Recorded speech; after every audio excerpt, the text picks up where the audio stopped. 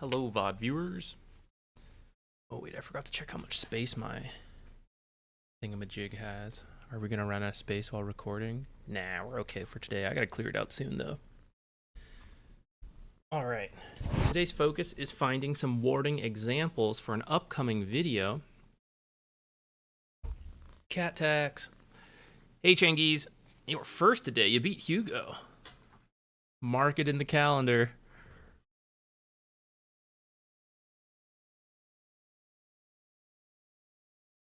Let's move it over here.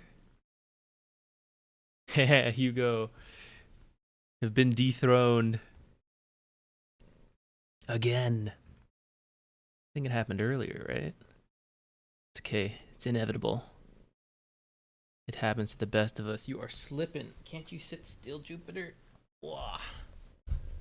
Stay there. All right, we're going to start off by checking out some pro pubs. I've mostly been writing down examples that we find from your games, and there's usually like some critique to it, you know. I need some positive examples of like, oh, this is a good ward. This is like exactly the time to do it. Makes a lot of sense, you know. Whoa, who's that? Thank you. Whoa. No issues. Yo, Moon Gelling with the subscription, 32 months. Thank you. Thank you.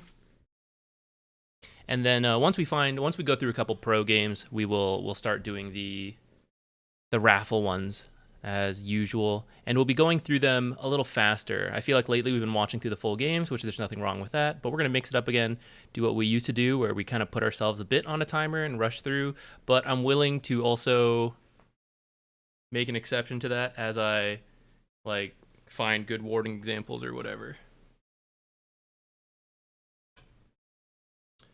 See the Steam message you sent a couple days ago. I'm not sure if I did. I sometimes miss Steam messages because I like leave my computer on a lot, and then I don't always. Sometimes I just like shut it down and don't check again. Is there a way?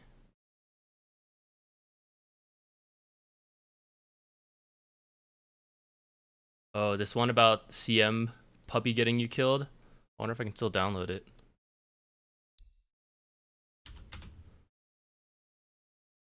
Oh, I can. Nice. All right, we'll check that out in a little bit.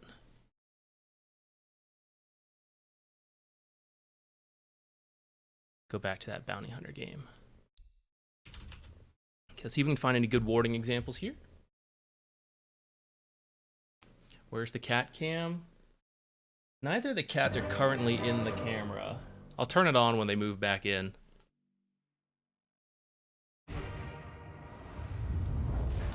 Hephaestus is sleeping on a different box and Jupiter's with me right now. You know what? We can actually do this in free cam mode because we can just look for Wow.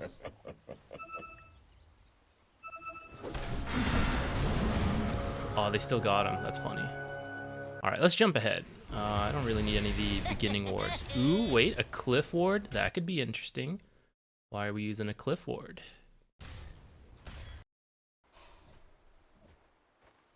And who put this cliff ward? Dawnbreaker? Probably for Monkey King. We blocked that camp too.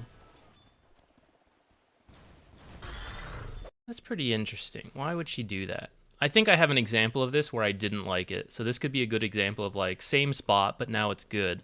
Let's think this through. Monkey King is in this lane, so spotting him in the trees is pretty big. Dawnbreaker can probably 1v1 CM if CM tries to fight this. She also blocked this camp again.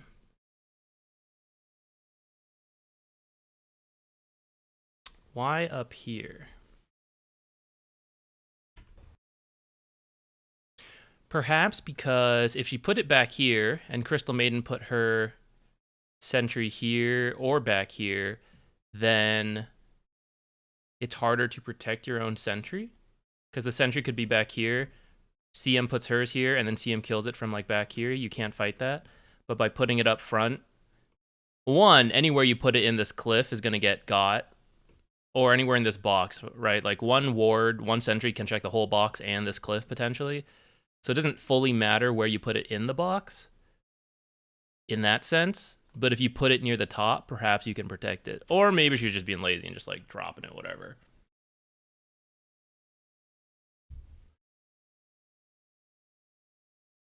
I think CM moves a little further in to get that.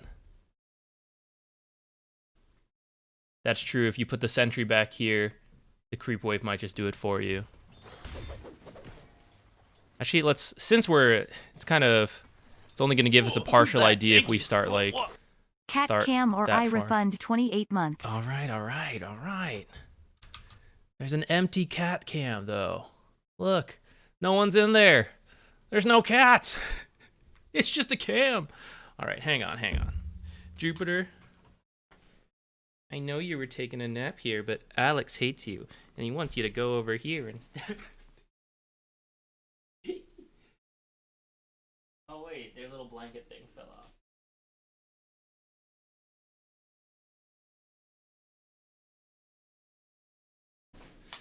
There you go. Wait, oh, the camera's too...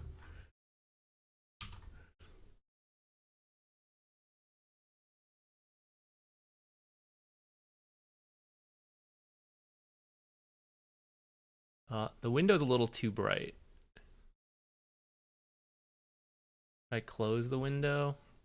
They like to sometimes sit on the windowsill though, which is why I like to leave it up.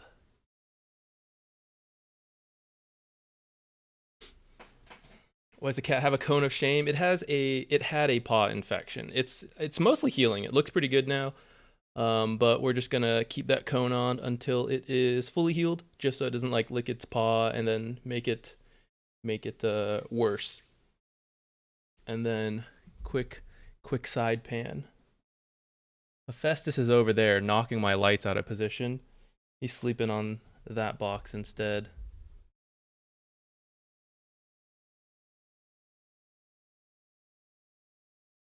They're centered right on the head. That's value cat cam.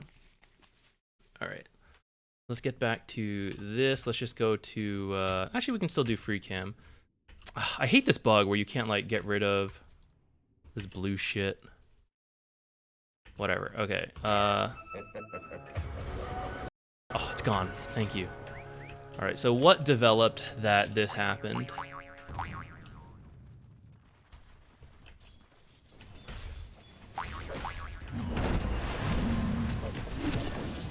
Laning stuff. We don't care about any of that right now. We're just here for the warding and the camp blocks and stuff like that. So CM just manual camp block. That camp's open.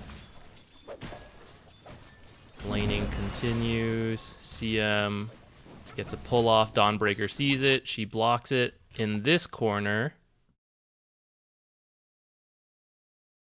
in the hopes that maybe she's checking her own box since it's blocked. Maybe she's not 100% sure if CM just body blocked it or maybe has a sentry there too.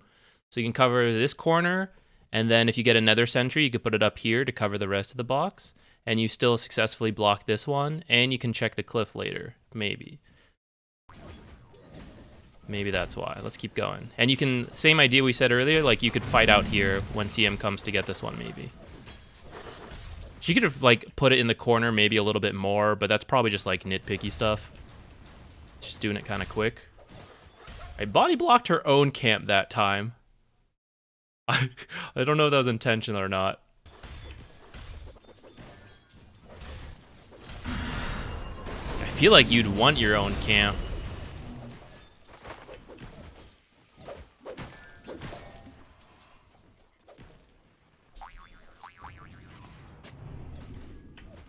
Okay, so now she sees CM de-warded her.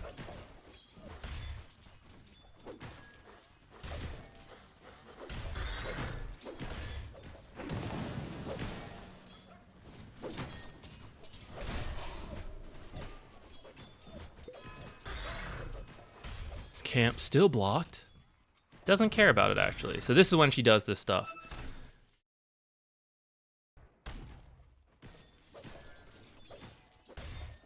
I find it interesting because CM could kind of easily remove this cliff, but if she feels she needs it for the Monkey King, that kind of makes some sense. Like, Monkey King's going to jump. We want to see that coming.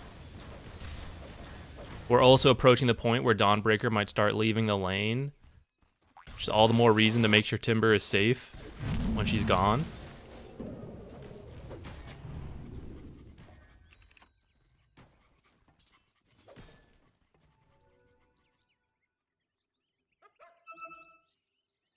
Back left being top left. Yeah, this corner. Yeah.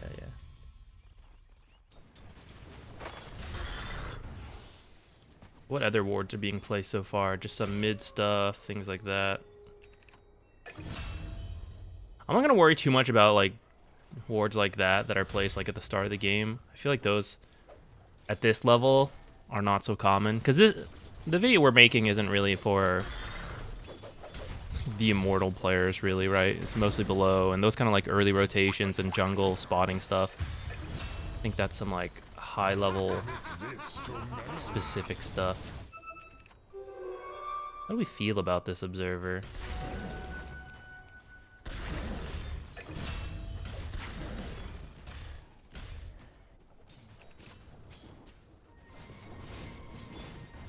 Could CMF checked it? She could have. But she may have also just been like, oh haha, we're only putting sentries on here. And then you trick them. You put the observer on there when they're not paying attention.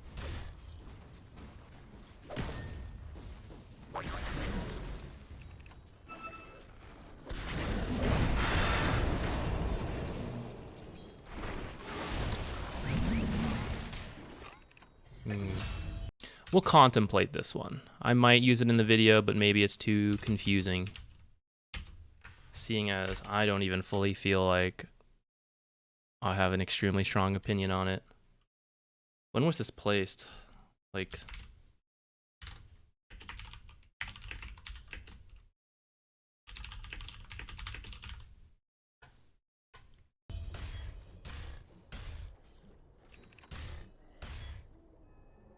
Clinty, I'm glad. I'm glad you like those cat calves. I'll sneak them in when I can.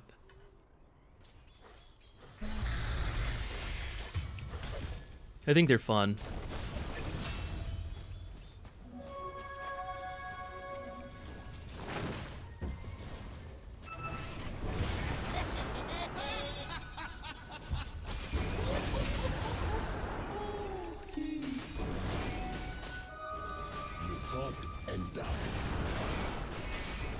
What other ward got placed? This one got placed? Let's take a look at this one.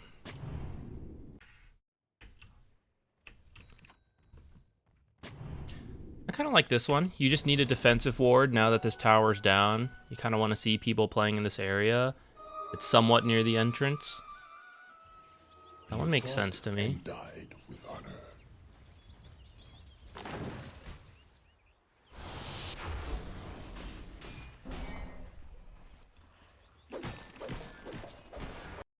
Let's go back a little bit. When was this placed? Gotta write down the actual times. 9:40 tiny. I was want to get a replay review. Right now, I'm just looking through the pro matches, so we're not raffling it quite yet, but soon we'll do the raffles. I will tell you guys. I'll pop up a thing in the screen. Oh, maybe it's gonna overlap with the cat cam. Maybe we'll have to move stuff around. But that pretty much lets you guys know to join the raffle, and then the bot picks it. Yeah, Hugo's right. Bribes also work. Hehehe.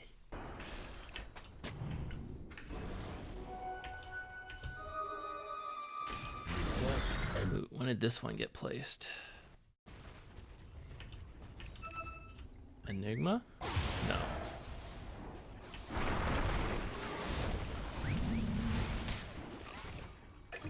They kill Medusa. Oh, CM placed it. Setting up for the tower push. This tower's still full health.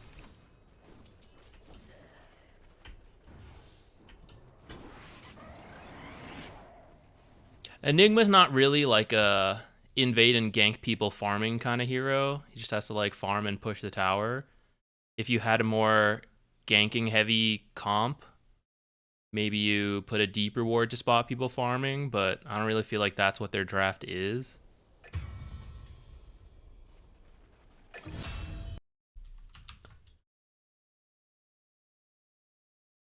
Oh, who's that? Thank you. What? Not a bribe.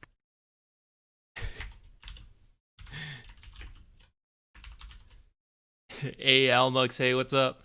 Yeah, the subs aren't bribes, but they do increase your odds just a bit of getting picked.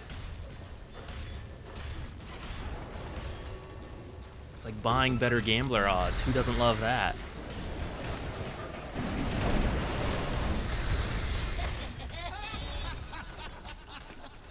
I thought this was another cliff ward, but we just jumped back in time. Okay, let's jump ahead. Any other cool wards? Ooh, this one. Let's contemplate this ward. So who is back here? The bounty hunter. Let's see, Timber came up here. Dubu's pinging it. He wants this tower. The 14-minute runes coming up, all of that stuff.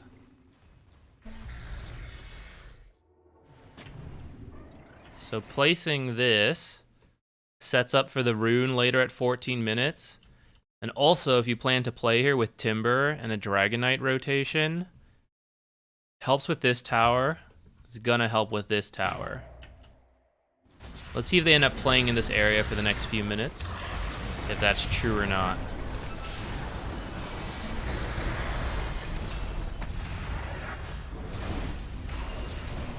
Well, we are playing in this area.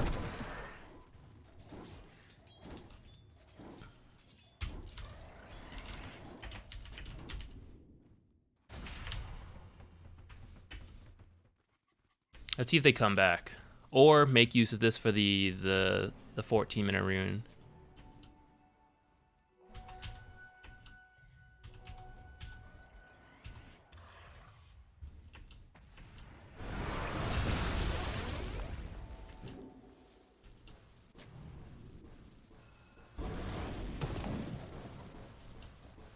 Is pay to win technically illegal?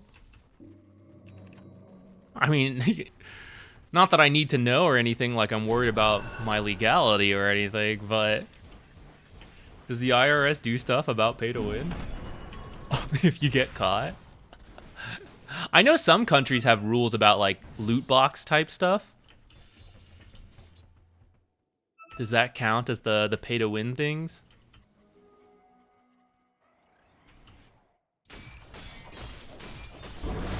What if we snitch? Well, then you're definitely not getting a replay review. I'll tell you what.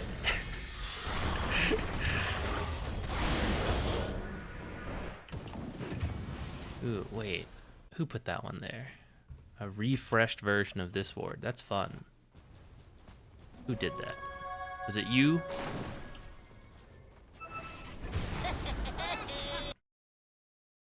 DK did it. They spotted this and just never got to it, I guess. Invoker pinged it.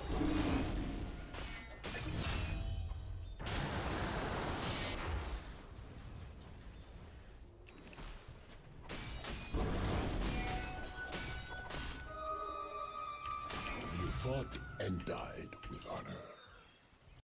Let's go find some like mid to late game wards. Ooh, the Self Cliff. That's always an interesting one. Alright, so from CM's perspective, people are coming into her half of the map. Probably a little overlapping with this sentry. Maybe didn't notice it. It's not her sentry, someone else placed this one. Lelis did. That's like some immediate value there too. Immediately kill the bounty. So let's write that down. 16. To me, this is like, you know they're coming into this area. You maybe feel like you can potentially fight here. And they somewhat do. They do fight this bounty. It's a little risky, though, I guess. If the whole team had come up here, you could just lose this right off the bat. But that's kind of why she, like, stuck around.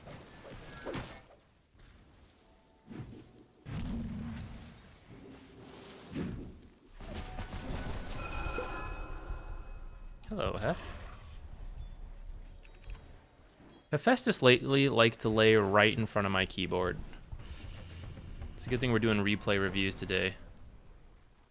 You can sit here, Hef. I only need to occasionally press buttons. Ooh, and then what's this observer? We come over here. We're maybe getting ready to siege the mid tower. 1730 cm. Okay. I hate when people put the observer first. But I guess if she knows she wants it here, it's not the end of the world. I do prefer to have the sentries down, but they are going to fight over this.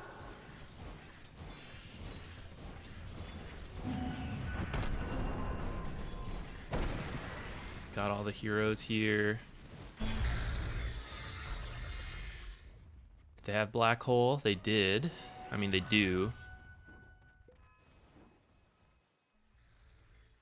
This is kind of interesting. Oh, this is good, actually. I do not have a, like, in the heat of the moment fight kind of ward.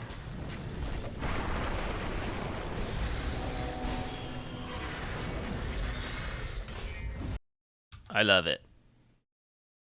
16.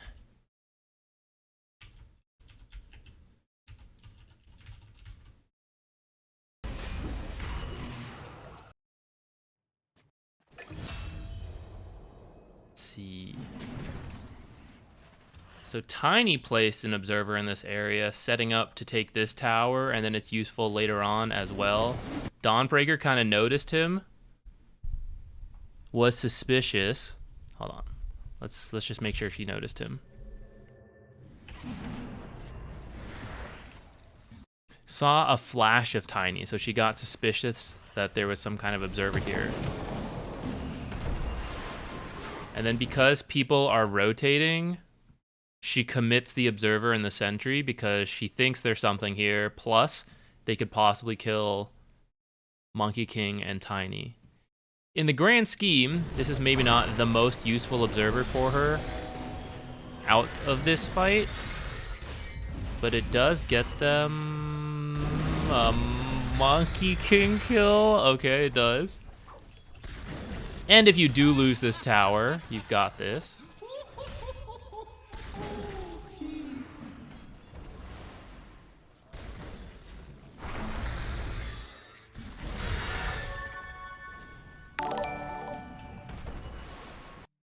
I like that example we found. Okay, what else?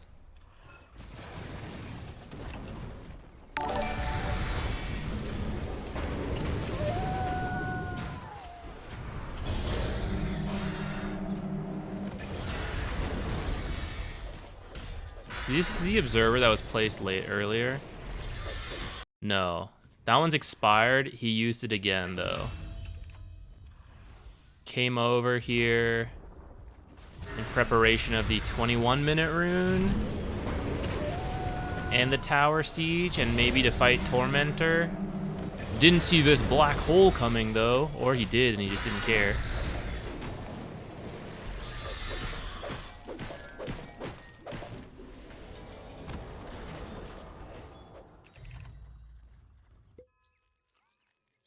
Aw, they're both on the thing now. This is a great purchase. Can't see his head because of the cone. Lol. Don't resist the cobra, little bird. I'm glad they like this bed.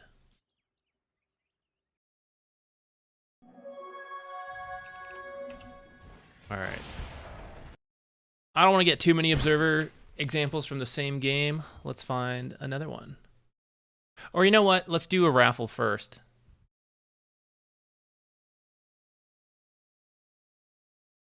One second.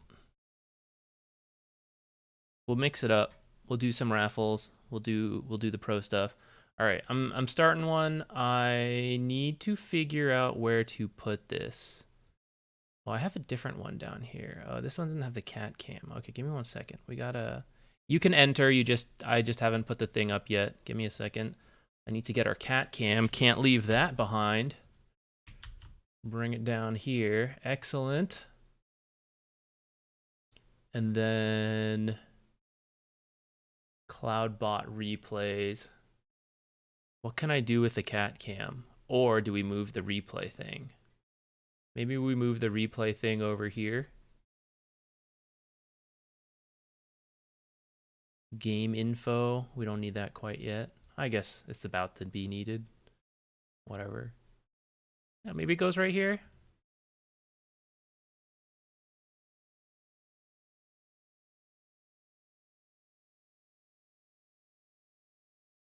Sky Yi, you gonna win it? You can feel it? Let's see it. Okay, while you guys all enter, I'll give you guys a few minutes. Let me find another replay for after. Who does some nifty warding? Maybe DY playing Undying. I'm pretty sure I vaguely remember, or maybe I'm misremembering. I don't know. I feel like DY, when it comes to like fantasy Dota, places a ton of wards. Anyone confirm that?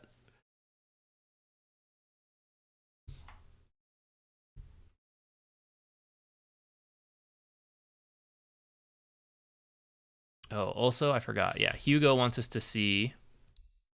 We'll do this real quick. We can see him dying because the dog betrays him. Too loyal.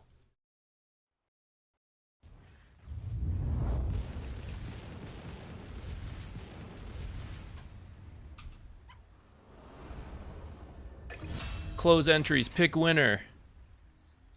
Roxy Roro, congratulations.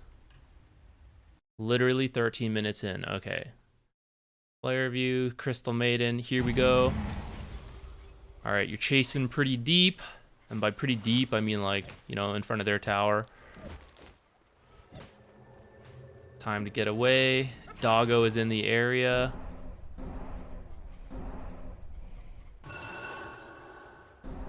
Oh, who's that? Thank you. What?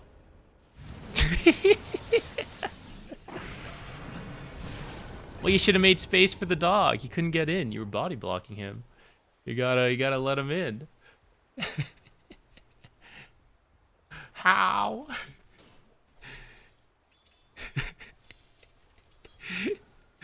Yeah, it's bugged. It's not supposed to, but they need to fix it. Hey, Beta Bits, thank you for the Prime sub.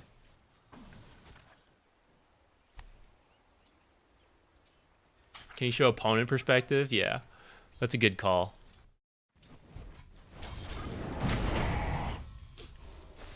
He sees this going on. TP in. Yo, let's get this Crystal Maiden. They see the dog. Lol.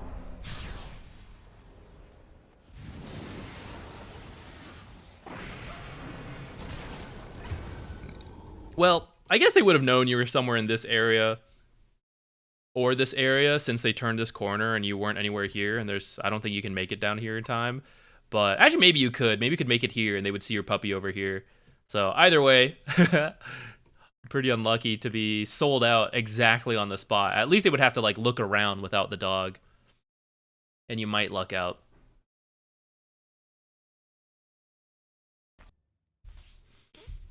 Roxy, you've never won before? Played anything before? There's a word missing here. Oh, you got a match ID though. Nice. One. Well, congratulations. Happy to be here for the first win. All right, download. Playing Rubik. Unranked game. That's fine. It'll be a surprise what kind of rank we're getting into. All right, so we're doing speed runs today. I'm particularly looking for observer placement, but I will also just zoom through. If you let me know any particular moment you want me to look at, I will. But otherwise, I'll just kind of like zoom through the laning stage, zoom through different parts of the game. We'll give a couple pieces of advice, and then we'll move on. We're going to try like a fast approach today. So we are watching Rubik. Spell-wise, Cask, Dark Willow spells, Cookie, Snap Ult, Slardar Stun, Slardar Ult. All of those are pretty good steals. The Snap Q is also pretty good. Brood, I don't know. The ult is kind of cool. The mischance kind of nifty, but Brood needs like several of the spells to combo together to be like that useful. So I don't usually like think Brood spells are that great. Bad day to redeem a carry replay. Nah, it's fine. I'm sure we will find the warding examples we need while still doing like a couple, you know, non-warding specific ones. It's fine. Okay, you're coming up to fight. I'm kind of okay with that because she's missing health, but you do have to be careful of the offlaner, kind of like that. The offlaner, it's a little different. In today's video, we talked about like, oh, the offlaner's alone. The support could be doing something else, but it's pretty rare that the support is in lane and the offlaner is like late for some other reason. Like, oh, the offlaner was gonna triple like gank the safe lane, you know? So if you ever see the enemy support but not the offlaner, I would be more cautious than like the reverse. See the offlaner but not the support, but still be like a little careful. So if you did know where Slardar was, then I'd be like super down with that trade. Because we don't know where he is, I'd be like a little bit more cautious. Then that trade would have gone better a little bit. It's like hitting your own creeps. That looks pretty good. Doing a little mini pull here. Nice.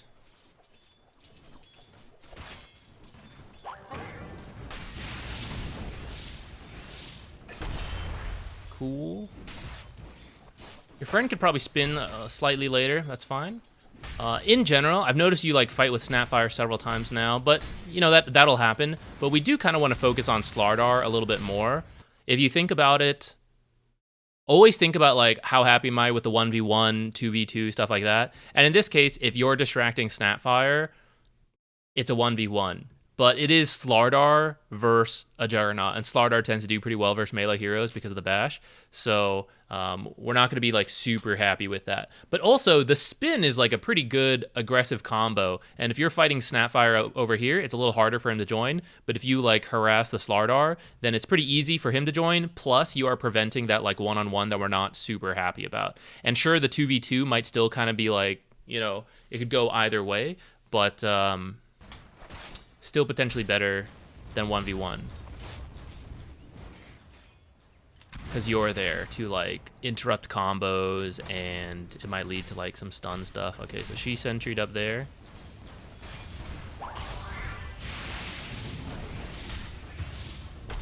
Kind of another case where he's spinning a little bit too early.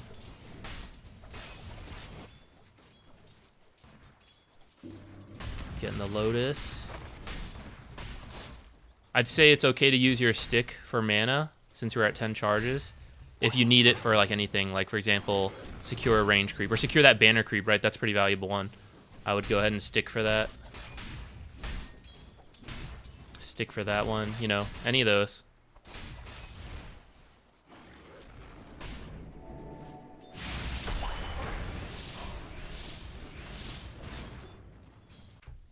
We should make a video on this. I feel like we talk about it almost every single replay stream. Almost every time we see a Juggernaut, we talk about the time to spin. Juggernaut spin video. I have a little list of video ideas. I'm gonna add that in there.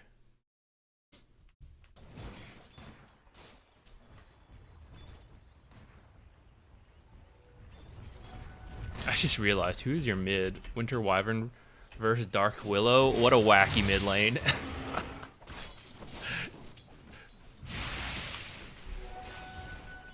Just casual Fade Bolt, put him in his place. I don't know if you should use the mana like that. Oh, that one's good. I like that one. Yeah, try to get this Hellbear. Grab it, grab it. And you definitely want to make use of this camp before they do. So if you look for like some pull, I'd be okay with that. Only trying to pull the catapult waves a little hard. Oh, careful, careful. Alright, as soon as a lot of your aggression comes from the spin, when the spin is down, we should be really careful, especially with Fade Bolt now down, and you don't actually have enough mana for lift. So further moving in, pretty risky. I think you're getting baited by that range creep, but you could easily die. And honestly, I think they could pressure a little harder here.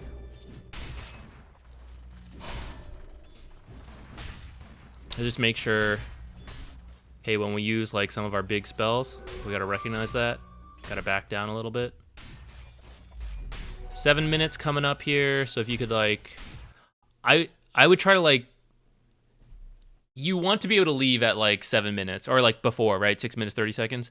So we got to like fix equilibrium one way or the other, get it back here, or maybe shove it up so hard that they're stuck here and Juggernaut's free to do something else. But the downside of that is like when it's all the way up here, Snapfire feels like, oh yeah, he's fine. I'm going to leave now. I'm going to go get the rune too. So sometimes it's better to like pull it back here, and then sometimes the 4 feels a little more baited to like stay in the area. And you can think about that earlier too, not like right now at this second when we have to like do it or get moving. It can happen at like 5 minutes, 30 seconds, like start the lane fixing there. This is actually fine. Like you can actually go now. You just gotta like sneak over so they don't see you.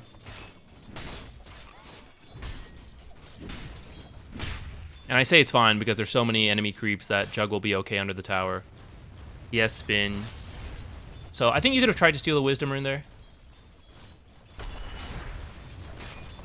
And you'll notice right now you're just kind of like awkwardly standing around because like, well, I should give Jug solo XP because it's under the tower and I'm not like quite needed. So it's just kind of like awkward, right? That's why it's actually perfect. It's a perfect time to go. Ruh-roh. Alright, I too was not watching the mini-map for the Dark Willow rotation. That's on me.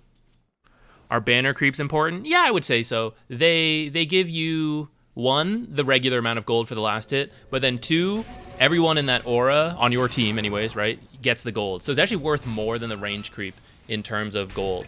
If you ever have to pick between one or the other, I would pick the banner creep probably. And by probably, I mean I would. So definitely worth getting. They do have extra magic resistance. Let's see if there's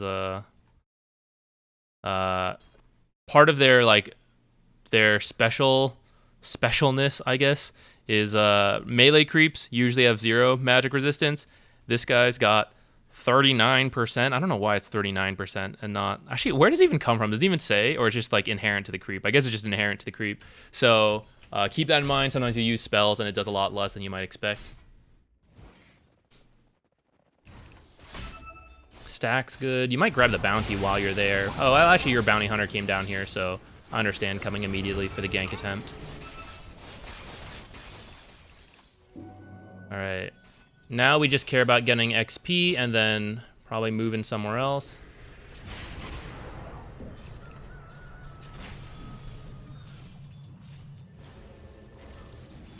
If you had stolen that XP rune earlier, that would have been probably your 6 right there.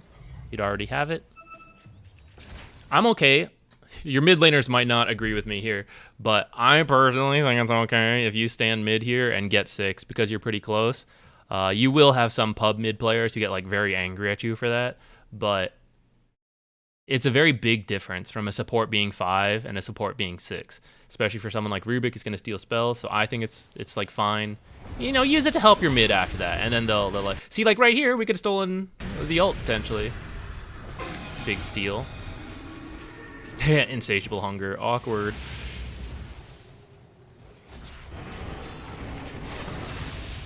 I think it's fine to try to steal something there though. That's just what I mean when like the brood steals are a little awkward. Ooh, make sure you get your mid laners in your arcane boots and stuff, or just your teammates in general.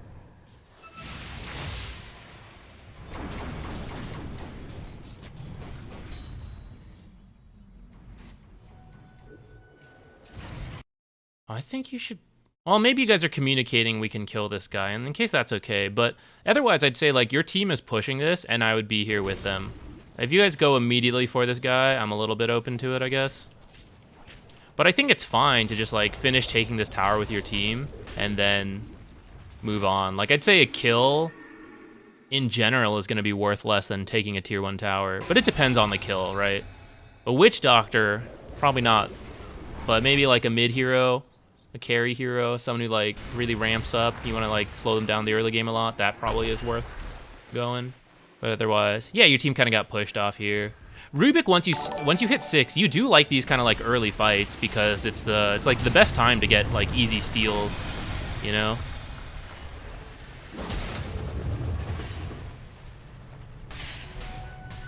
All right, let's jump ahead. Let's go find something for you in the mid to late game, and then we might move on. Truly a speed run today.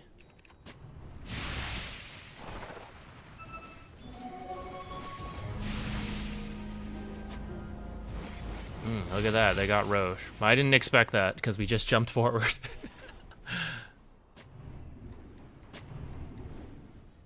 Could probably stack there since you're in that area. Also, I don't really know if you need this observer ward. This is like too defensive. Actually, I'm quite glad we saw this. This observer is too defensive. It's so too defensive that I'm gonna take note of the time you're taking it, and you're gonna maybe be in a video later. All right, multiple issues here. Chat, hit me with it. What are the problems?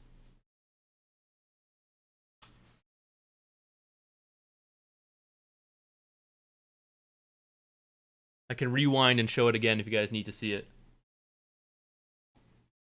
Don't worry, it'll be anonymous. It'll be anonymous mode, guys.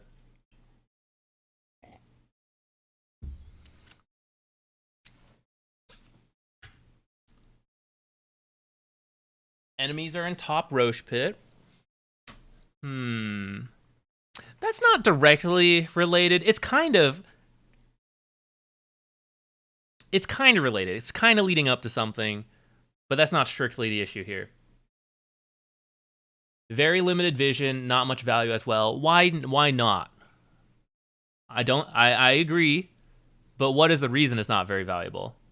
The Watcher? Yes, the Watcher is also part of the issue. That's one thing on its own, complete, yes. Now, let's go back to the idea that Alpha Snipe said. Why isn't there much value in this particular observer? / why is there? Because you could make a case for it a little bit. Because they'll push top half. Maybe. Actually, it's hard to say what they'll do. Now that the twin gates are there, sometimes people take Roche, twin gate, and immediately go to the other side. So I'm open to the idea that they might now push bottom with Roche on, and you want an observer down here. But like some people are saying, the T2 is still up. So now it comes to the question, like, what do you want to fight over, right? If you're going to fight the tier 2, then this is way too deep. If you don't think you can fight the T2, that's fair. Which tier 3 are we fighting? Or are they going to go between tier 2s and then we're just going to like give all of them up? So to me, the issue with this observer is that it's pretty defensive. Like, let's let Rubik leave.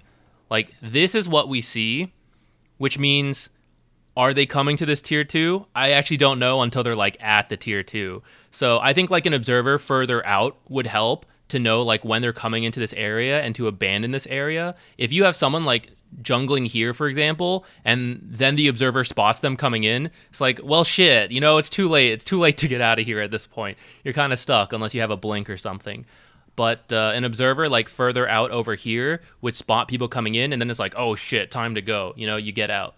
I don't mind this if it's like, oh, we're going to fight the tier 3s, but I don't know if this will live long enough. It might, because they might go like tier 2 straight into tier 3. But in that case, you kind of need this like more to spot this stuff rather than like back here. I was thinking there might be a potential fight there because they'll eventually push our other tier 2s. Where do you think they'll stand? Or which tier 2 are you fighting? I'm somewhat okay with this for this tier 2 because if you think how they might position, it's either on this half or this half. So if they're positioned around this half, then I think in this general area is cool. And actually, I am kind of open to the observer in that case, because if you put it over here, it's better vision, but they're more likely to find it. So I kind of like this for that. If it's to fight this tier 2, I'd say this is way too deep. I'd say like you need something that spots like either this area or this area. And this one is like too deep. So let's go with the fact that you were thinking of defending tier 2 mid, because then I kind of like that one. Yeah, that's what I was thinking.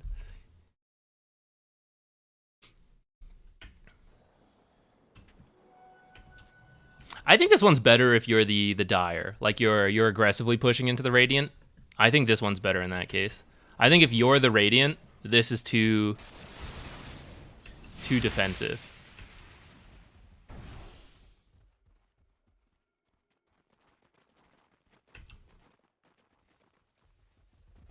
All right, let's jump forward again a little bit. Ooh, we are doing Roche. Do you guys win this one? All right. You guys head up here, do Roche.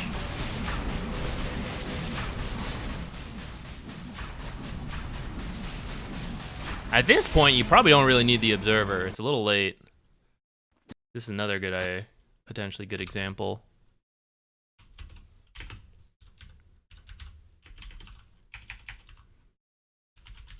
I would say this one's like... Oh wait, it's bugged. We can't see it. Where's Roche at? By the time you place this, Roshan's like in the last fifth of his health. It's done or not, I would say. Well, you were existing between planes here. Okay, a fourth left, but it's kind of done or not.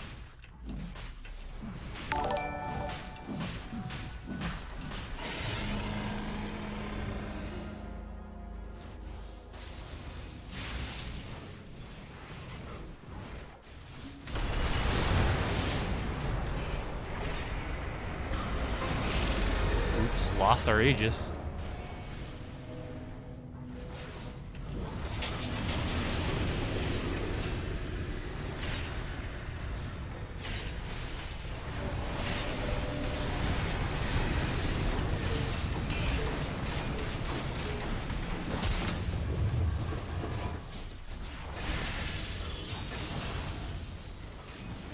Looks like you guys are gonna win.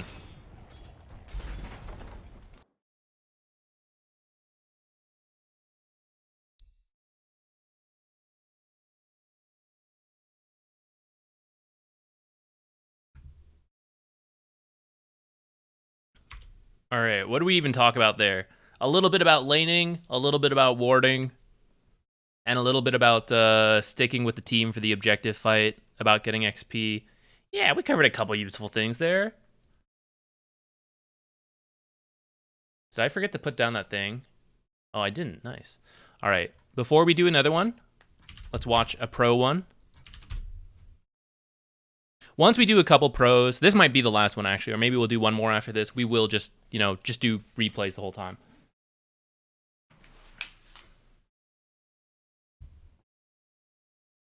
Well, we're going to zoom through this and see what kind of wards DY uses here. The cat's still there. Hef is still there.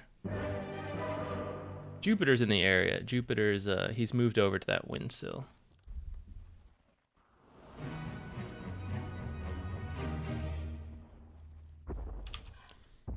Here we can...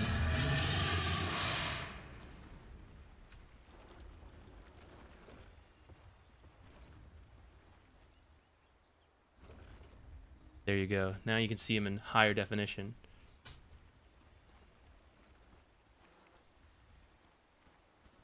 All right, let's skip ahead. Ooh, this could be a fun one. Let's go back to that.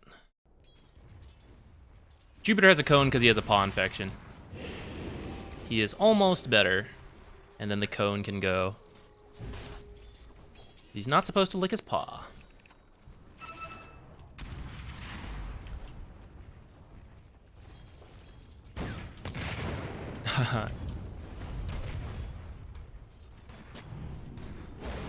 I'm surprised he didn't place this first before going for the blast off.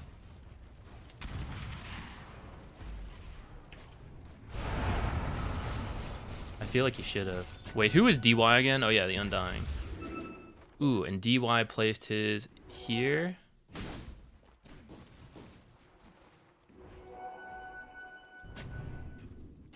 I like that spot.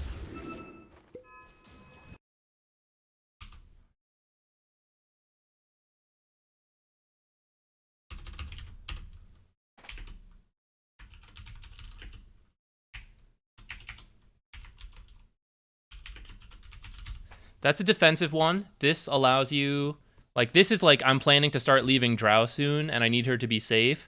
And you can kind of pick, like, where you put it. You either, like, put it somewhere, like, in this area. It's a little bit more lane focused. This one is a little bit more rotation focused between the 4 moving and the mid moving.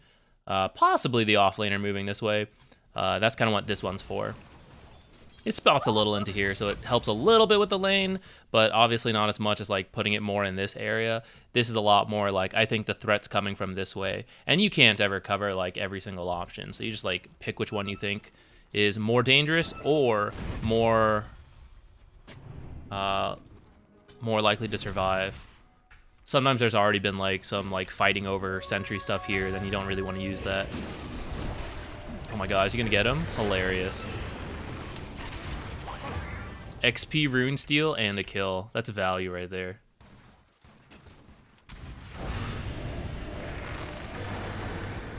Which one? This one? I agree, it doesn't really cover much info on pulling, but we're at the stage of the lane where like that won't matter as much. This, like, if they pull and Drow feels scared, she's just gonna jungle, and she can do that now. In the very beginning of the game, you do kind of need that stuff.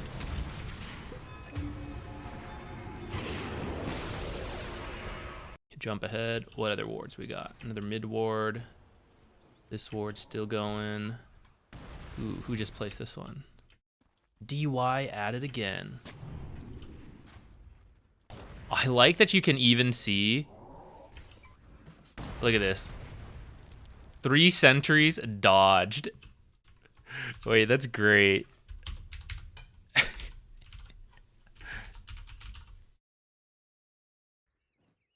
But let's see, like, what led to them putting so many sentries here, and does he know that already? Why do they have so much shit in here?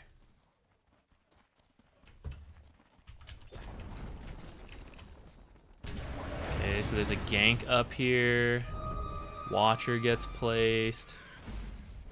And then, who put this? Techies put it as part of...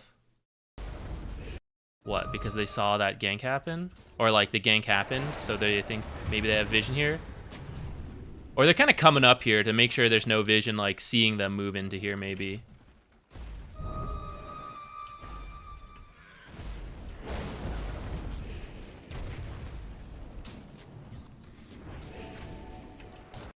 Okay, and then Silencer. Coming in here. This area seems hotly contested. He's gonna drop some. He's gonna drop an observer, which will help them scout out some of this area. Drop a sentry. Courier check the high ground.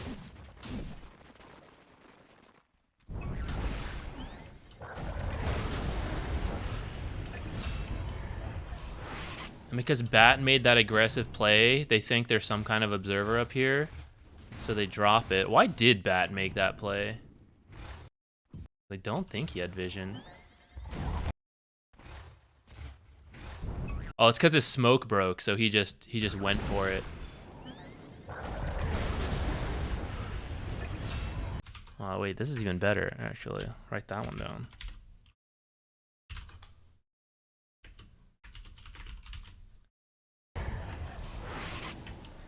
So then because they thought he had vision, they checked this area.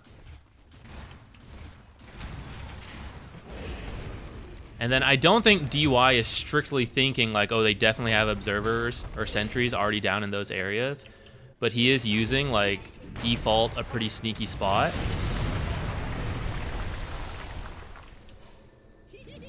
And that's part of why you use those places. Absolutely no sense.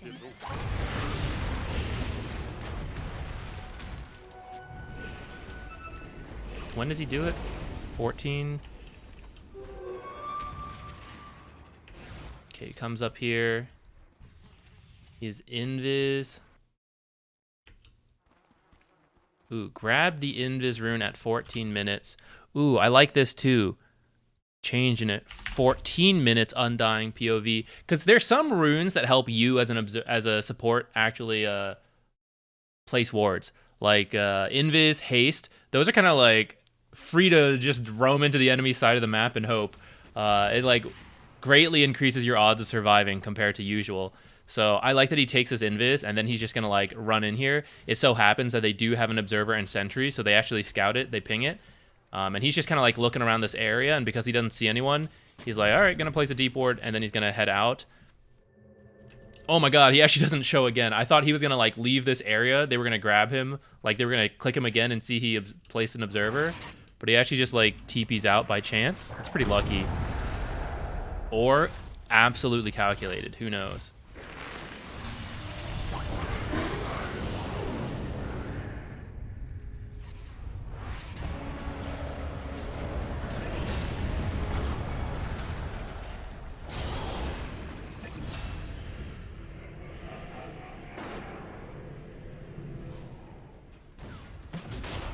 This is a cool one. I've noticed when I've been looking for like pro match warding, you can see a lot more development of how stuff happens. Like, okay, we do this, so this place here. Like, you can see why like all the stuff comes up. The lower rank you go, sometimes like it's a little random sometimes. Like, oh, I'm just gonna check this area. Why not?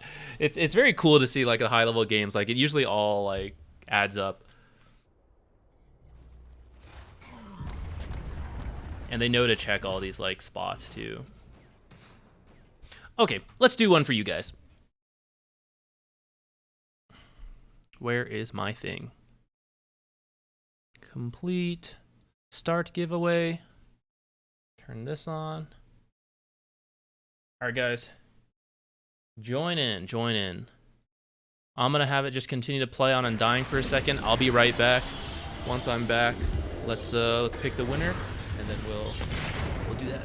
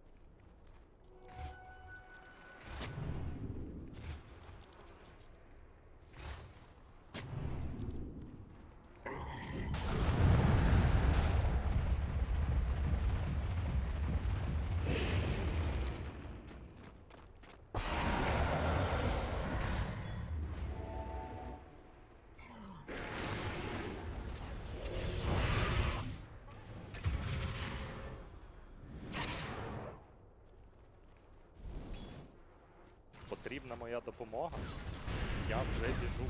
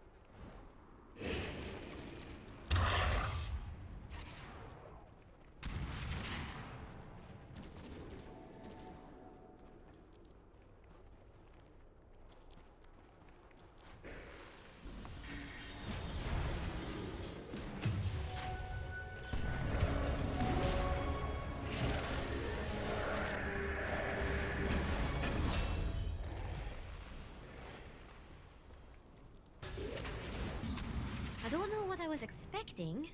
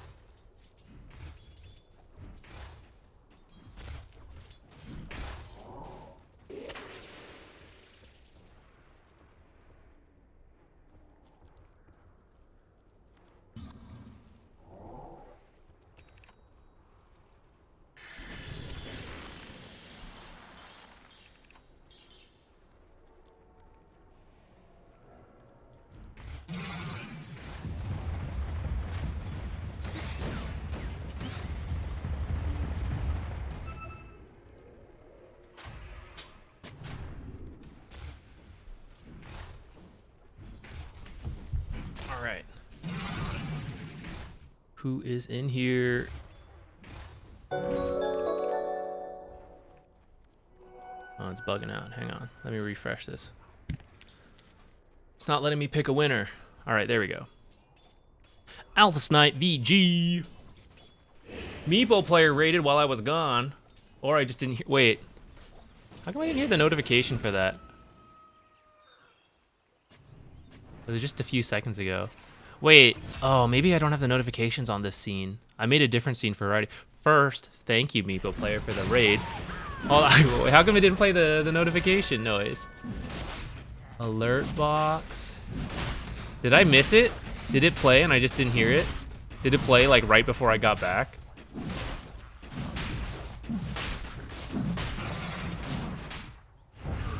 Oops, wrong one. Wait, let me test it.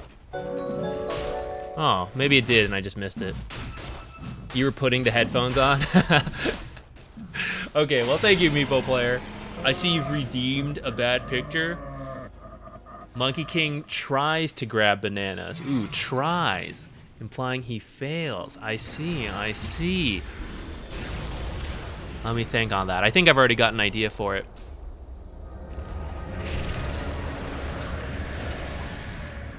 Okay, let me close this. Well, welcome everyone.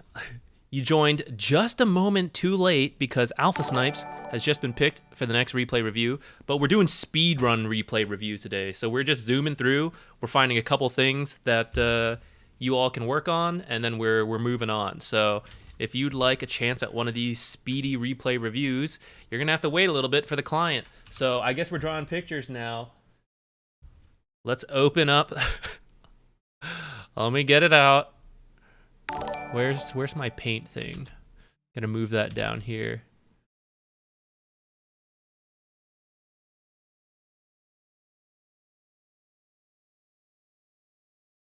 All right, we're drawing Monkey King with bananas while we wait for the thing to come back. Alpha Snipe, don't worry. We'll get you. Wait, do I have this the right? We got to make sure we give a quality picture to Meepo player. Canvas size. What is it? 1920 by 1080. All right, Monkey King trying to grab bananas. Do you do turbo replay reviews? I don't mind, to be honest. I don't play much turbo. It takes forever to find a game at my rank. But I'm happy to like theory craft what I think should go on. And I've seen some turbo games, so I like sort of know how it's different. But I don't know like how much amazing advice I can give because I don't play turbo. I don't have the most experience. But I don't mind doing it. If that's what you want, then it's totally fine by me. Okay, my idea for this, that's too thin. Where is it? More. How do I get out of Archon? What role do you play? I'll give mildly different advice depending what role you play. Should I just copy and paste an old Monkey King I drew before? No, that's cheating. All right. Okay, first. Hold on, wait. Let me finish thinking this through in my head.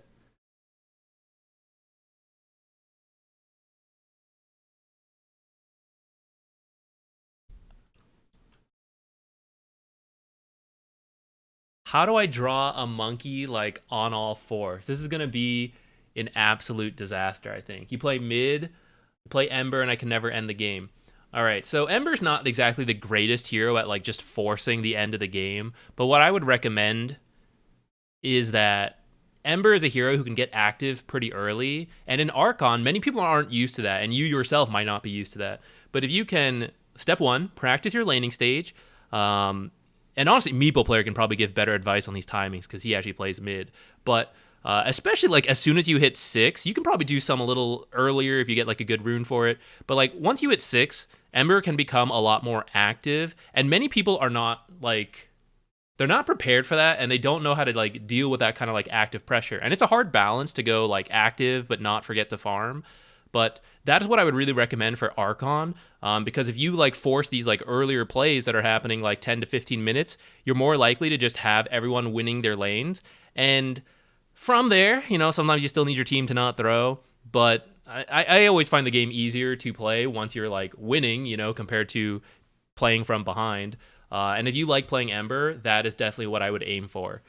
Active play style, and then try to help your lane, your side lanes. And then, I mean, you scale pretty decently as Ember. You did just technically get a nerf, but yeah, you're still like pretty solid scaling up. If you can't force the high ground, that's okay. I would just like keep farming. Yo, Meeble player, how was your sushi dinner?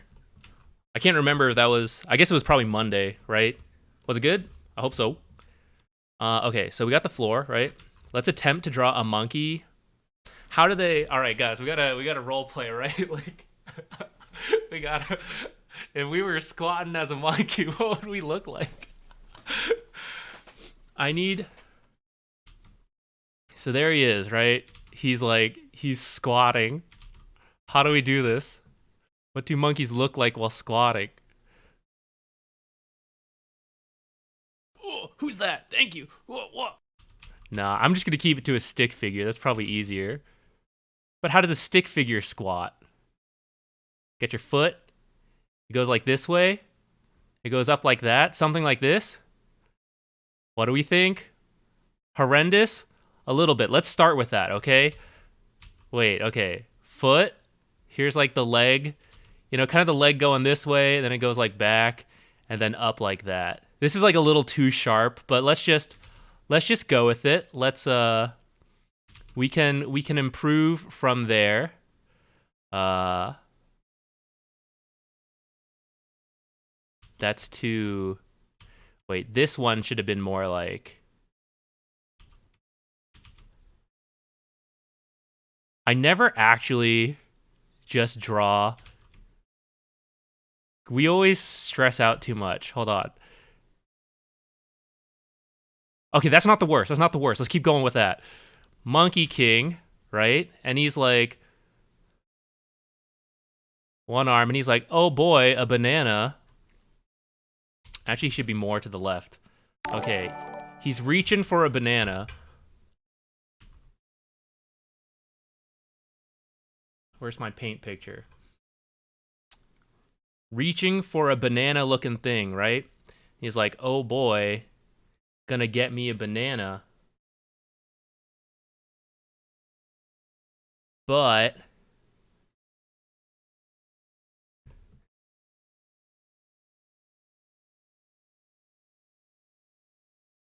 It's actually Venomancer. Wait, how do I...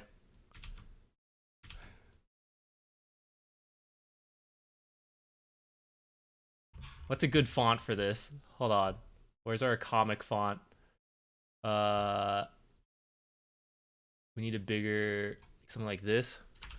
Oh boy, a banana.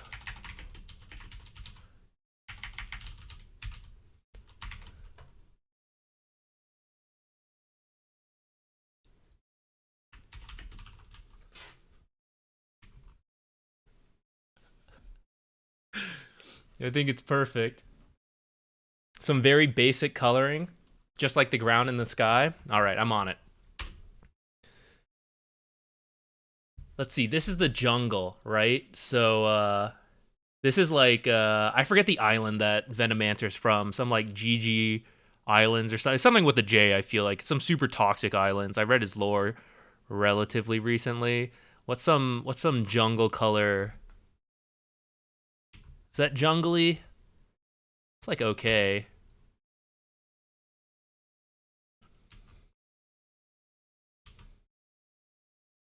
Some grass.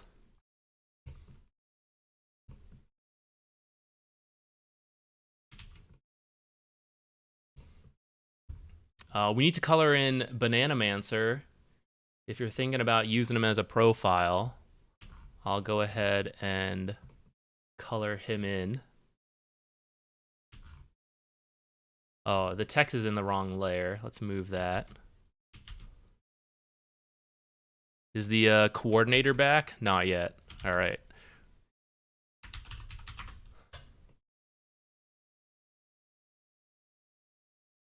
We're gonna have to like color in Monkey King a little bit, maybe.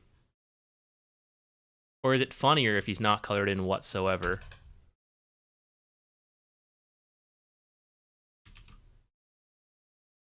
I feel like we should color him in a little bit.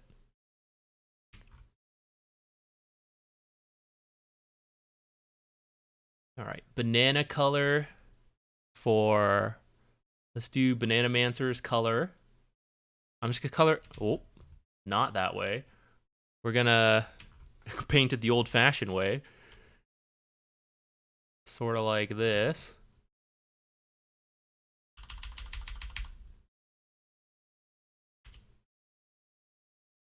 Wait, if you're doing a profile picture, I should have changed it. It should be like a box, right, for Steam? If you actually want to use it. You don't have to, but... Here, we'll redraw the face, too.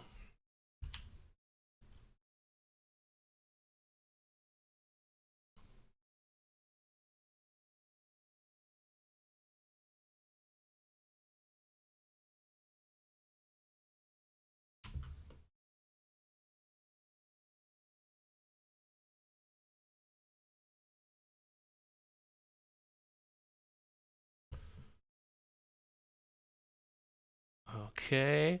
Okay, we're getting there. Now we need to transition this part a little bit. So let me like reduce the... Ooh, yeah, look at that. Wow.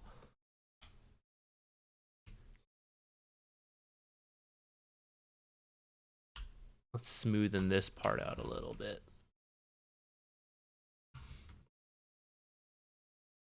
And then...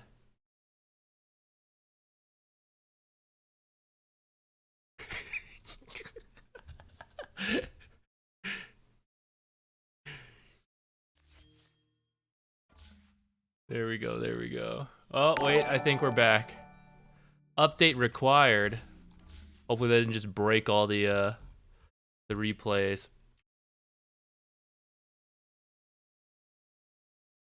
Oh, wait, I have that old one you had me to draw too, and I think I forgot to send it to you. Wait, message me on Discord. I'm gonna forget. Yeah, message me on Discord. What color's Monkey King? He's like brown, right? All right, we're updated. We're loading.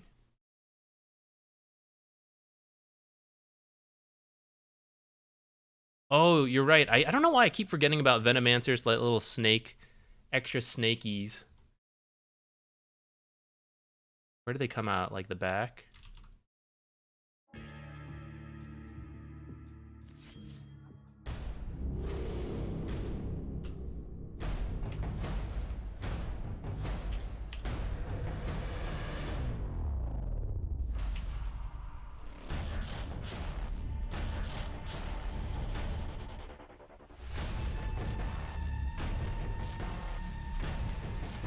Wait, they need a second eye. It's just not the same.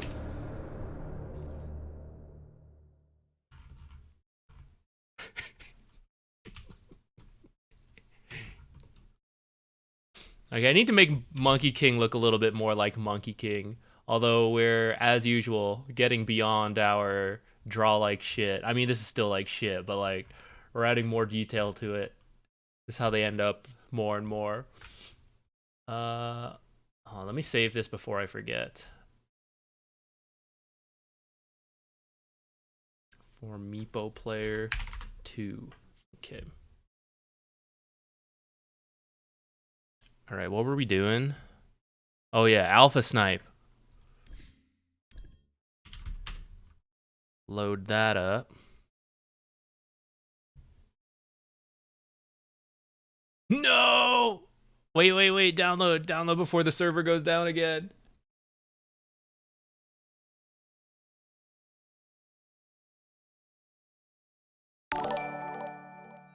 Where is... Okay, here's the first bad picture. Oh, it was the Leshrac one, right. Oh wait, actually this needs to be the third one then. How did I save 2 copies? Oh, I made a misspelling, that's why.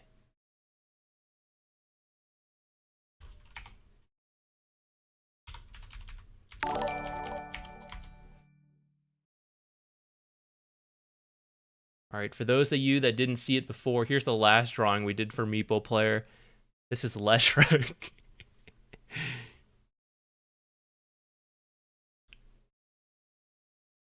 Okay, here's the Leshrac one. I'll finish up this Monkey King one, and then I'll send it to you. Ooh, we were able to download this. Okay, let's do a review real quick. We'll get back to that picture once we finish this review for Alpha Snipe.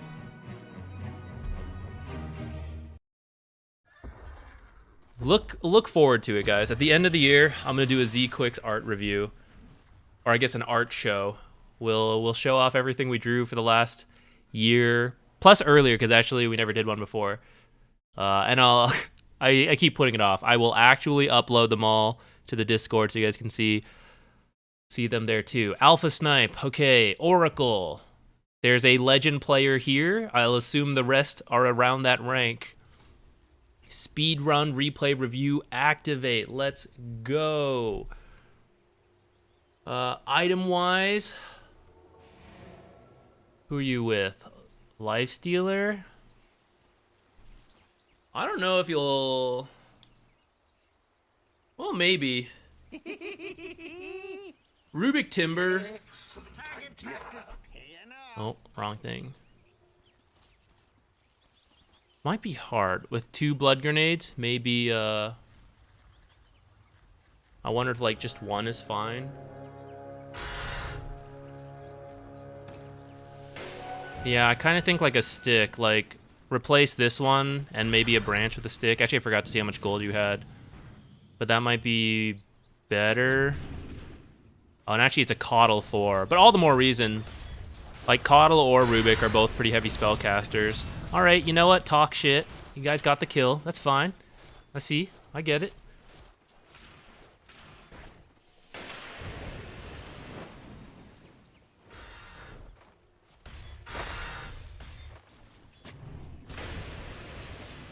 Nice.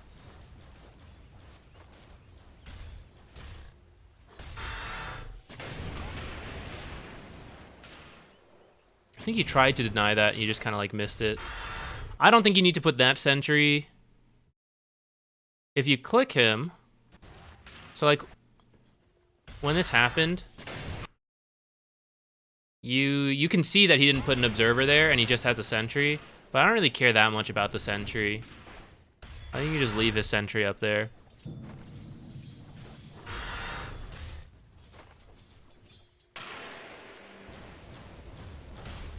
Alright, no worries, no worries.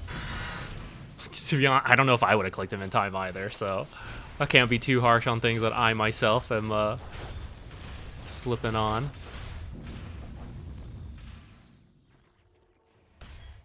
I kind of wonder if that's like a little bit of a bait too, though.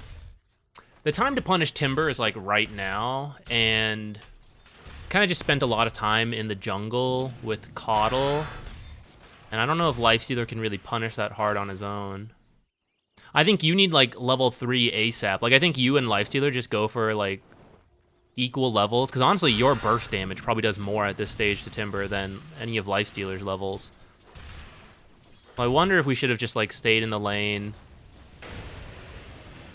rather than play so much in the jungle. I'm not saying like give it up for free, but at this point we've probably missed our window to punish beyond that first kill.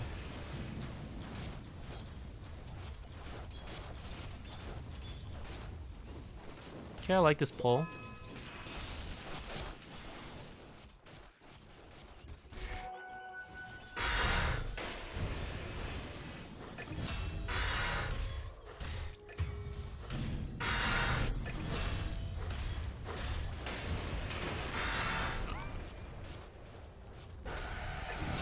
Cool.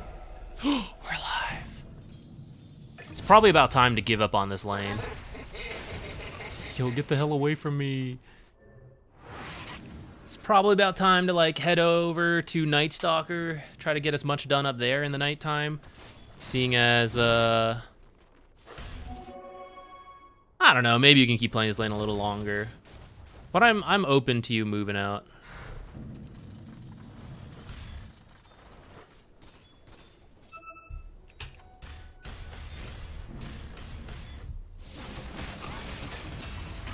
cool. Did TP up here. Healing up Night Stalker. And I might just stay in the area. Because Juggernaut's going to TP back. There he is. And I look at this. I don't know. I don't think you really need to force anything to happen, right? With his ult, he should be okay. I think you can like attempt the second follow-up kill onto Juggernaut with the Night Stalker at night. Or at least another support kill something. Because this TP's down. If you like kill him again, hurt his laning stage a ton here. So maybe you guys will kill this this Timber. Who doesn't want to just Timber chain away, or doesn't have a point in it. Cool. All right. I mean, if he had like a single point in his Timber chain, I don't think he dies. I feel like as soon as you go on him, he just Timber chains away. 4 seconds, one more Timber chain. Like, even if you interrupt one with your Q, I don't think he should skip it completely. And then I think there shouldn't be, like, very much for you to do down here.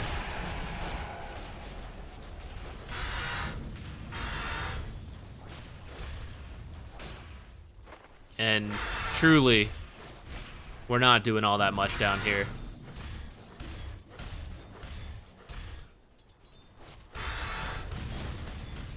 Yeah, I think when you went top, I would just, like, stay up there.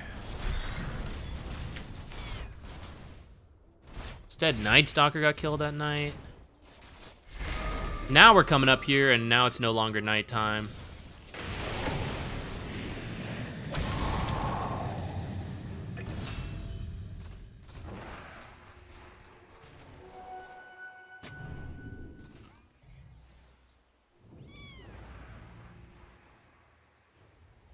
I don't love this one because I think it's in the middle. Like, people like to put their sentries here or like a little lower, like one or the other, and it's gonna get caught by both. I'd prefer this to be at like either this top edge or this bottom ledge, or deeper, because I actually have a Night Stalker, and he'll cycle off of his ultimate and the nighttime, so I think you can put a deeper ward to try to like find people to play with that. You also have like AA ult.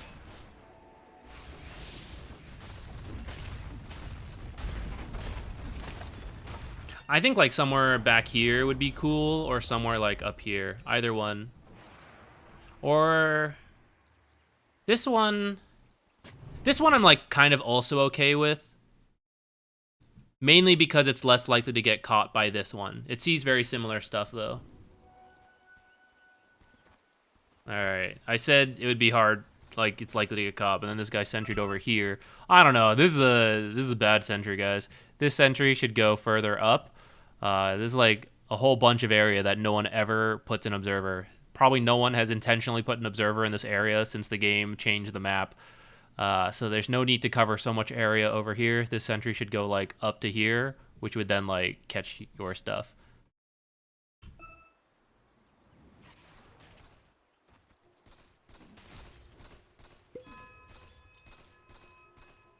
Actually, yours might still be a little higher than that if you did that, but...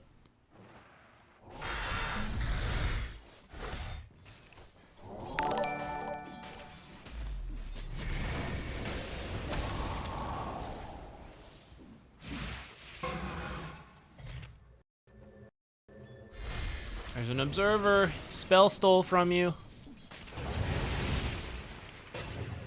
But also the way he was standing, I'd be suspicious. When you place your observer...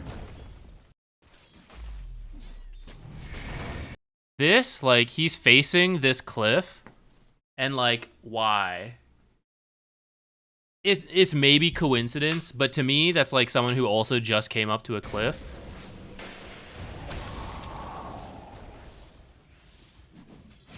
But then this Fade Bolt and this Spell Steal. Okay, the Spell Steal actually might be in range of the range creep, but I think you're like over here when he Fade Bolted. And I don't think the range creep... It's like really close. I would put a sentry just to check.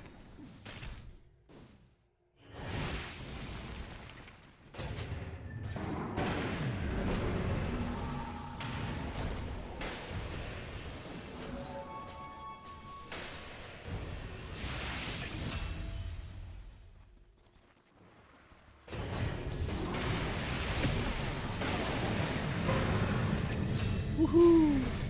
Woohoo!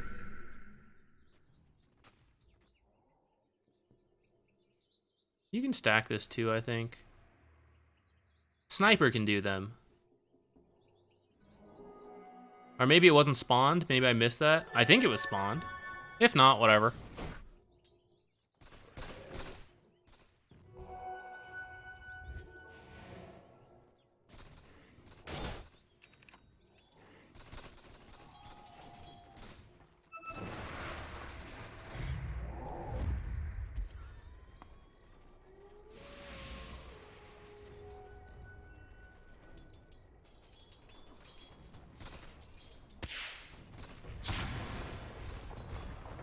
This draft is awkward. Oops.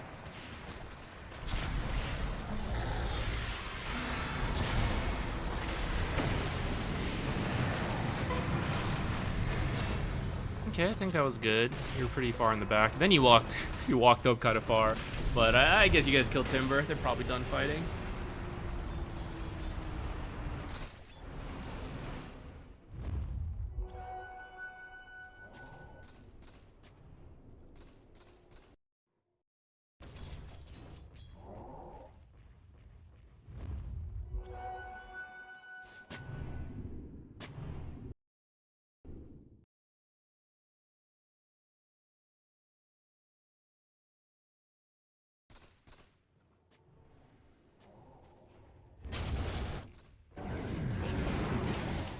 I think this part's mostly good. I see you like running around with a Night Stalker, which is what I'd want you to do.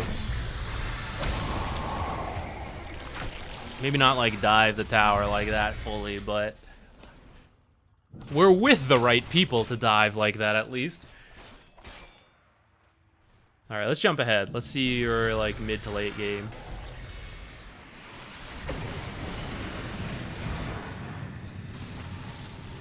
Juggernaut, please stop. Juggernaut, Juggernaut, Juggernaut, Juggernaut. Oh, thank you, Lifestealer. Probably put down that Reign of Destiny a little sooner to start healing you up.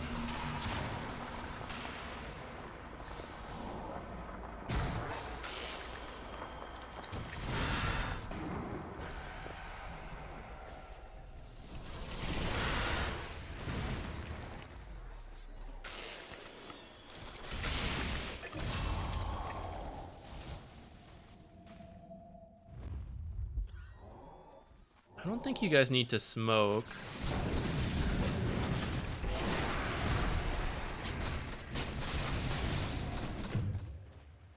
I thought you would swap this in, because this is the time to do deep warding after you had killed those two heroes. Alright, you do get it. Decide to put a cliff one. If you're gonna commit to the cliff observer, which I'm actually okay with this, like putting the cliff ward because you guys are pushing this is fine with me overall. But at that point, you don't really need to put a sentry here either. You might as well move the sentry somewhere else, you know, like to the low ground. That way you can possibly catch more things going on. I'm noting that in my book. I would put it like on this side or this side, up to you. Where you think they warded.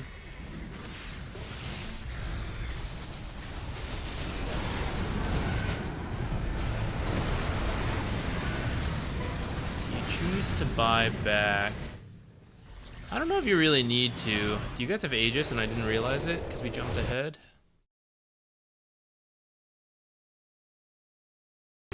I probably wouldn't buy back for this one because it's hard for you to get here again, as you kind of see. Though you do end up making it in time.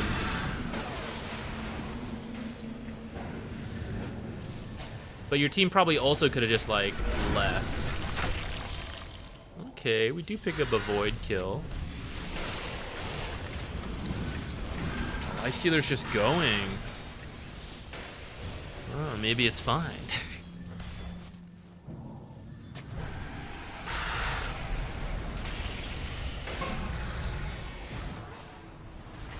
Yeah, I mean, in the end, I probably wouldn't have bought back.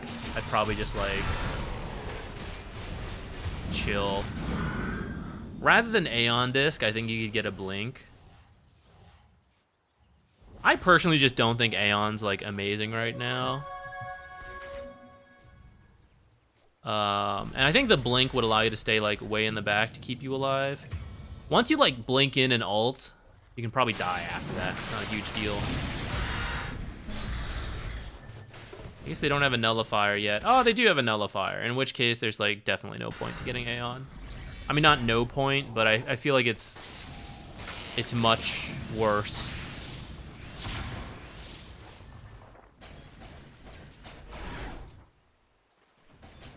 Is Holy Locket not built? Holy Locket's dropped off a lot in terms of popularity. I don't really see it very often.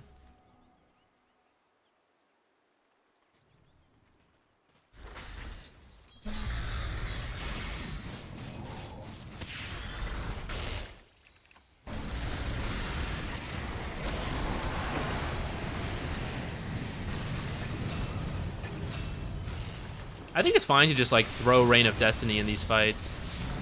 Don't forget it reduces, does it still reduce? Yeah, it did. Reduced healing amplification, which should work on Timbersaw.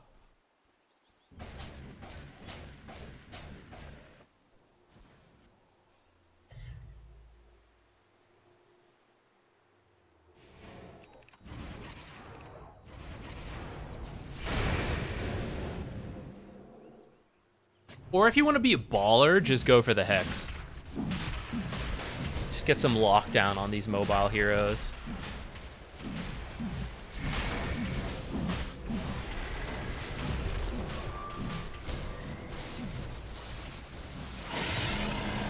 Blink into the Hex, probably the safest bet. But Hex would be sick. No, Sniper, give them to me.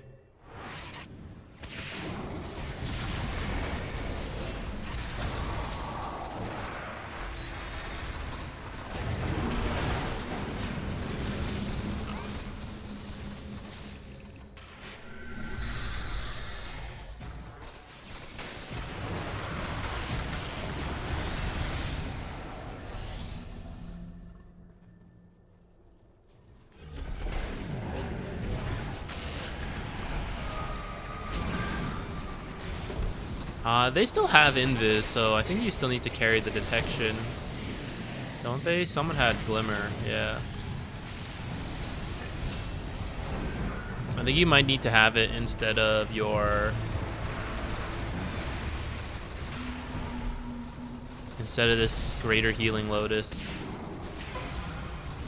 Or maybe swap Pavis instead. I'm trying to think. Or maybe like once this activates, you swap this out. I don't know. But...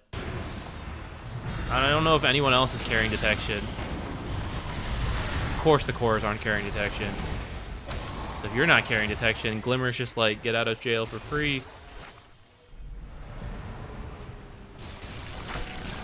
You're gonna drop in Pavis. I'd be okay with that.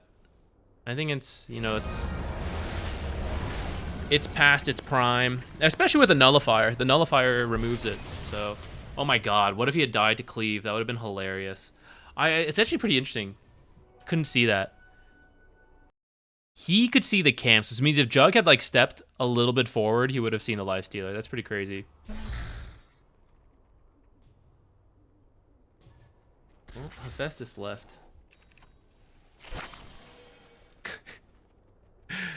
I don't know. He sleeps with his head like off of the bed.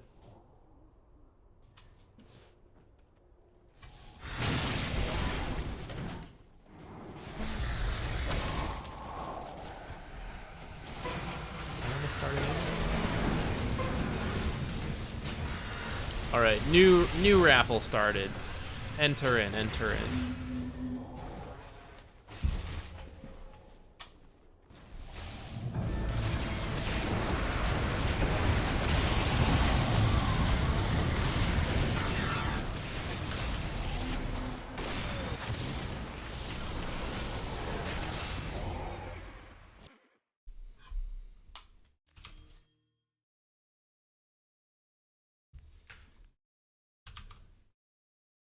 Why you guys are doing that? Wait, just kidding. Just gonna throw a redeem. All right, hold the entries. All right, hit me with it.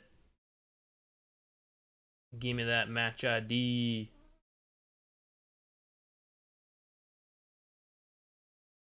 Raise the price of redeem. Well, this is the speedrun version, so it's fine. We're going to get through a lot today. We're not even playing games. We're just going. How do I make this look like a monkey?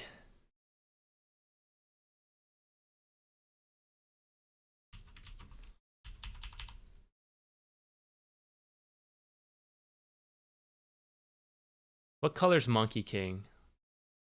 A little bit of like light brown. Is that Monkey King color? I feel like he's got a little more red to the brown.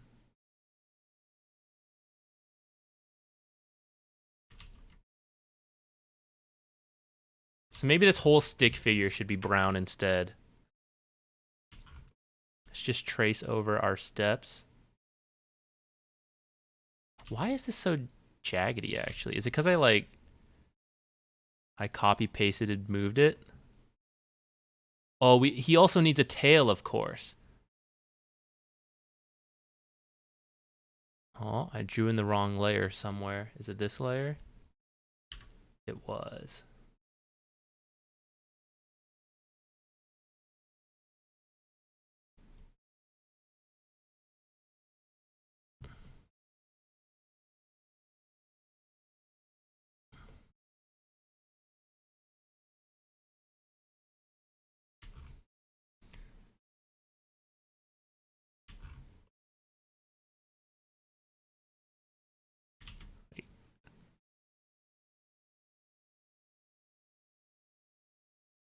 That's not a monkey ear. What's a monkey ear look like? Just like a regular human ear.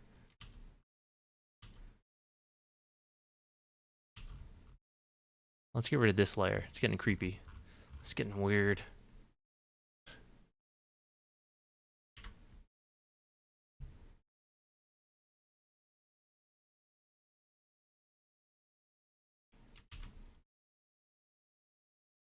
Why can't I draw a circle? Okay, that one's not the worst. Let's go with this one.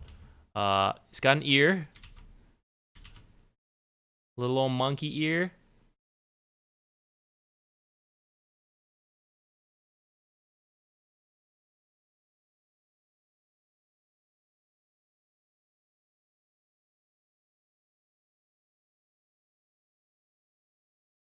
Okay, Phantom Lancer replay incoming.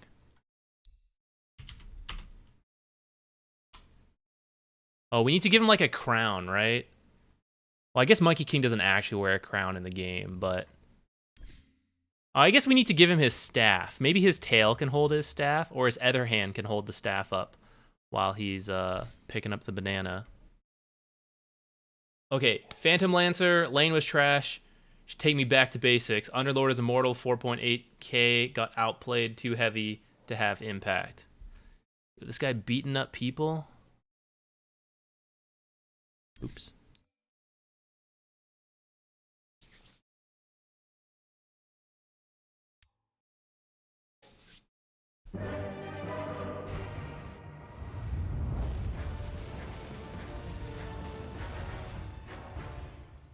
PL. I think this is not the easiest lane for you. Because you get a lot of stats, like agility, and he reduces your damage. And then he's got like the AoE.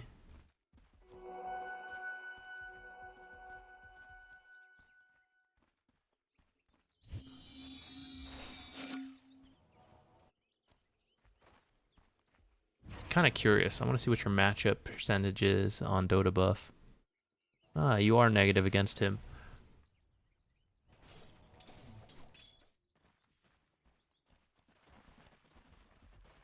Disruptor not the strongest laner either.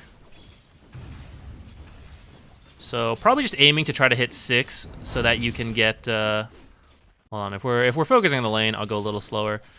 I think you should creep aggro here to pull these towards you. The melee creep specifically. Get this melee creep closer to you so you can cast the spell probably a little sooner, and then you can already be last hitting this creep as well. And then you can come back for the deny. So with a little bit of creep aggro there, you could have gotten that both last hits. And then I think you should keep this outside the tower. You shouldn't pull this under. This was a 2-2 split, so it was kind of okay. You have these two, he has these two, and they're both about the same health. So if you just run them around, and in fact, if you actually let like the first melee creep go through and then pull these melees into the back towards the range creep, like let them go like to about here while you drag them to the side and then bring them back in. I think that'll overall, you might deny the range creep, while I doubt Underlord can. And then it'll reset because this is all the same amount of creeps. But if you bring them back like this, then you're gonna have issues. And by issues, I mean like the lane equilibrium is gonna go up here unless they start like using spells and pushing things out. It kind of worked out actually because that one creep went the other way. But if you had brought both creeps under your tower, then you would have had like a bigger issue. I'd still recommend doing what I suggested, because actually you can see they could have gotten several denies while it was still up here, and you wouldn't have been able to do much about it. Okay, saw you trying to creep aggro. Here you can do another creep aggro. Use the creep aggro to pull creeps away from this Underlord. Like right here, for example, if you want to mess with him, creep aggro, and then this creep will start walking away. It doesn't work as well when it's your own creeps trying to deny, but when you're going for last hits, right, like you want this creep. Say it's getting low, he's standing on one side, you're standing on this side, you aggro it back, that forces him to walk forward while it's walking to you, and it's easier for you to hit it, and it puts him out of position, so he may just not go for it at all. Like if he wanted to do that trick to you, he would aggro this creep, pull it back this way, and then hit it, and it's harder for you to deny it. He doesn't need to right there, but just as an example.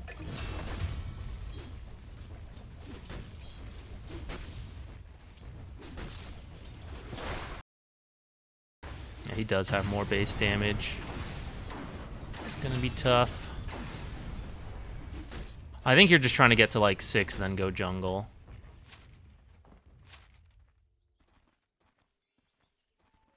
Creep aggros for denies is kind of harder to do, but it can mess them up because like sometimes you get like so zoned in, you're like, this is how fast the health is going down, so I attack like right here. And so you like, it's going down, and then you creep aggro like right before, and sometimes it like messes people up, and they accidentally like deny it, and then another creep hits it. So it is doable. Sometimes you're not the one getting deny, you're just making them miss the last hit. It is still good. It's pretty high level. It's not something I'm very good with, to be honest, but if you are a core player, it is something worth like thinking about.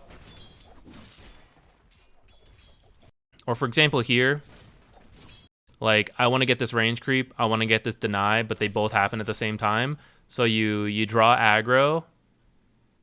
That prevents your creep from getting any lower, but it's still within like deny range. Or like you could start hitting it. So I don't know exactly the best time, but I just know I see people do this. You draw aggro, they stop hitting your range creep, you're able to walk up, throw your spell on this, and then turn around and then go for the deny. That way you can do both instead of like you got to pick and choose.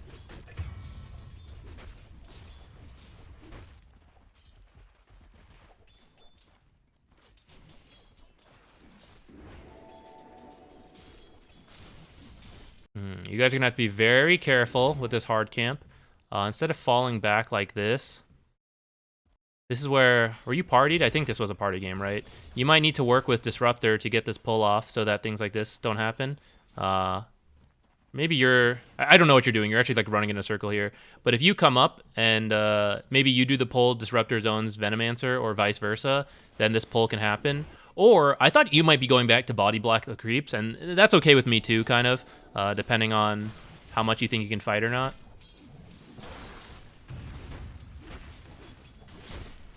Here's another one. So you tried the first creep aggro to pull it back, that's fine. And then this one, he's coming up for it. So this is where you attack him, pull it this way, and then it's harder for him to get to the creep in time to deny it. You did actually end up getting it anyways.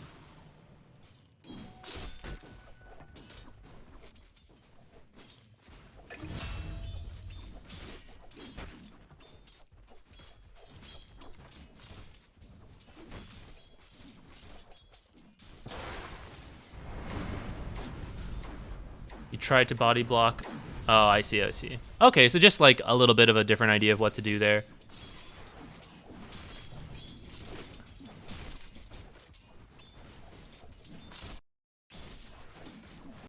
Here, I think it's okay if you like go for the creep aggro or just try to hit this. Like this is why it's really nice when you have a spell to go for last hits. Granted, it's hard because it's the banner creep, but like I think you can go for both in a greedy way. Try to like secure this and deny this. If you don't get either, it's like not a huge deal though. Or I mean, if you don't get it, it's fine. If you just secure your own, that's a bigger deal.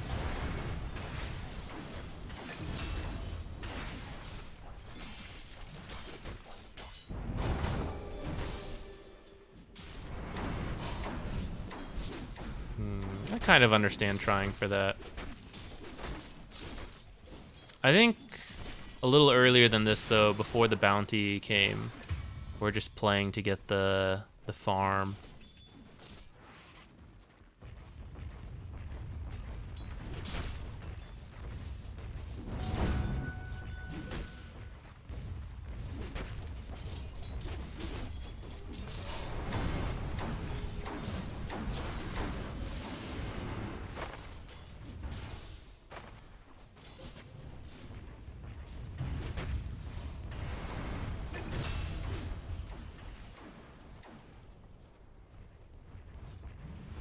This lane's getting messy.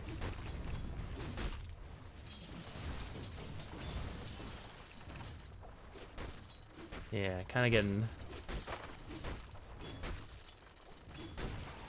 getting wrecked in the last hits. Yeah, a lot of that does come down to the laning, and it's not meant to be flame. Like when you're facing the pressure, it's definitely harder than usual.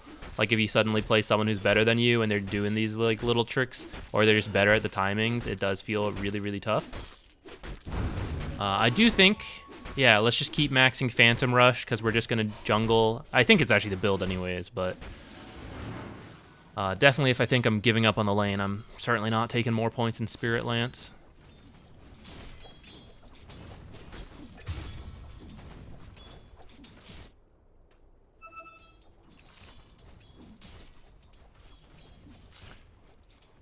There's not much for you to do here. I think you might be able to predict this coming. When you're like leaving this, but you look here. Cause you have a catapult and they don't. That means it's very difficult to get this lane to come back because the catapult is always like doing more damage than they have. So a pull needs to happen. This camp is gone. And this is the only other camp. So you either need to like come here to try to help Venomancer pull, or you're just like, all right, Disruptor will get it at some point. I'm just going to keep jungling till then. I think one or the other is good. But like if you just come up here and the pull didn't happen, and now the pull's not going to happen until like, you know, later. I don't know if you even like need to walk up here yet. Yeah, but maybe you did help him. Oh, you guys missed some of the creeps. Pulling all of them would be good.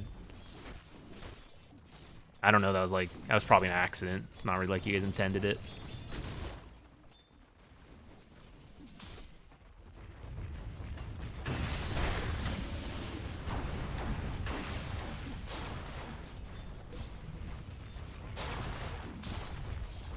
I think this is where you need to call in a rotation. Oh, thank God. I thought that was the enemy Dawnbreaker for a second. When there's like that large of a creep wave and they're starting to dive, that's a good time to try to ask your team to save you. It can really change the lane. Because one, if no one helps you, you're going to miss like all of those last hits. So there's a ton of last hits. And if you actually get the kill on a guy who's doing very well, you know, then that's another really big recovery mechanic. In fact, because you guys picked up that kill earlier, right, you suddenly jumped from like level 4. You're going to be level 6 now. So you can kind of see like how big that was for you.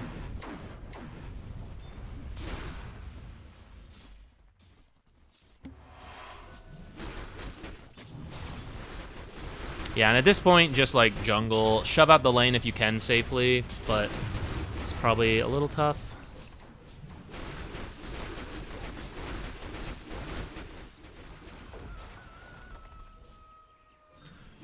All right, so in the end, I do think it's kind of a tough laning matchup for you, but a bit of creep aggro could get you a couple more last hits. A couple like decisions on like bringing creeps under your tower versus like holding them outside. In this case, it worked out, but I think the much safer place is to keep them outside the tower if you can safely. And in this kind of matchup, I think you're looking to get like 6 quickly, which means you're just trying to hold the equilibrium. And it ended up pushing out quite a lot, which is why you got like zoned hard off of that.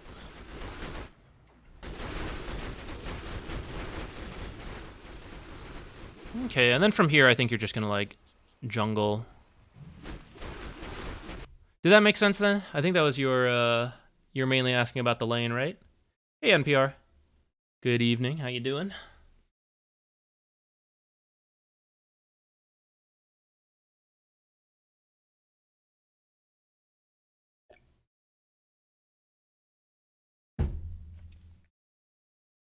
Oh yeah, I think you could. I agree. You probably could skip wand. Let me see where you bought that.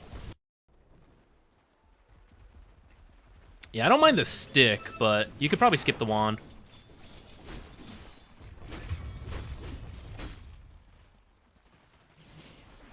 I guess at this point, maybe you didn't think the lane would like be that bad, so I kind of get it.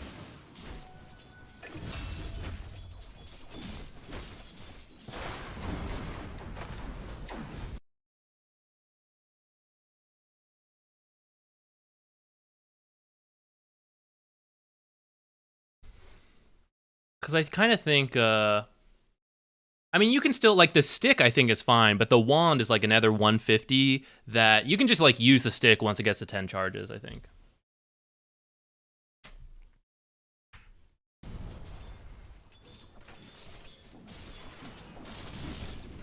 Sounds good, Ravsol. I'll see you in 30 minutes. Yeah. All right. Does that sound good? I think it's time for a new raffle. Speed running. I started. So last time we talked about the fact that there's a speedrun category for Dota. I started taking a look at them and giving it a shot. I want to beat them. I want us to be number 1. It changes per, whatever thing. I don't know if I'll keep up with it, but I kind of want to get. I kind of want to do it. I'll see how hard it is. It doesn't look too bad though. Yeah, the 5 versus 0 looked empty, at least for 7.33, because I think they moved, because the game changed so much, they like legacied everything up to that point, and now it's the 7.33. I feel like I'm going to try the 1v0 lobby first. The current record is like 7 minutes with Huskar, and the logic is you rush an armlet, and then at that point you can just ignore towers, and you just like push, tanking every tower for your creeps. I have a couple different ideas we'll test. But I was thinking something like, because Huskar has the attack speed when he's low, so that's a big buff for him. But I was thinking someone with summons might work well, because you can manipulate creep equilibrium. And for example, what I was trying with Lone Druid is like, I'm trying to do the same stuff that Huskar was, but I was using the bear to like drag creeps around in another lane and then bring them to my lane and try to farm them under the tower to get faster levels and gold. But I am struggling to micro that well and not miss last hits, because in the Huskar replay I watched, he pretty much didn't miss a single last hit to hit an armlet timing really, really quickly. And I think my Lone Druid idea will work if I can actually get every single last hit, because I'll get the armlet faster and I'll be higher level, which will benefit me and the bear. And then we do like the bonus damage on buildings and we can go through it faster. I don't know. I'm still going to see. We'll try it. I think it'll be fun. I was enjoying trying it a little bit earlier. Maybe we'll give it a shot here and there.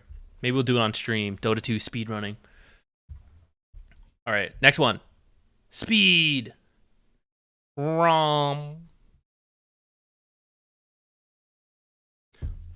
I also think I saw some people do it with Shadow Fiend. They were a little slower than Huskar. Oh shit, it's offline mode. Maybe it's time. It's time to start speedrunning. No, so we'll finish our picture. Rom, give me your ID, I guess, and we'll hope that when the lobby is back, we'll do that one. let's finish drawing this. Where should his staff go? I don't know. Do we really need to draw the staff? I guess, can you tell it's Monkey King without the staff, though? Or without some other icon to make it obvious? Ooh, wait. Okay, we can draw this thing on his head. I could do that. Does that make it, like, obvious, then? We're gonna have to move his eye. Let's do... What color is the band? It's also kind of reddish brown.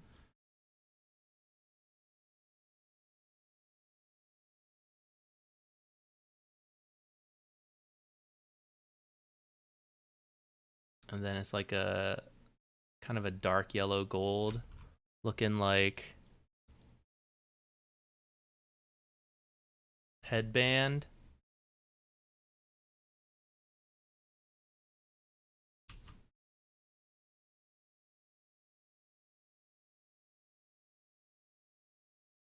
Do we need to make this part look more like a banana? Is that funny? Is that worth it? Something like... But that's not what Venomancer looks like.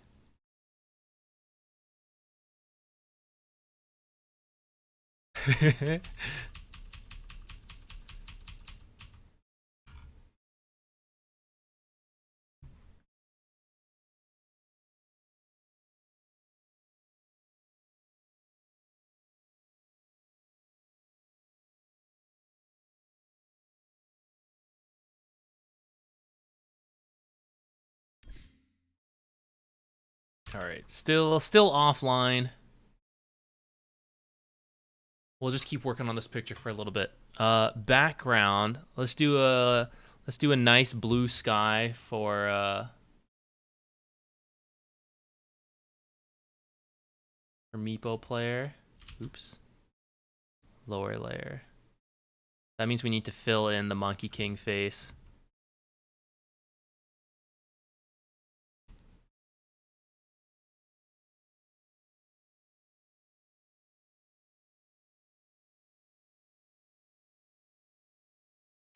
No, wait, hold on. It shouldn't just be like...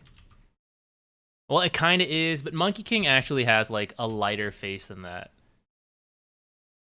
We're getting to that part where we're adding too much detail. This is the last thing I'm doing.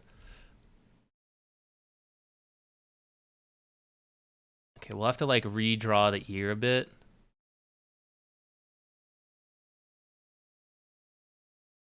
And then he has a much like paler.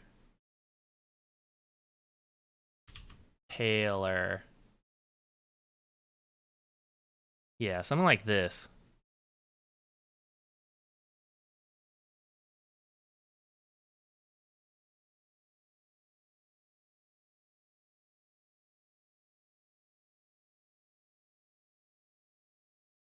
Okay, we'll adjust the rest in a little bit.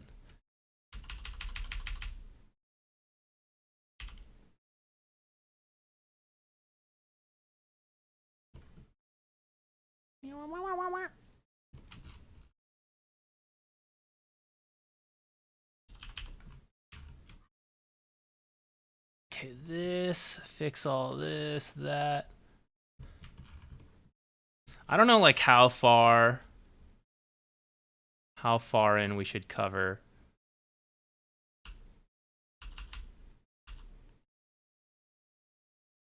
A little hairline.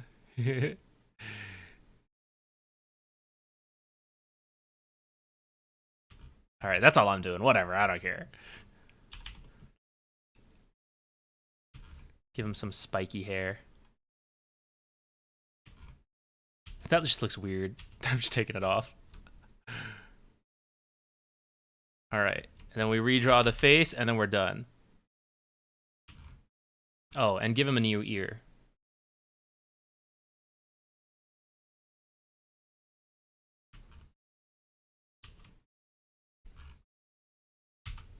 Done.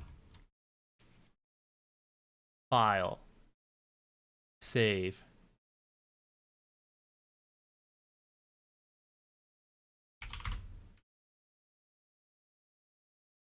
Pretty good.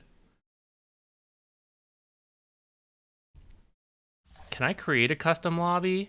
No.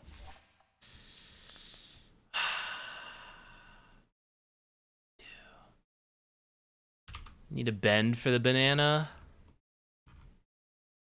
Ah, it's too hard to fix now, though.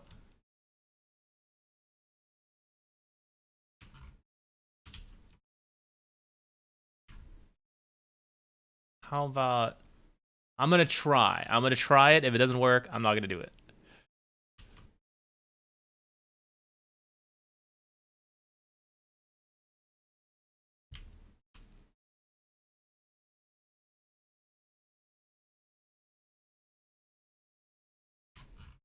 How about that?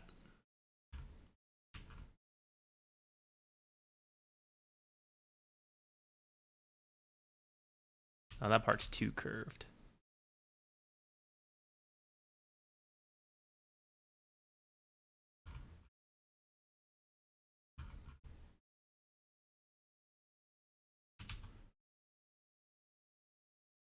Save it again.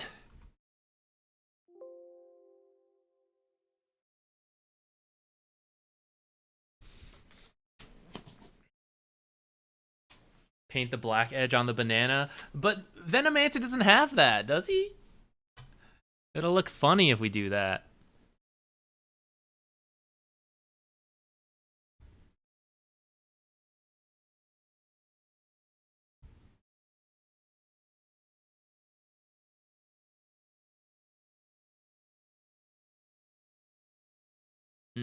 What else should we do?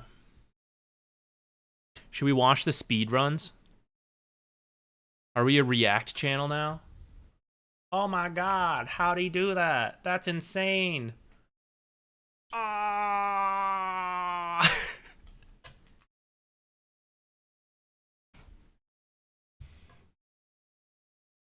How do you submit replays? We usually run the raffle once oops. Usually I pop this up, we run a raffle, you guys all enter.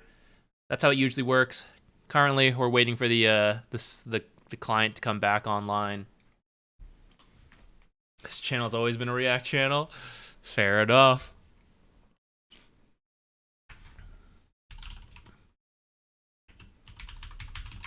I'm gonna pull them up, guys. Let's go look at old ones maybe too. I only saw the like 7.33 ones, but maybe there's some like cool stuff in the old one. I need to turn this into studio mode though. I don't want to accidentally like dox myself. Let me make sure what I'm showing before I show it.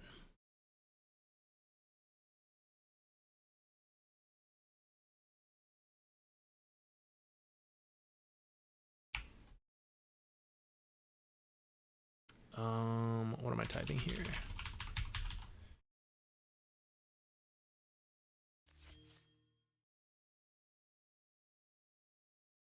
This, and then cut all that out.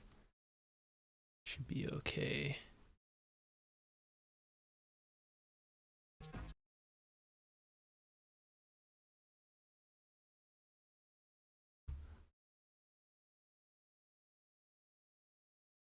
Oh, I think it's cut off a little bit now because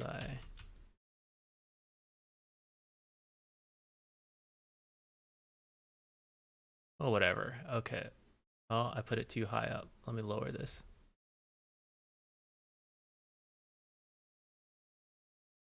There we go. We're back. All right, it's muted because he has like music playing. Once the server comes back, we'll keep going.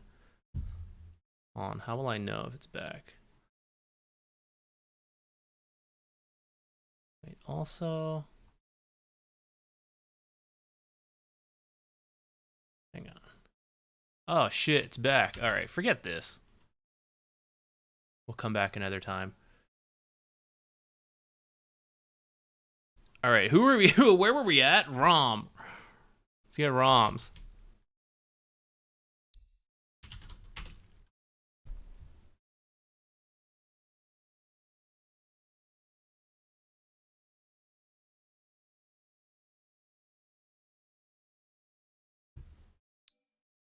Am I in this one? No.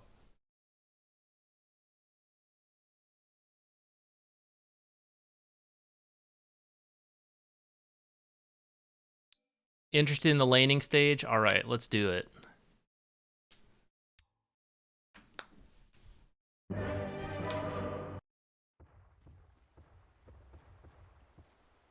All right, who are we laning against? Good question. Could be Primal, could be Pudge, and then +1. Maybe like a Pugna Shadow Shaman. Could be Pugna mid though, and then like some other weird combo. A variety here. I wouldn't mind if you started with the Observer in the case there's a Pudge, but I mean they took it tops, not a huge deal. I might block it. I think Slark is somewhat okay against some of the melee cores you are likely to run into.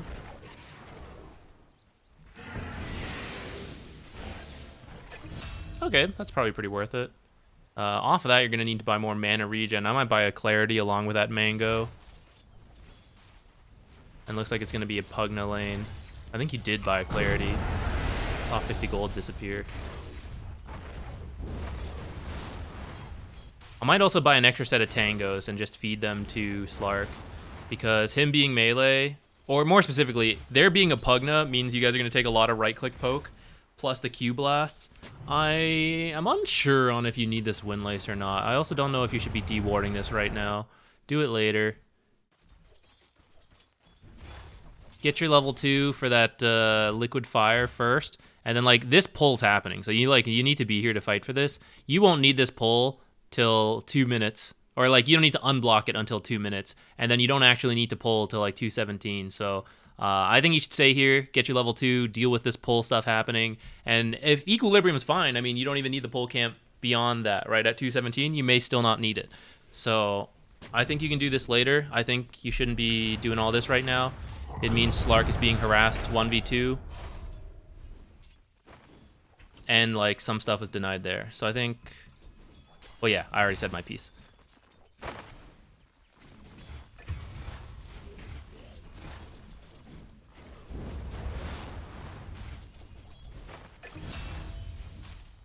That guy's out of tangos. You get more? No.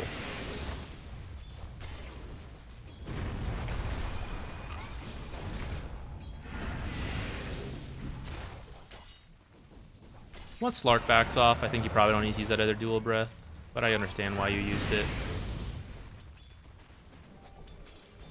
I think if Pugna's low, that's fine. I don't think you need to be using those dual breaths from afar. This is, like, enough. This. Like, if he walks up too close from now on, then maybe you can kill him. I think you're kind of, like, trying to kill him at, like, max range, which is, it's, like, too much with Primal Beast in the way, and both of you not at full health. I think you could... You're going to take a lot of damage to Primal Beast. You're going to kill Pugna, potentially, but then Primal Beast is going to, like, own you guys now that he's alone.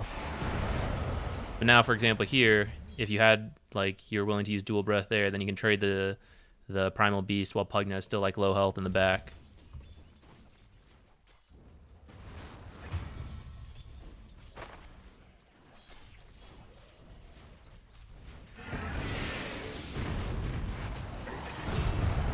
Okay. Slark, take them from me. Let me go. Free me from this hell.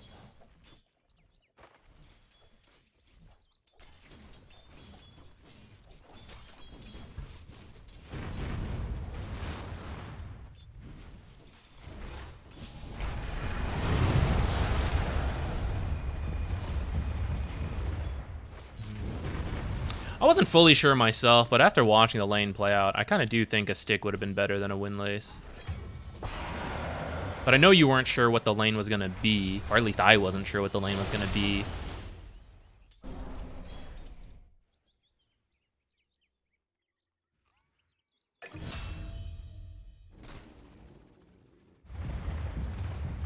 MMR?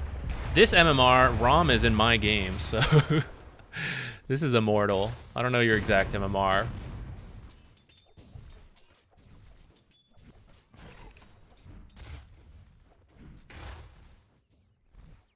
6.4. Rom's higher than me right now. LMAO.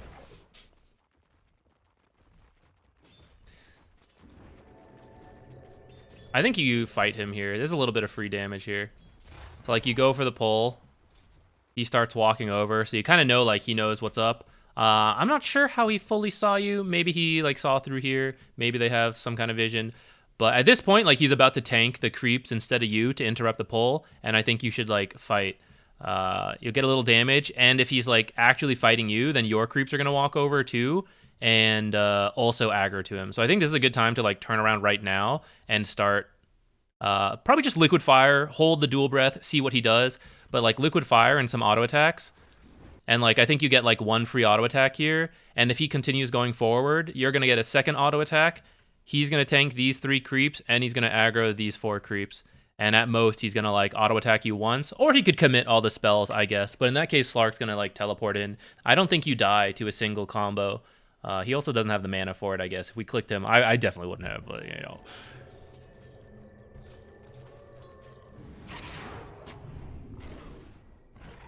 Cool. You also thought there was some kind of vision.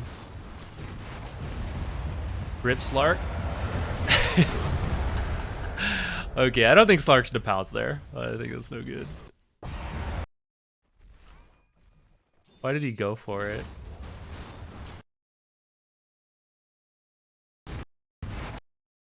I don't know. Maybe he thought you guys had more creeps, but I think that doesn't work against heroes with, like, massive AoE. It's like you charge a Mars because you got, like, 4 low health creeps, but then he just, like, presses God's Rebuke and he kills all of them, and then they're gone. I don't think you can pounce aggressively against a Primal Beast. You have to be, like, really careful. Especially if you're behind. If you're ahead, it's different. So, I don't know. I think that's Slark choosing a bad fight.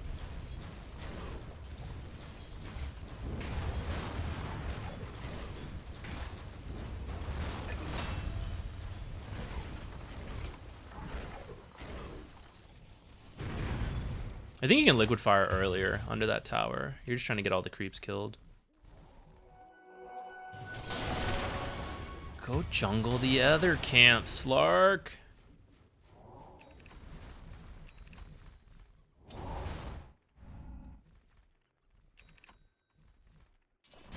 think this is fine, though. Maybe, ideally, you'd have a teleport. Kind of, like, stuck here now. Oh shit, the courier saw you. Oh god, it's a disaster.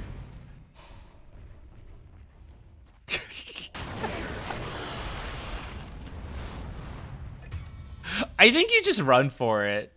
I think after you cap it, just run for it. Space.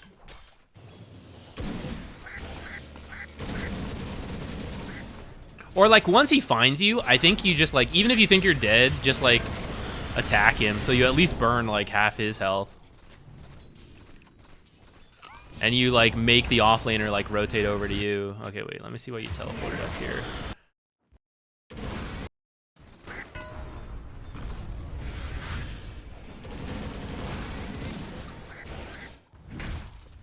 Okay, respawn, teleport top.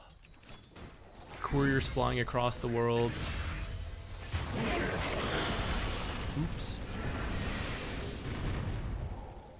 I think you gotta pick and choose there. Either pick Pudge or Dual Breath Sniper and then Ice Path.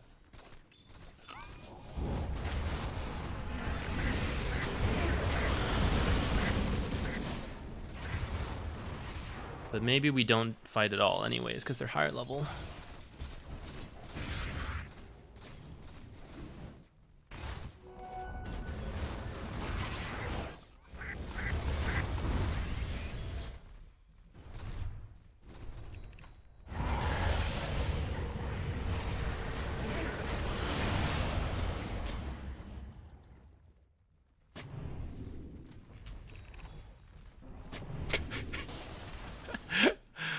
Is this because I have them muted, or is it because of that mute bug earlier? Should I unmute them? Were these people toxic? I know when that mute bug came out, people who were muted at that time are still muted, so I don't know. You only have Hat muted?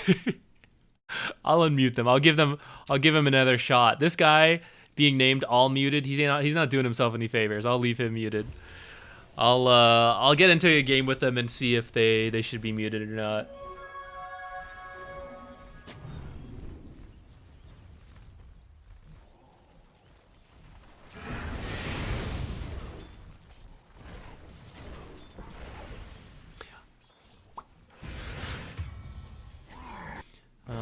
The rune spawn bottom, right? And when did you get here?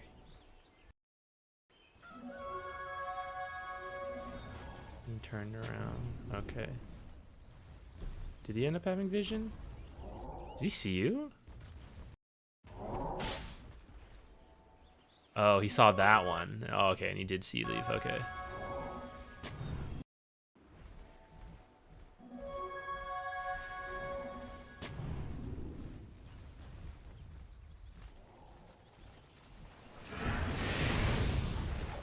Cat left.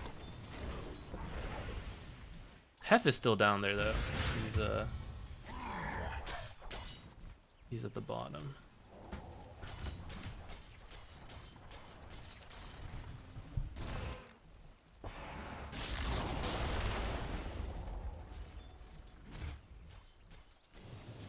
Okay.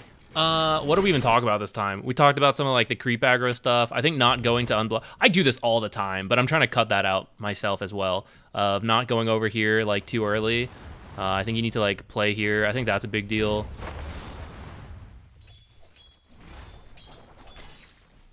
He did choose one weird fight that got him killed that I don't think was your fault.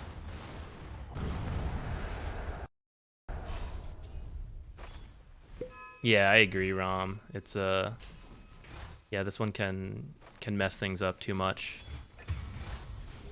His level 2 power spike's pretty good too, so you gotta be really extra careful of it. I think Jakiro's level 2 power spike, maybe it's not like a power spike, but it's free harass, you know, that's like value. So I do think getting level 2, whenever I get it quickly, I think that's when I feel the best as Jakiro. Not that I've been playing him that much this current patch, but I think that's like ideal. And then I think some of these two dual breaths, like back to back, I think that was excessive. I think he burned a lot of mana when you're already like on your way to like level 3.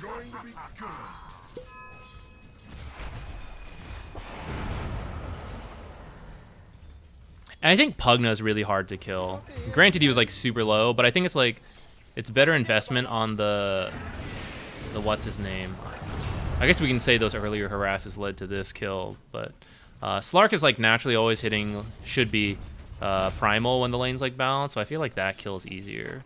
Well, I guess he also has charge to get out.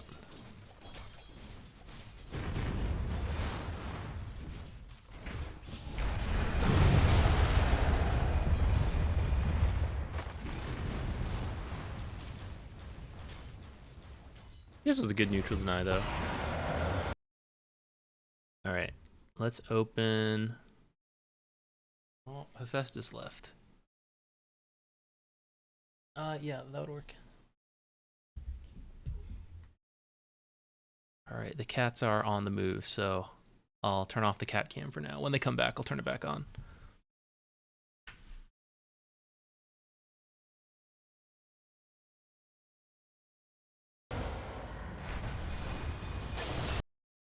Okay, new giveaway. The speed run continues.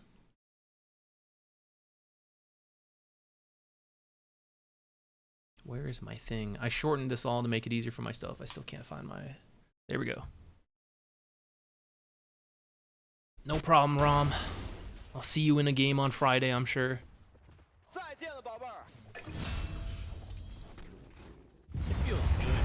Oh, also a stick maybe instead of Windlace. But... yeah, I wasn't sure who was going to be in the lane, so... It was like Pudge, Shadow Shaman. I think I am a little more open to the Windlace.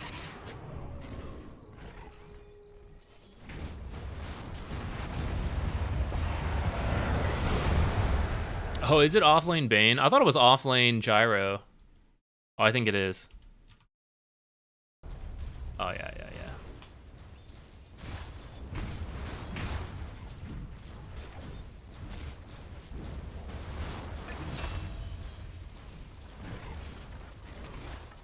Support only as you're looking for warding. No, I don't care. You guys can do core games. We can find warding in any game whatsoever. For example, while you guys are entering the raffle, you can check out what observers the enemy has, and we have.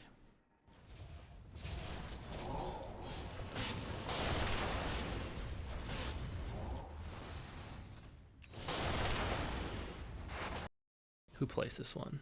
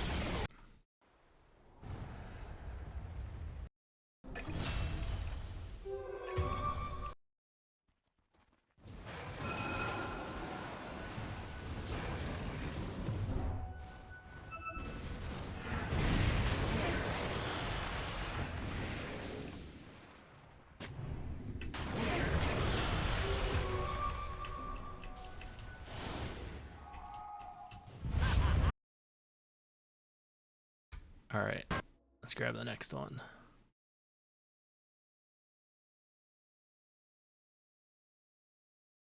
G Dace fan club, GD Ace.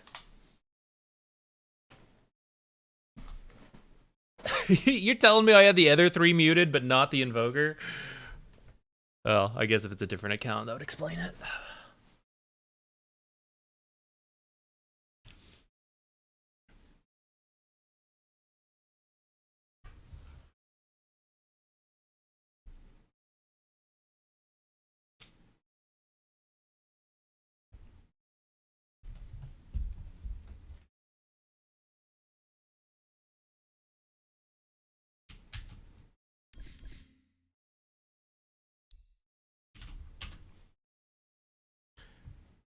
Trying to learn Rubik.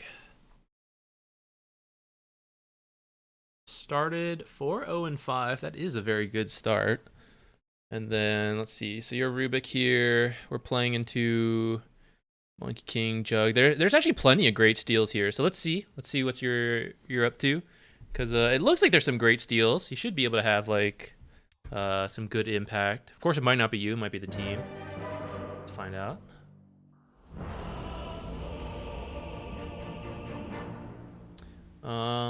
You are... Nah, it kind of works. Missing kind of like an aura builder, but after a good start, you can play with like Viper or Ember and then have Spectre haunt into stuff. So, since we're speed running, we'll look at the lane a little bit. If you're new to Rubik, we can make sure you're playing the lane the right way. But then we'll jump ahead to where you're like 4-0-5 and see like what happened.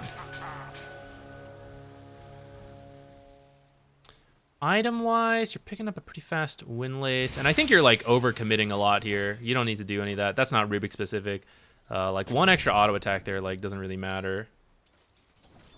Let's see, Windlace against Jug, I guess. I'm kind of open to it.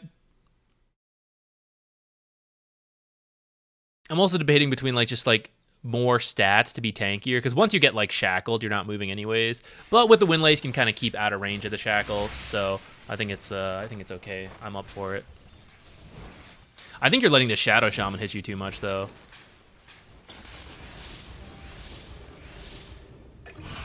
Oh, Windlace saving the day. Oh shit, he turned around. Okay, amazing start. That was his TP. You're free to do like kind of whatever you want here. He won't be back for a while, so they can't stop you from doing like pulls and all that. Ooh, the stack. Oh, shit. Ah, no, you accidentally. All right, that is extremely unfortunate. That would have been a really good stack pull. If you didn't know what you happened, you accidentally A-clicked one of your creeps. So you de-aggroed the neutrals, and they just went home. So avoid that. But it definitely happens. No sweat. Man, that would have been like a lane-winning move, though. You would have had a stacked camp. You would have denied so much shit. Oh, it would have been so good. Yeah, that's what happened. It's I don't really know why like it works like that, but you can de-aggro them. I've seen it happen a lot by accident. Spin, you can go a little aggro there if you want. I kind of get why you're going for the creeps. You're kind of on different pages. Are you partied with this guy? Yes. I feel like you guys are like sometimes on a little separate page there. I mean, that happens. Not that I expect you to play perfectly just because you're partied, but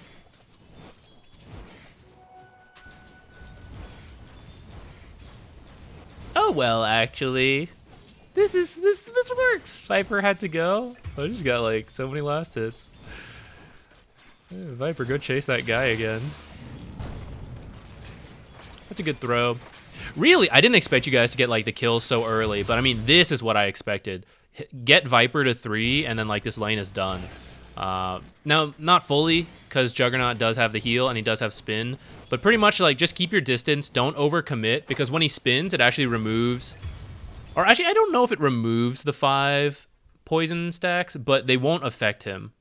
Does this do a dispel? It does. Okay, so it does remove the 5 stacks. So don't overcommit, like, oh, we got 5 stacks, like, go. But, like, get the 5 stacks, force the spin, force the healing ward. He will run out of mana first, and then you're okay.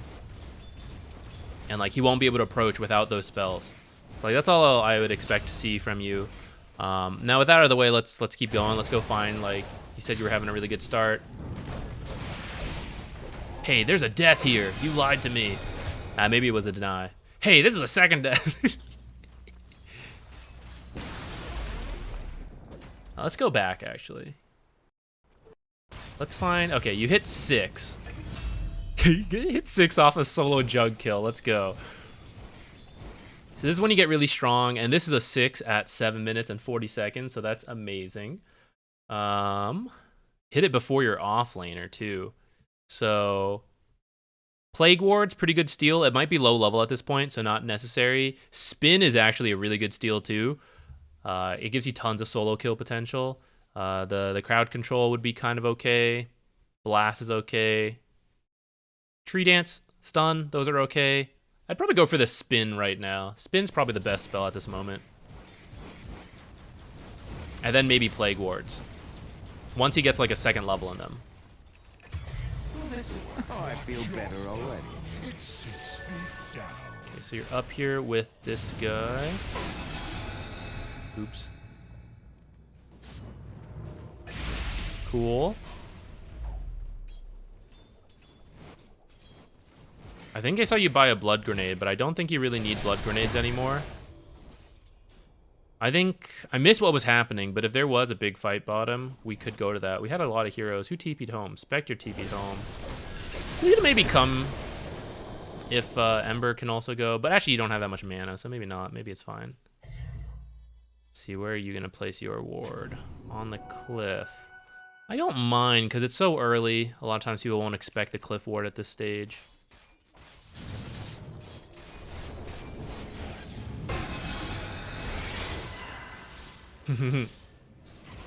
Well, I think Shackles is a good steal too.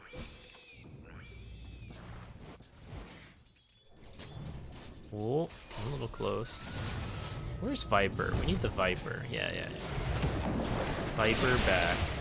Alright, they brought everyone. I didn't fully expect Monkey King. You guys were... It was building up heroes. Maybe we could have backed out a bit, but I think that's not like the biggest deal.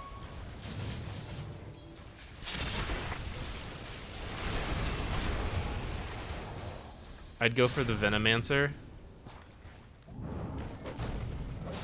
I would try to steal the Venomancer Plague Wards there and just start placing them around your tower and stay near your tower. Though that's a bit unfortunate. I thought that might go a little better for your team. This might have been an aggressive TP actually. Maybe you should have TP'd further back. But when it started, I kind of got I kind of understood why you... Oh, we have a phylactery lich. No wonder why he took so much damage. Alright, they both kind of like died in the time you TP'd in, so I kind of understand. This is a bit unlucky. But that's kind of why I think you like try to steal Plague Wards and start like building up Plague Wards around here. But actually, I think you probably die no matter what, so...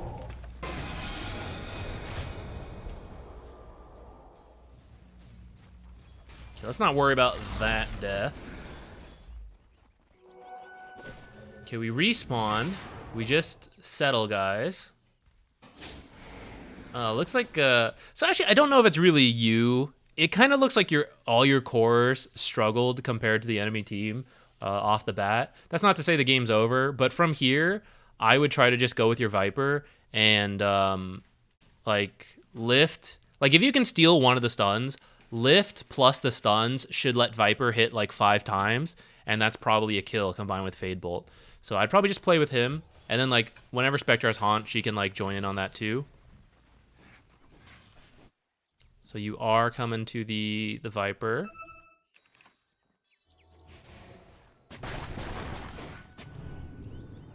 And now you've left the Viper.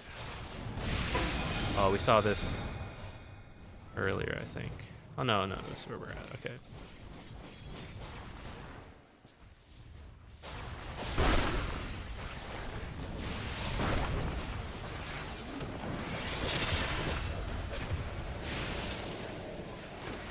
I think you might be able to go there on that Monkey King. I know it's into the ult, but with level 4 Blade Fury, it might be doable. Maybe it's good we didn't do it. All right, this time I think it's like a team issue. I don't know if you guys realize how far behind you are. But like this tower would be good, but instead you guys are like pushing into their base or their part of the map where like Veno's already got like 1 ward down. Doesn't have that many, I guess. But other people are able to rotate in. I guess part of this is that Monkey King is so far ahead, he just got like a double kill on his own.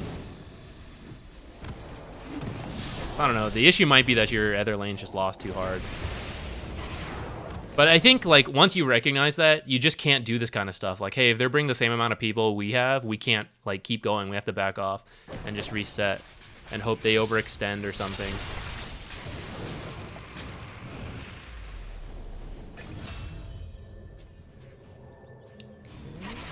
Pink was over here. Yeah, I don't know. It's a little bit unfortunate. I kind of understand why you're TPing to all these places, but you keep dying like instantly, and it's not elfing, I guess.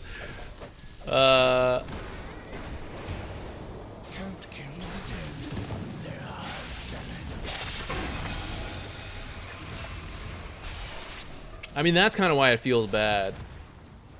But also why, like, just because you're having a good game doesn't mean you can, like, completely change the outcome if you're like, other lanes were losing. And that's part of why you had a good game, is because, like, Viper was somewhere else and you got, like, a lot of last hits that we saw. And I didn't fully see what, like, developed. I don't know why else he was, like, moving around. But sometimes we have, like, a good game because, like, others are behind. I think it's still the same from what I said earlier. Just go with Viper, try to steal a stun, or try to steal Veno wards, and just like play together. If you see multiple people coming in, dodge. Do not engage.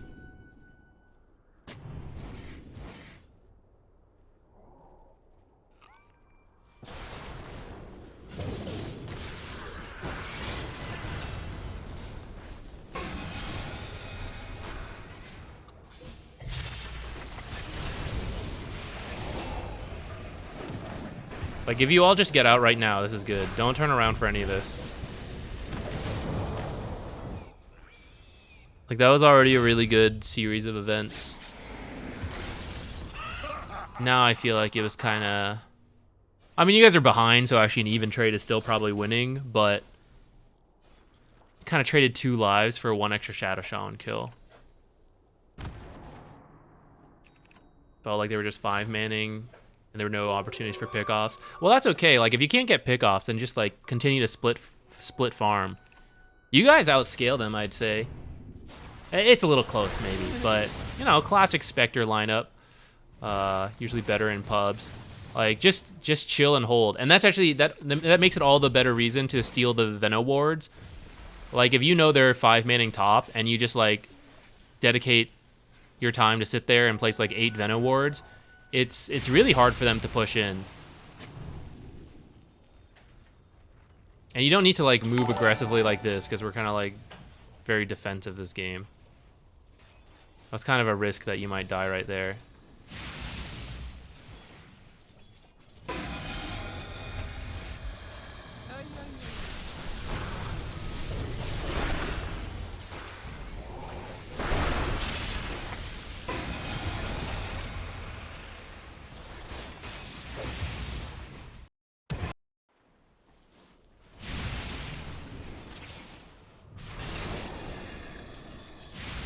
So like here, I think this pick-off attempt kind of works, right?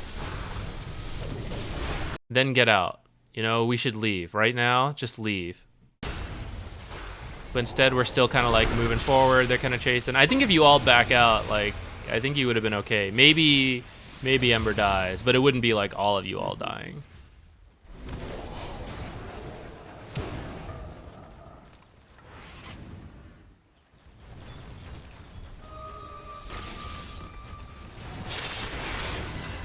Okay, starting a new giveaway.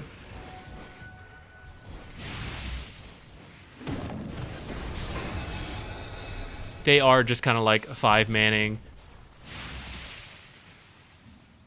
And I think that's like okay, so like this movement, this is very dangerous. So you know there's like a lot of heroes here. Oh, I need people to show. Okay, so you know there's a lot of heroes here. And then you're like moving this way. This is really risky because they could have moved into here and you don't know that for sure, especially with a Monkey King who can like hop between trees. So like what's the benefit of coming up here? There's not really one, right? If you're gonna fight, you want to fight under this tower, and if you want to farm, I mean you just don't get to farm right now. Like this is certainly not worth risk the farming of this. You know, this lane's out here, this lane's out here. All right, we just chill. It doesn't feel maybe the best. Like, if we want to go somewhere, maybe we go top because we have this observer. But you don't want to walk into here because you could have died. Maybe you will still die. Get away this time. Like, all this clumping. Why are we so close to each other? Just have, like, Viper over here, and you two are, like, back here. That would prevent, like, several times in these fights, it's like 2 of you are somehow getting trapped in, like, wards, or, like, all this stuff. You know, like, you guys are frequently, like, way too close together. Now, that's not, like, just you. It's a whole team thing. But, like, this is one such example. Like, why are we all so together? And why are we, like, chasing out here? If you have 3 heroes here and they have 5 heroes here, you're winning. Not the fight that might be forced, but in terms of like the map and splitting farm, you're winning. Because 1 hero should be top, 1 hero should be bottom, and then they are ready to teleport mid if you're going to fight that, or the 3 of you just delay this as long as possible. And that's fine because you're economically advancing. You don't need to like force these kind of things.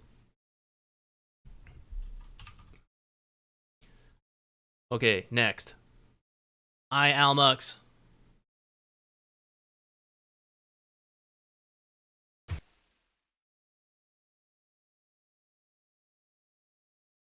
No problem, G-Dace. Has anyone seen anyone try Veno carry? No. I think the way he scales is just worse compared to other Universal heroes. Like, compare that just because he's Universal, but then, like, compare it to, like, Marcy, who has, like, abilities that scale with her damage as well. Like in Lone Druid, Magnus, those kind of heroes, right? Wind Ranger, they have seen some carry play, but Venomancer, even though he like is universal, all his stuff is still like spell based, and his passive doesn't even like benefit from attacking faster and hitting harder. In fact, there's like some negative synergy, not negative, but like no value once you hit people twice. Like, the passive doesn't do anything more besides refresh, like, half a second, 1 second. So, maybe if the numbers were better, people would do it, but he's just been, like, an offlaner mostly and a support.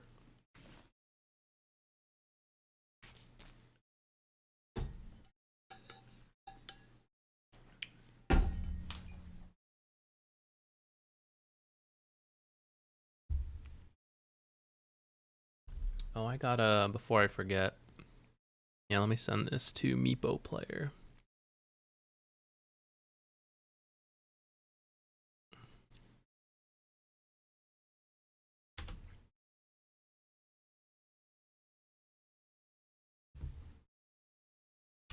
Oh, maybe we can move them actually. Yeah, well, whatever.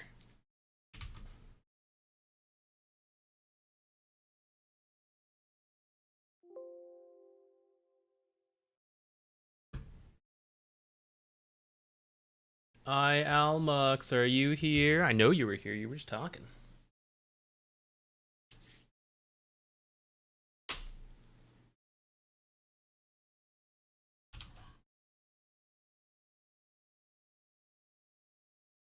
All right, while we're waiting for Almux, let's pull up another pro game and check out some of their wards. Let's do... That's a 15-minute game. Probably not going to find very much warding in there. 31 minutes. All right, let's do that one.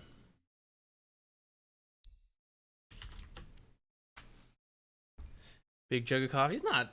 Oh, I guess it's kind of big.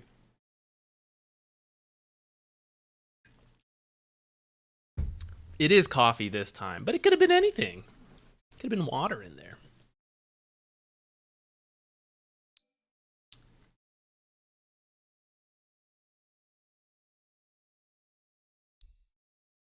Who bought the observers? Who should we be following this game? Techies. Techies and maybe the clock. Let's keep an eye on them. Could have been bourbon. Could still be bourbon, actually. I could have lied about the coffee. We're just doing replays today. I don't need to be, you know, super sober.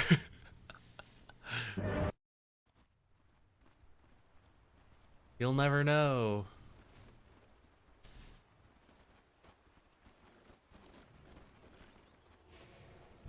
Okay, let's see. Where are we warding?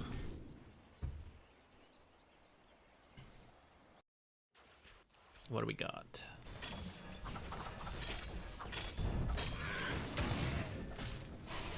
I want more like mid to late game ward examples. I don't have too many of those at this time.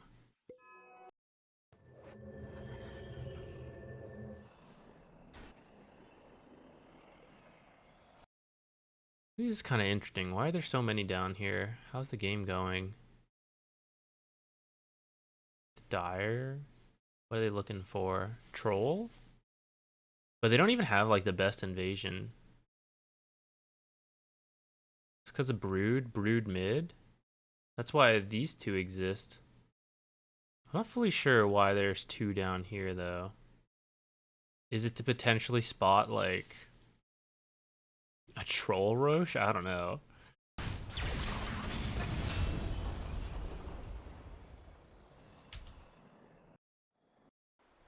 These are wards I don't understand. Let's go see when they did it.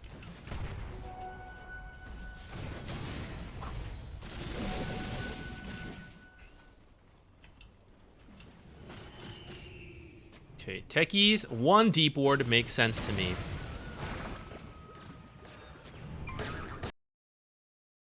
Oh, Lion placed this one. I thought they were... Okay, so this was probably just heat of the moment. They didn't realize two were being placed. Can't wait for the next vid. Hey, thank you. It'll be... Actually, I haven't decided what Friday this video will be. So I guess we'll both be looking forward to whatever it is. I will have to do that tomorrow. I think I might know. I don't know if it'll be... I was trying to do Whose Fault Is It Anyways weekly. It's a little hard for me, though. So we'll see. I'm still like kind of going through games to figure out which one I want to do. But if not, we'll do something else. I think maybe like a warding one. Alright, so Lion and that was placed over the course of a few seconds, so Lion probably just didn't realize Techie's also placed one down here. But also there's a fight breaking out, so it kind of makes sense to have the extra vision for it. Unfortunately, they got absolutely wrecked down here. Your connection broke? No problem. We were just watching a pro game while we waited for you. Let's pull you in.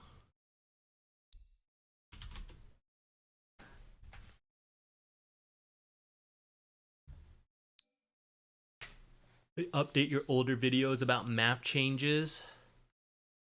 Do you have like what? Like the warding placements or map movement, stuff like that? I guess I haven't done a video on that yet, but it's been a while. Or it's been like... I don't feel so strongly yet about full map movements. I feel like it's still being figured out. Okay, you're playing Necro. I mean, maybe that's a video on its own too, just saying like, yeah, it's not as like formulaic right now. The laning phase is not very good. All right, I'm on it. We're going to improve it by at least 6%. Is this mid? Got the bracer stuff, so I think off lane. Could be LC, Ogre. Actually, I don't know. Maybe you are mid.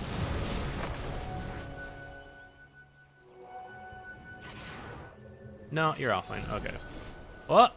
What happened? Did your TP get canceled? Alright, no big deal. We'll just walk down. Ah, damn. I thought it was going to be okay.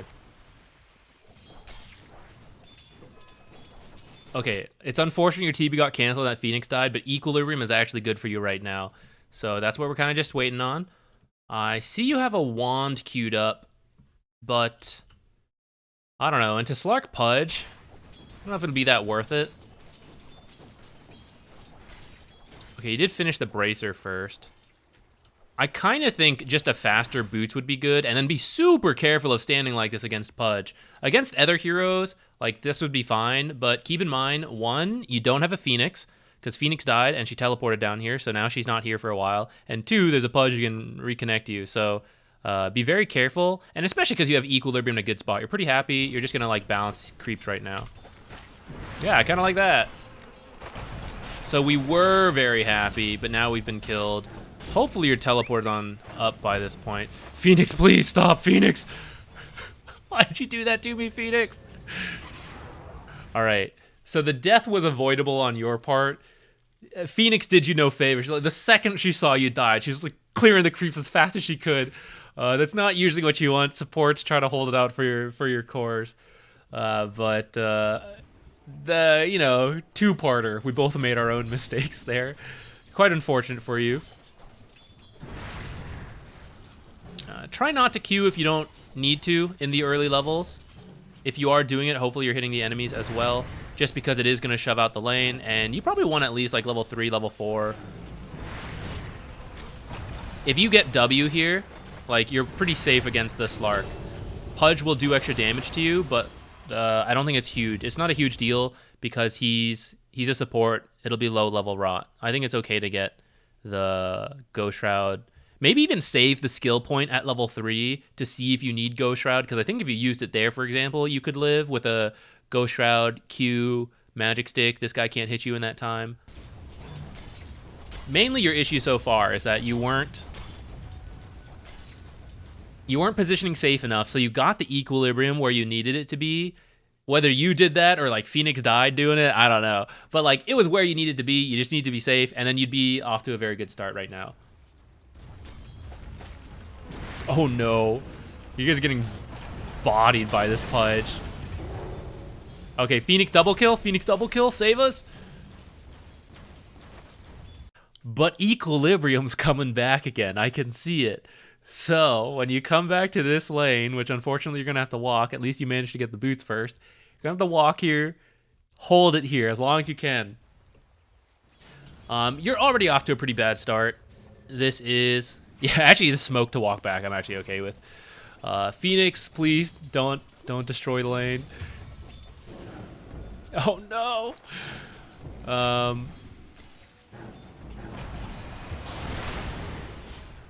Yeah, you can see like you're below the support. You just want to be like very careful. We're just trying to get as much XP as we can.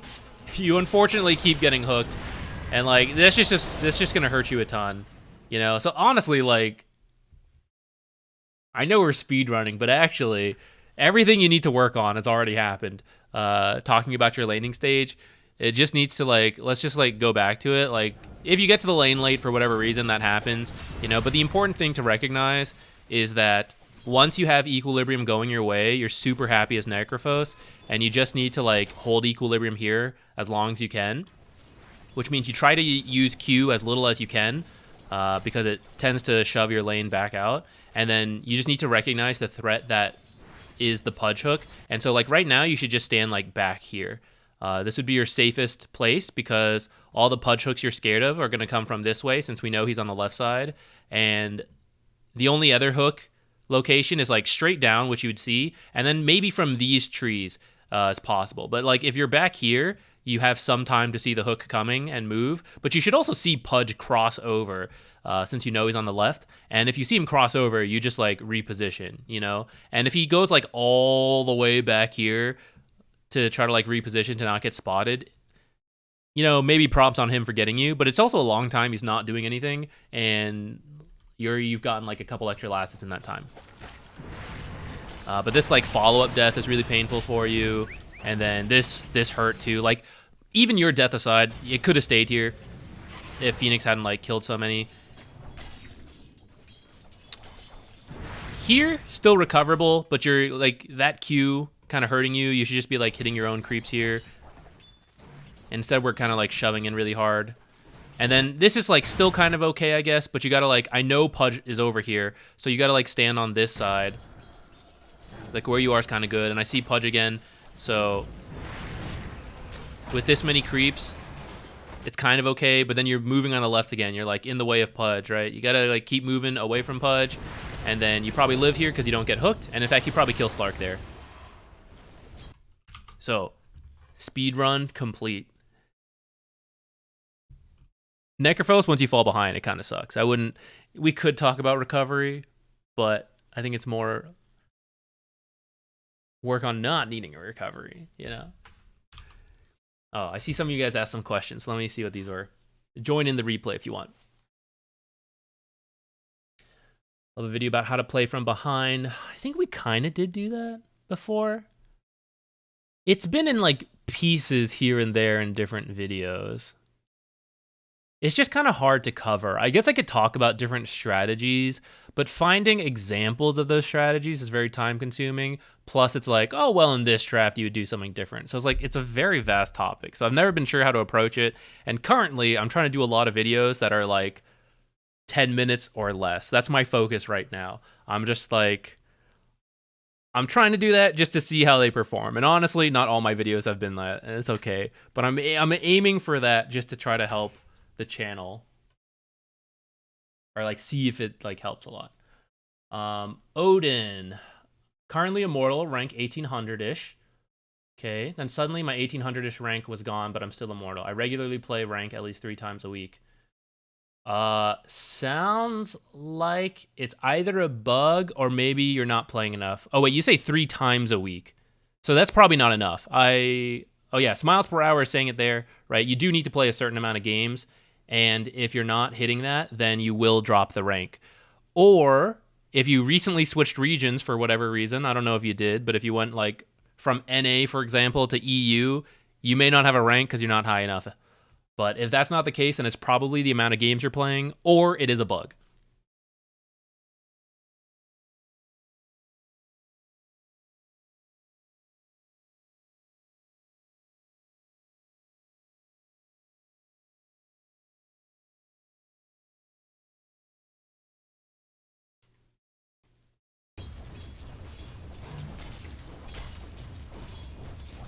Yeah, no problem. People not 5-man behind a tower. But isn't it nice to socialize with your friends? Alright, you said you recovered. Let's zoom in while we wait for more people to join the replay.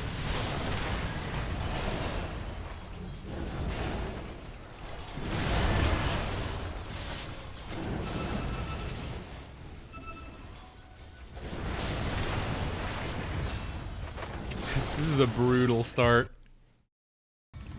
XP rune! Definitely need it.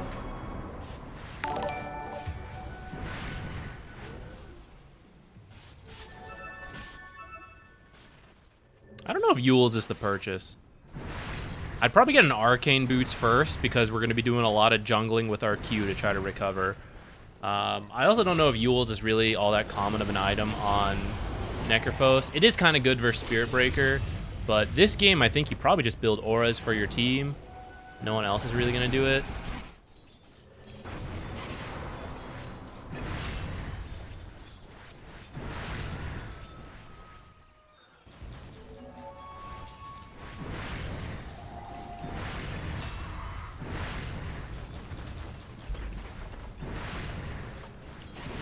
Norm Kodo, next up on the speed run of replays.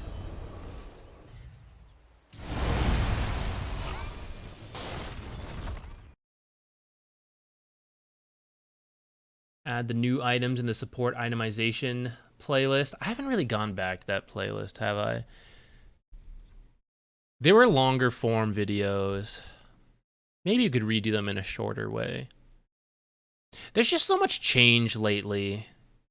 It's kind of awkward to like make a video about an item and then suddenly it's patched out, which one might say it's like content, but in that case, I'd rather pick content that performs well. Whereas like an itemization one, some people really like that, but I think the broader audience does not care. And currently, I really need the channel to grow more. That's like the goal. So I'm trying to hit like topics that are I guess clickbait essentially. But having said that, if you guys tell me guys what you think. If you guys are open, like you want that stuff, like I'll ramble off about an item video, right?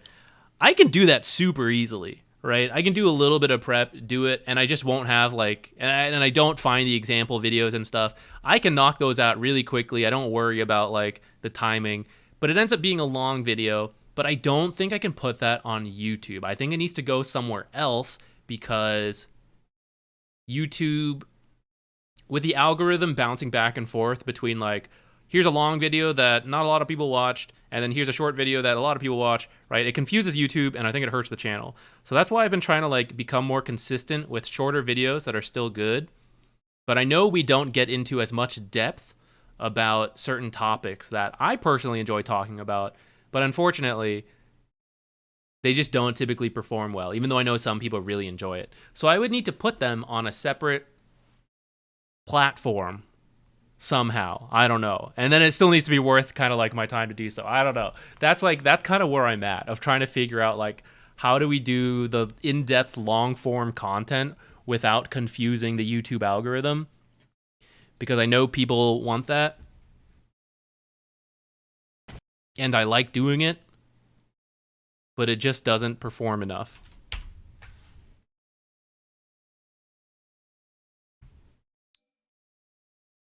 Bounty Hunter support.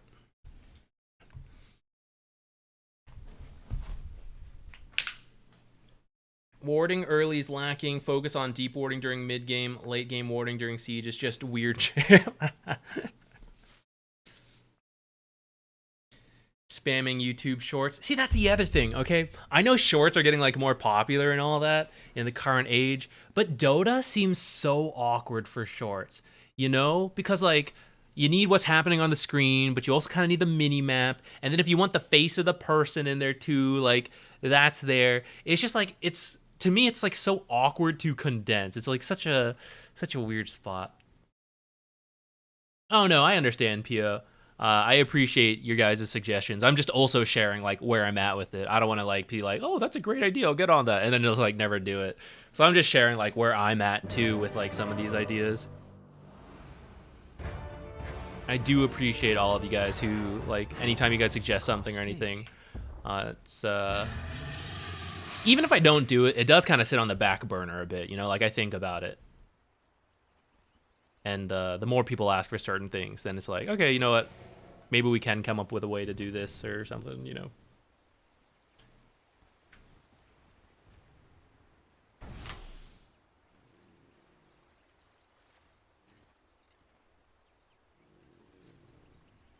Okay. Speed mode. Where do we want to focus? Early warnings lacking. Maybe we'll jump around a little bit to spot your wards. It's a bug. Not hitting you? Oh yeah, you were in it is. Okay. It's like you guys all just walking next to each other? What's going on?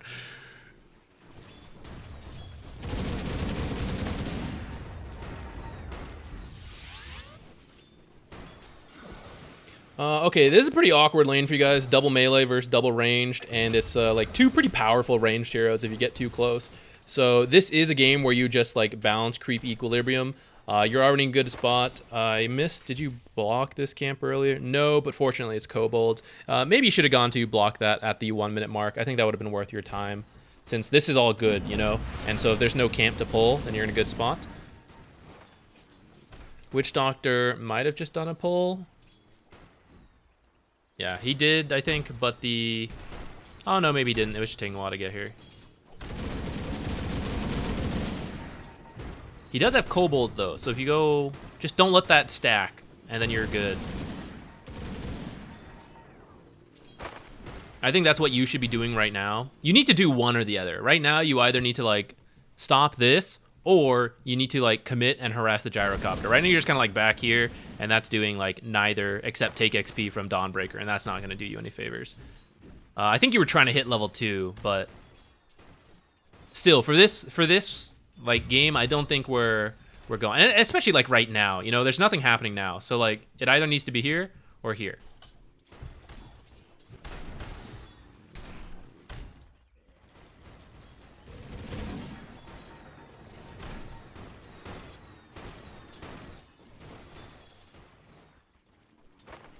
And then now you can go pick up the Lotus. So creep equilibrium actually is constantly in the right spot for you, but you just you get really unlucky. 1, try to put your sentries as close to the edge as possible. It'll maximize your chance. But 2, unlucky. You can't cover the whole box if you want to try it outside, and I understand trying to put it outside. I actually do think, though, if you think about the what's useful to you, you should try to do a sentry on this side, because they're, 1, blocking this camp, but 2, sentries in this area to try to find you invis are going to be likely. So make sure it's safe to do so, like they're not like right on top of you. But if you can put a sentry on this side, that's going to be your best bet to like maximize your own value. Which then the next level is like they would have put their sentry to block on this side and then their stuff over here to like avoid that. But I think you're okay for this bracket. Rather than get the wand and all this, I think you should just get movement speed early to play the equilibrium game. And then we're going to start going faster. Stacking and getting the runes good. Top 3 position 5s at the moment. I'm still kind of deciding since 7.33E just came out, but I kind of feel like Undying is still perfectly fine. And where's my screen? Who did we have last time? This is what our list was before. I'd say Undying is still pretty solid. I think Techies is still okay, but maybe more A tier. Venomancer and Pubs I think is good. I don't think Batrider got nerfed, right? Yeah, Batrider didn't get touched, and I think he's a pretty good support. Maybe he'll move up. In the end, like I still think all of these heroes, A and S, like I think they're all still good. I think Pugna's nerf was maybe the most painful, but I don't know. That was really enough. So I don't know. I'm still seeing what this looks like. But I would expect the S tier heroes to still come from here. Shout out to the sleepers, possibly ET, maybe Enigma. They might, deserve to go up. And then Shadow Demon's another possible one. Io and Coddle. I think the higher up you go, you can move them up to. Maybe Phoenix is in that category as well. Oh, Clockwork too. Yeah, Clockwork should go up. I think we had him too low before. I think he's more value higher up you go. Nah, you know what? Let's put him there. It is something we have to revisit later to figure out. Yeah, now that you have some levels, now it's like, now we can maybe like fight back. That was a pretty good fight for you.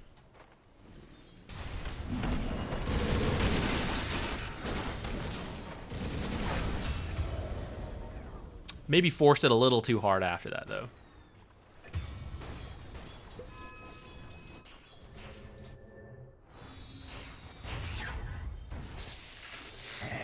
Thamada, same. That's why I'm drinking coffee right now.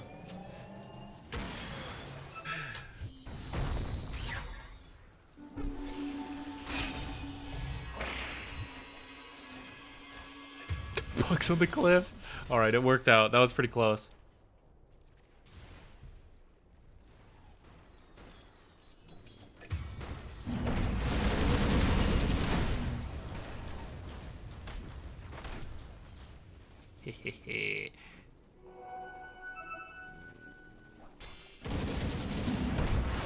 Nice. Going Tranquils. You might see what she's building. If she's not getting Greaves, well, you can check in with Venomancer too. Venomancer might build Greaves, but that's not bad for you. There's like the Silence. No one, like, auras are still very good, so that'd be okay. Pipe is also pretty good. Just thinking about like items ahead of time. Solar Crest. Here's another. If you were doing really well, Orchid's not bad versus Tinker. I know it's kind of weird. It would be an aggressive build considering we had such a off start. It's kind of like a slow start. We're kind of poor, but it would be very strong against Tinker. And I don't know if TB is really going to get involved yet, and he makes the most use if they were Solar Crest. Oh, we have switched to Phylactery.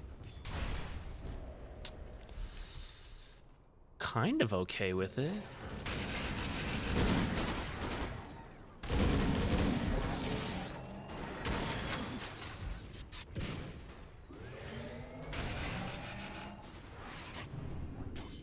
This is a dangerous time to do this.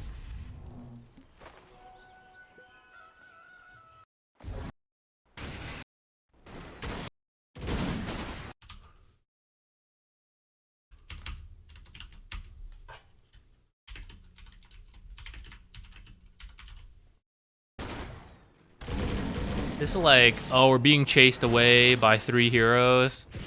Let me cycle back in case they have vision onto their half of the map. This is too dangerous. You actually didn't get punished for it, but I would say you just should do it another time.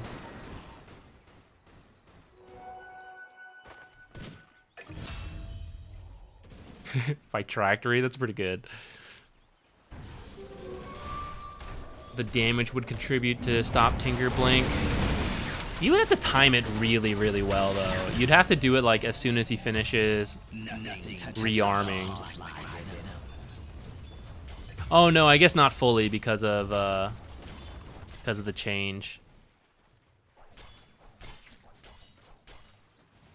It still might be kind of hard, though.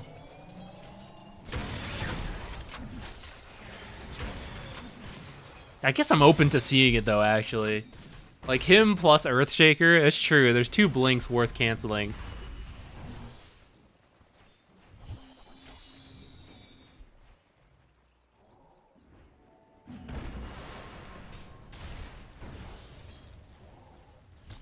Let's see.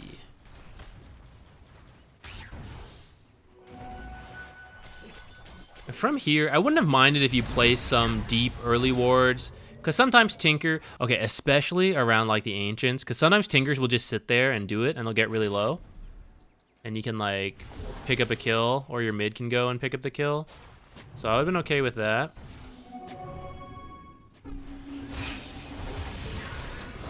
Alright, downside to this. You can still risk it, but I mean, he saw you coming into this area. And he still placed one, so I mean, he might have already told his team, like, hey, Bounty was over here, kind of suspicious. He maybe want to put the observer somewhere else, or like further in. I think you just keep going. You dying here is super worth it. This guy's getting so low, you should commit. Hey, just go, just go, just go. Just keep hitting him. He got denied, which is like, it's at least he's dead, but if you can force that deny / kill, that's worth you dying for.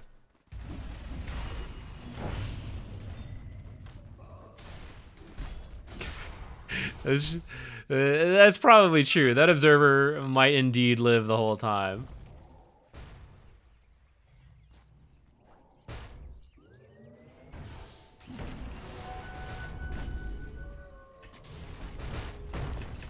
Here you want to play with like Puck and Venno, because Dawnbreaker can ult in. So like when she doesn't have her ult, you play with her. When she does, go play with the Puck. Just like balance between that. May not get that kind of team play, it's true, but if you could, that would be, you know, best.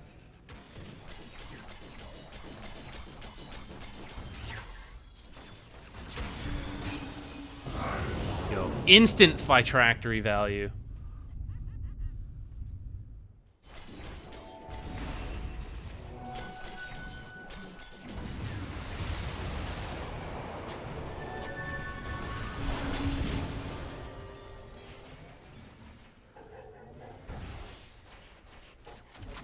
This observer you placed, kind of overlapping with this one. This one's actually closer to dying, so it's like somewhat okay. But rather than place it here, I think placing it up here would be a lot better, because one of the main objectives we're looking for right now is the Tinker, and it's kind of okay, but like I think seeing him back here would be a lot better for possibly getting kills when you like push this up, and it's more likely to survive as well. And it's a little bit different from like, it differentiates these two observers a little bit. These like see similar, I don't know, kind of like this.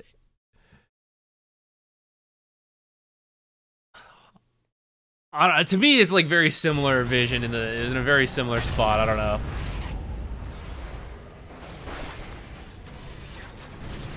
And the fact that this doesn't actually like enable the tower, but like this one does, which is why it's a little different, even though it's still in the very somewhat is like, it's pretty close still.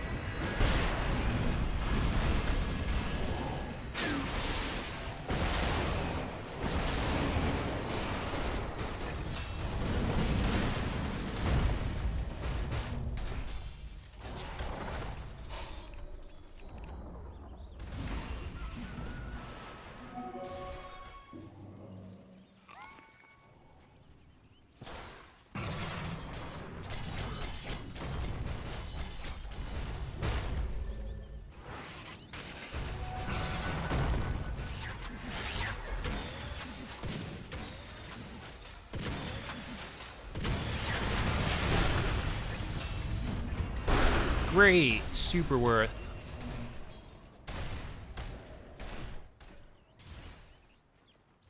Finished your whole solar crest. Does anyone have a pipe? No. You need the pipe to protect TB a bit, I feel like. They're like heavy magic damage, more so than anything else. And although this one's pure, the rockets are magical, and that's where a lot of the harass comes from. So I feel like pipe would be pretty good for you rather than these drums. Again, not that drums and solar aren't good with TB, but I just think like the issue this game is magic damage. And currently no one's like itemizing for it. There's no glimmer, there's no pipe.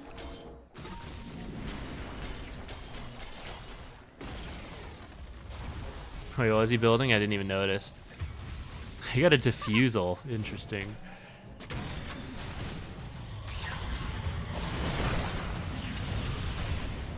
Nothing touches the heart like my venom.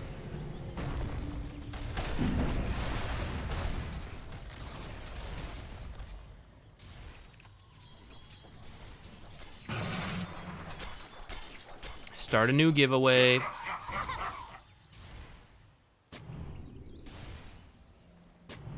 This one we talked about equilibrium. I think that's the biggest thing, kind of recognizing like what you're gonna do in the lane so you can buy items for it. Like I think more move speed this lane would have helped you a lot, and then you just kind of play that area like, hey, the lane's coming back, so I'm just gonna go like stop pulls.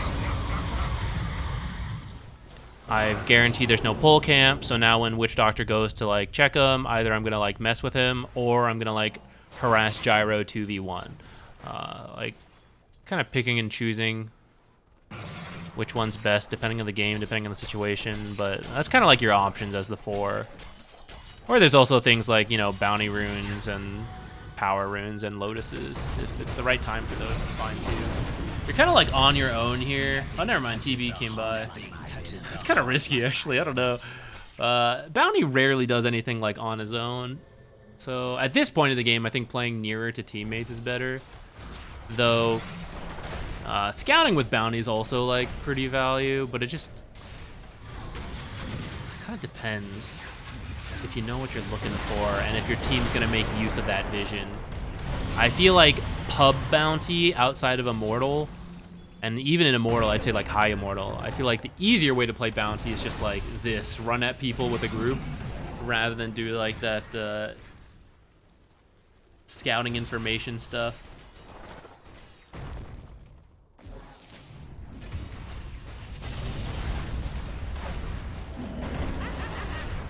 Nothing touches the heart like my venom.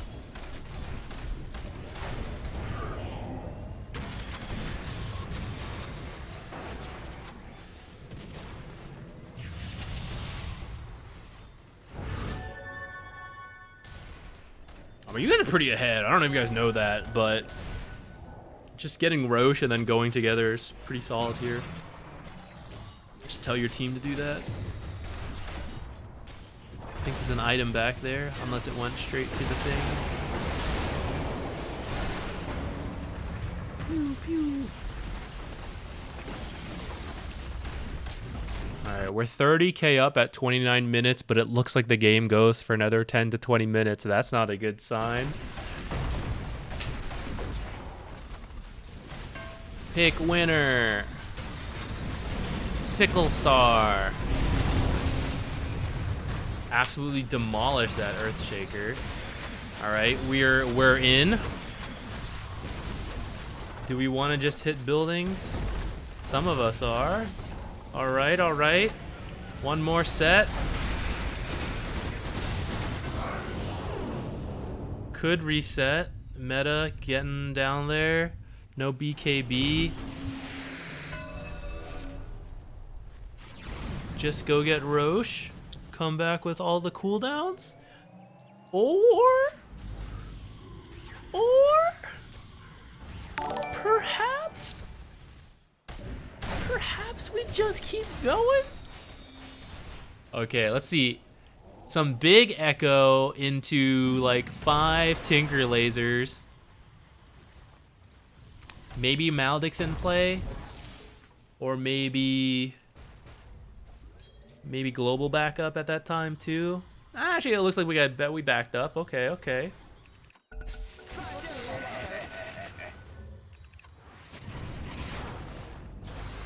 Oh, we are doing Roche.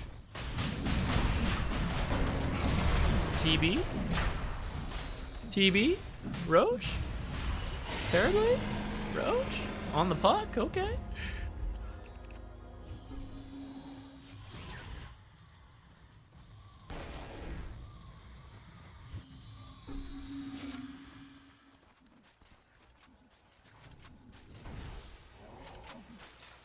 Let's just go.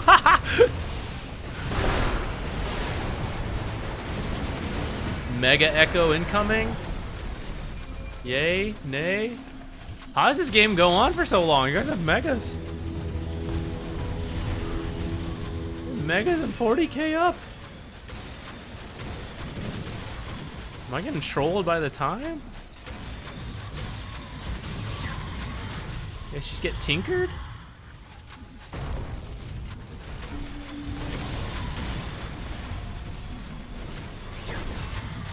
Ah. Step 1.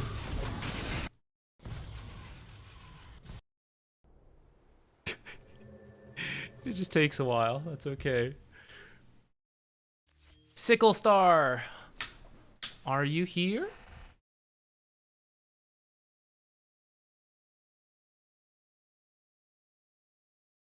Yes. Nice. You have won the raffle. I mean, that's fine. I don't care. I won't be able to give you as much useful advice, probably. If you don't even want to hear it, that's fine too. But I'm happy to give whatever feedback I can. Any role, any hero. Just, it may or may not be as useful, especially depending on your rank.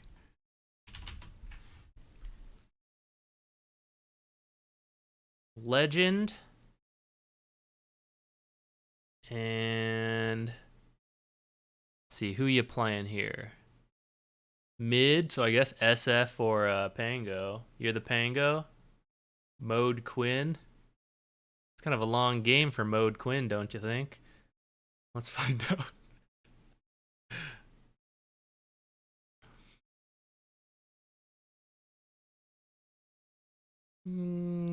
I think SF's probably a little bit of a tough matchup, right? It's kind of annoying with the raises. You're probably just like hoping to bounce this lane back and forth. I think if you hang like, I think when it's like melee versus range and you like maintain equilibrium, it's usually kind of miserable. So I feel like moving the lane back and forth helps, so that it's like way under your tower. And then you push with a lot of creep, so then it's like not a big deal. Or like, it means a big deal, but like they can't punish you as much since you have so many creeps. The lane went fine. We can totally skip the laning stage. We are in speedrunner mode. Thinking about the game as a whole, you do have a Brewmaster and an Enchantress. So, I mean, rotating once you hit 6. Trying to like get things done. Sounds good to me. They have a Pudge carry.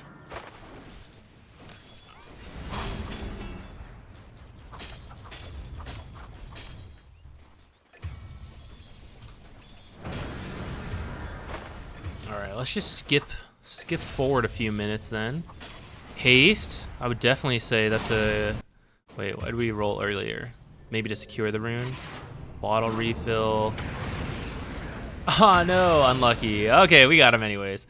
Okay, so then haste rune lasts for 2 minutes, so a haste rotation with Rolling Thunder sounds like it'd be sick. And then we skipped ahead, so I don't know how the lanes are going. Bottom looks like they could use a little bit of help, but maybe we also go top to try to like get a tower off that rotation. If one side still has a catapult, that encourages me to go that way. Also looks like bottom just got some kills. Okay, maybe we're chasing a little too hard. Kind of going out there, guys. Is the catapult still up? Nah, I got killed. What, down here? It's gonna die. Nice. Haste rotation top. Just like we were hoping for.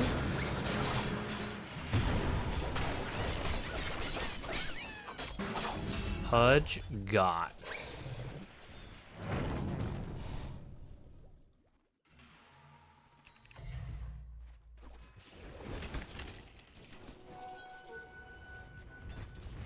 Got the rune too.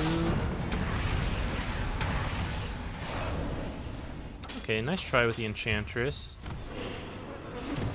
This, in the heat of the moment, if you can see this though, there's no way they should see up here. So they definitely have some kind of vision, either here or just like anywhere over here or up here. You already have a sentry over here, so it's probably not anywhere over there, but you know, might have been unlucky. But seeing this should tell you that they do have vision on this side.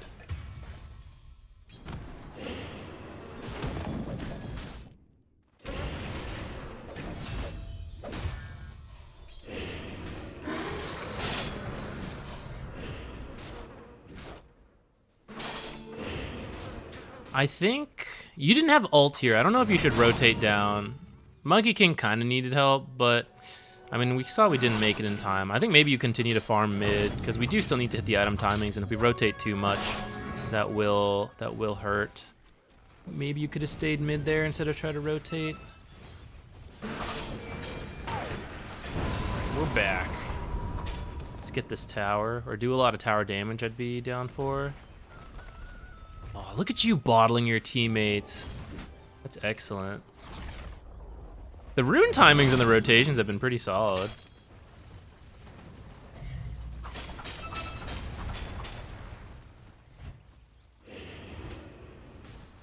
Nether catapult wave, so going to a side lane and rotating to take those towers could be good. I mean, you could try the same thing mid, but we've already lost ours. Catapult's still alive top, so going there would be really good. You've got roll. Okay, a little unfortunate with hitting the walls. But also, like, even if you got this kill, I don't think it really... I mean, this tower's already low, right? So it's not like you need a kill to get it. It's more just like we just gotta push up. I feel like using the ult, or having the ult for like a top play would be better. What is this? I've never seen that. I guess it's bugged at this time. Oracle ult just in time. Oops. Oops. We're gonna get him. We're gonna get him. Oh shit! It happens.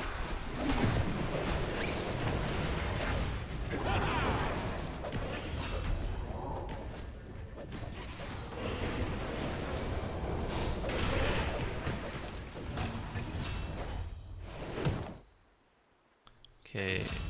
Should be pretty close to this, so probably just farm that up.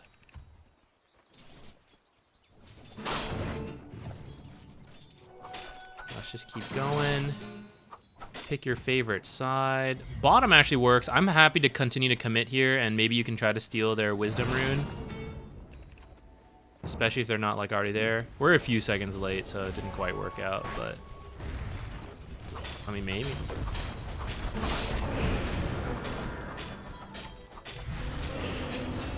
Cool. I would definitely take a peek for the wisdom rune. A lot of people are still not like absolutely on point, myself included.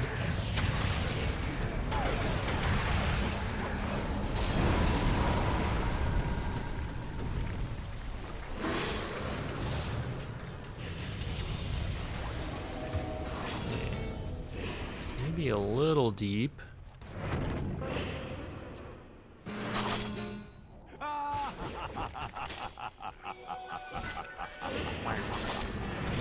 Damn, the hook. Let me think about the build. I don't know, actually. I don't play too much Pango mid. If you think Ags next is good, I'm kind of fine with that.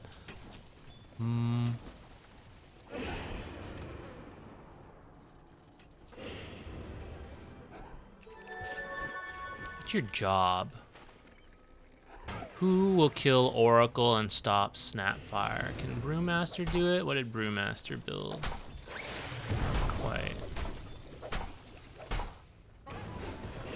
I'm kind of open to a blink for that. Though, if this guy just ults and runs at them, that's also kind of okay. Because, like, we're reaching the point where you can't just, like, ult and kill whoever's in front, because Oracle's going to be there to do stuff. And, like, Snap ult is going to be going at that same time.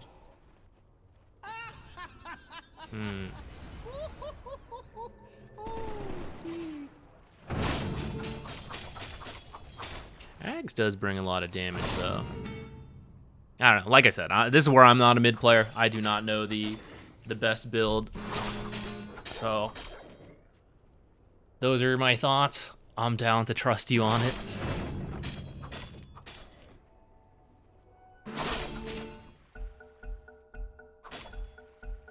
Daddy C2, thank you.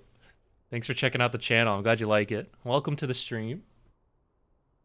Orb Diffusal Ags.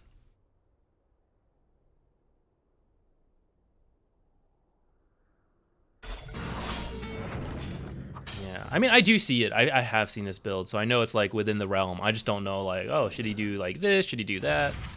That's where I'm like not so sure. From here, we do have all the towers. You're pretty good at doing Roche, so if you guys win a fight near Roche, you can probably do that. Does look like we have a grouping up.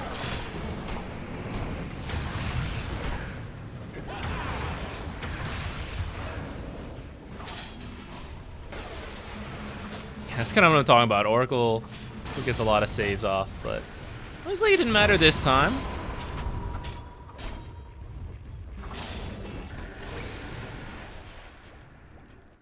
Monkey King die at the start of that?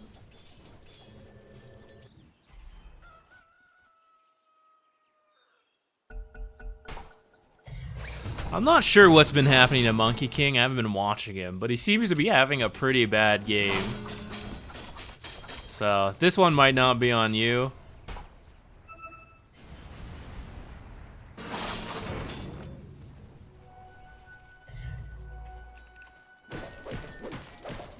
I mean, not that any game is on like usually on one single person, but I feel like you've done a lot of good stuff from what we've seen so far. And sometimes that's still just not enough, and I mean, that's okay. That's just how it goes.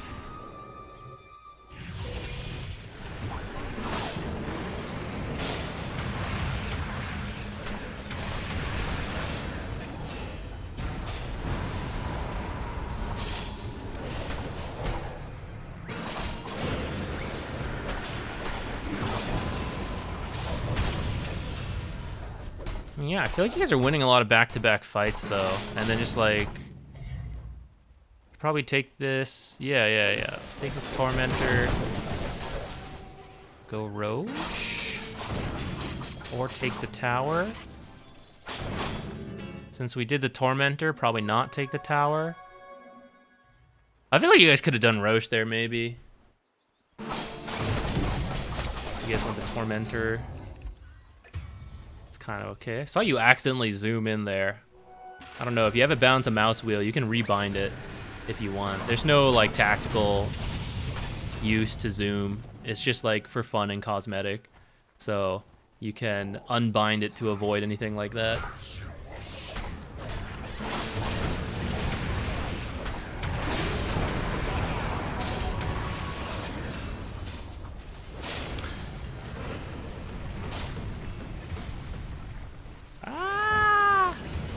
Almost.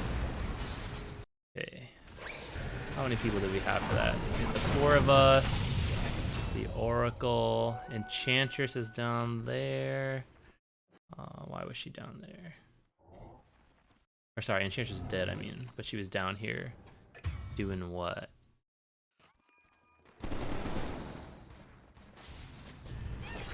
Oh, I got jumped by Fudge, maybe.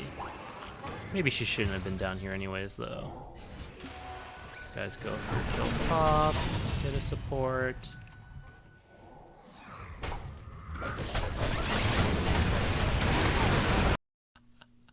Yeah, I don't know. Monkey King's killed all the time. Oh, man.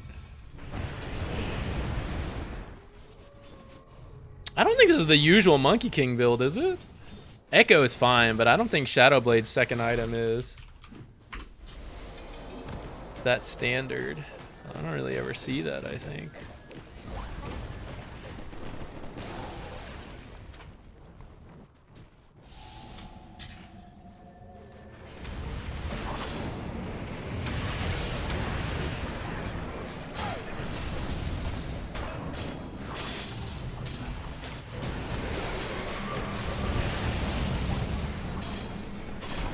Whoa, who's that? Thank you. Whoa, whoa.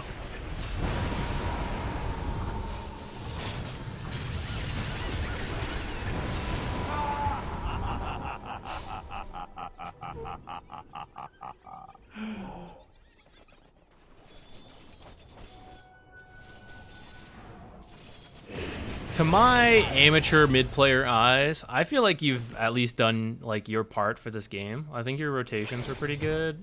Farm's pretty decent. I think doing Roche after this play instead of going back in this, I think that would have been better as a team. I don't know if you called for that or just like the team didn't think about it. That's like one thing we can try to push for. I feel like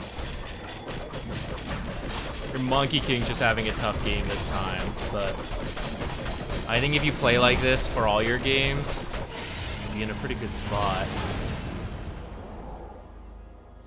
And I can't talk too much about the build since I'm not sure on the exact specifics. But I have noticed Oracle saving like in a lot of these fights, right? And that's where it's like someone needs to be getting on this Oracle. So I don't know if that means like you need a blink sooner or if that should be Monkey King not dying at the start of fights and instead like jumping the Oracle, killing him. That should be Brewmaster running in. Any of it could work.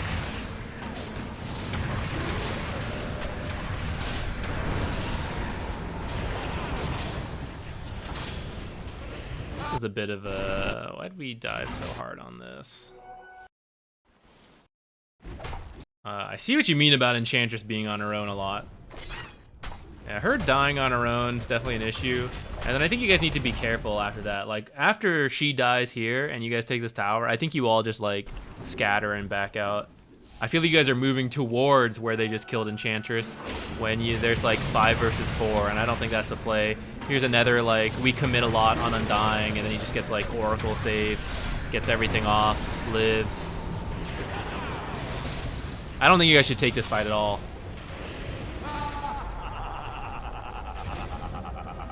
Well, I'm also not sure if you should be the one taking Aegis.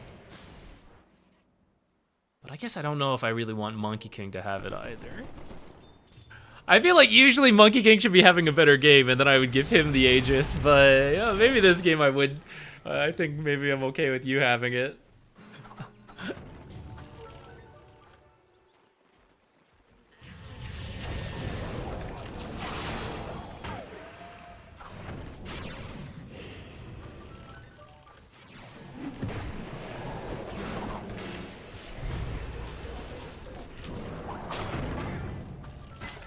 No! Oh, we're good.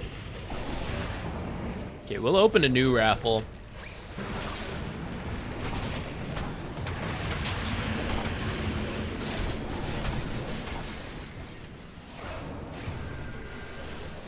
You might need some armor item. I mean, you have 16, but because of SF, still getting hit pretty hard in roll.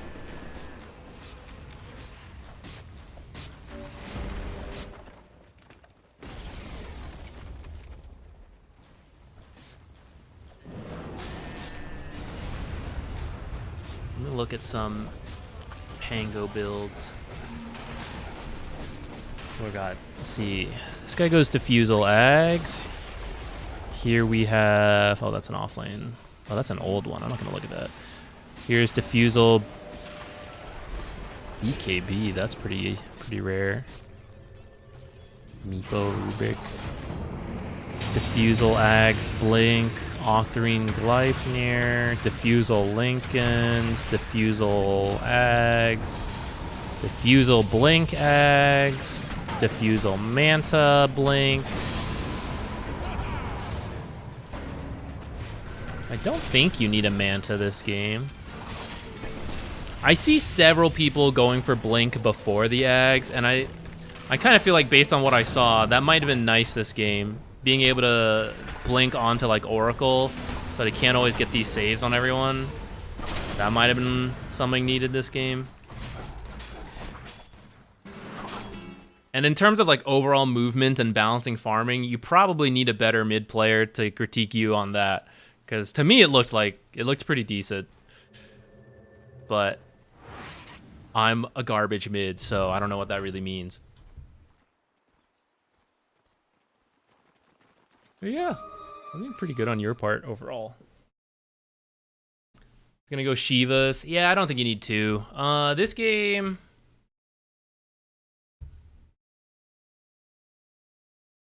Lotus is kind of okay.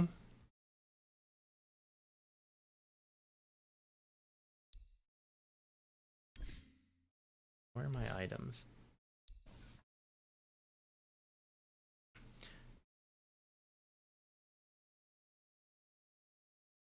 Scotty could maybe work. You could reduce that Pudge healing if Monkey King hasn't gotten it.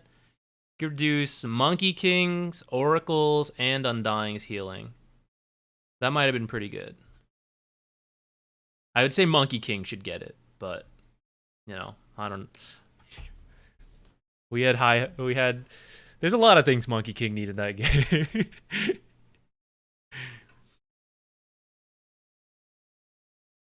If you enter multiple times, if you enter multiple raffles, there's no way to enter the same one multiple times. Actually, I guess there is. If you're subscribed, you get more entries because it's like a ticket system. So I think non-subscribers get 2 tickets, subscribers get 4 tickets. And by I think, I mean I'm looking at it. So then it picks from all those tickets. So technically, you can enter more often. Hell yeah, selling out. I gotta offer some kind of benefit to subscribers. I guess I don't have to, but that's okay. Non-subscribers win often enough, I think. That it's okay. Let's pick NPR. Who is subscribed? Turns out it's rigged. Whoops. Okay, while NPR submits a game, I'm gonna go check up on my dinner. I put soup in a instant pot. I don't know how it turned out though. I haven't tested it yet, so I'm gonna go take a look at that to see if I need to add stuff.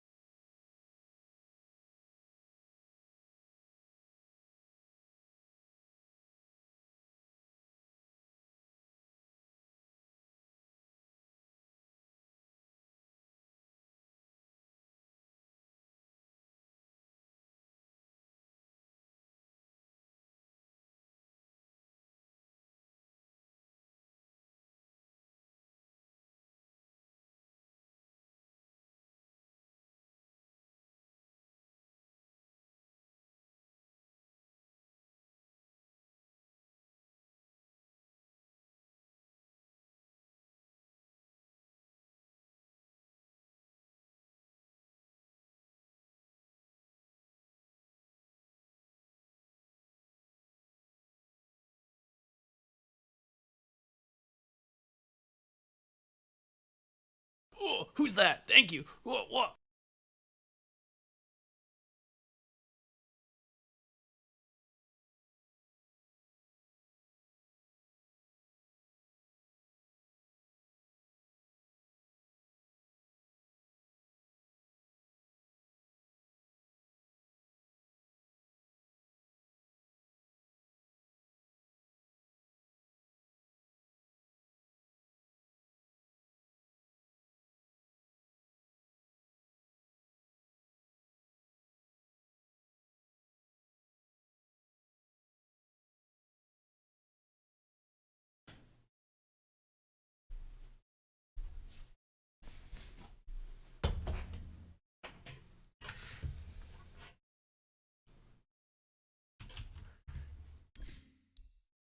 A quick 30-minute game. Isn't it funny?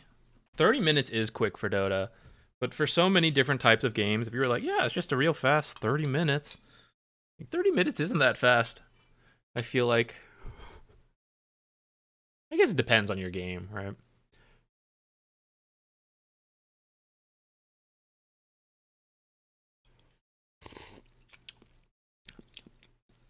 Soup turned out pretty decent, guys.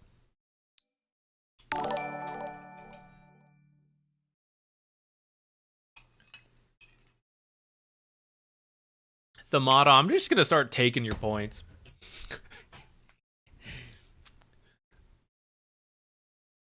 I'm gonna call the bluff. Just gonna take him and give you nothing.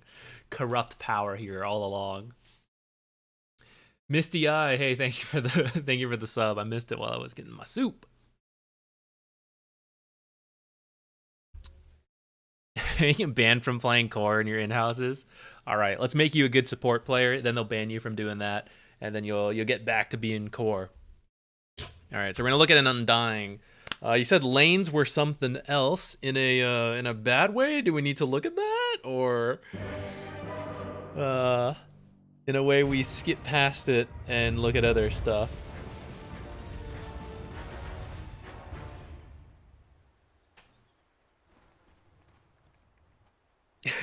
The motto, that'd be pretty funny.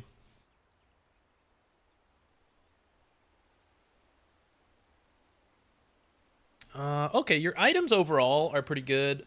I'd say you probably don't need 3 iron branches. I think you could probably like sell one of these and probably one of the sentries and then just get another mango. Or instead of having 2 blood grenades, get another mango. I feel like you'll have more need for another mango rather than a second blood grenade right away.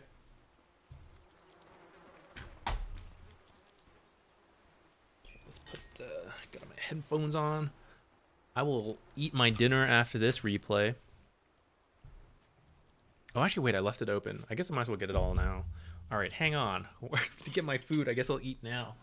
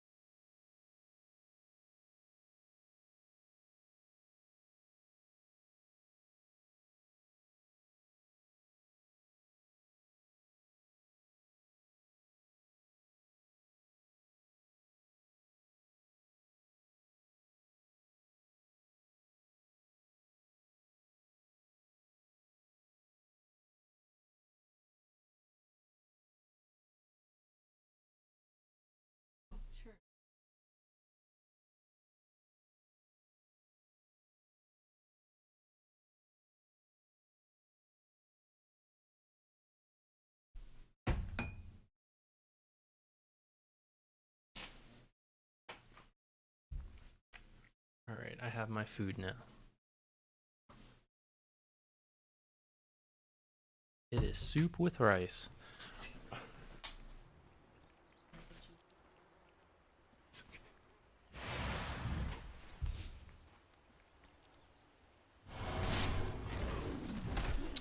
I do think your team could have gone for first blood if you want to try to like organize that. You got a Pudge, you're Undying. At this point, it's probably too late to join. Though maybe. I mean, it's going pretty deep. Maybe we should have been there.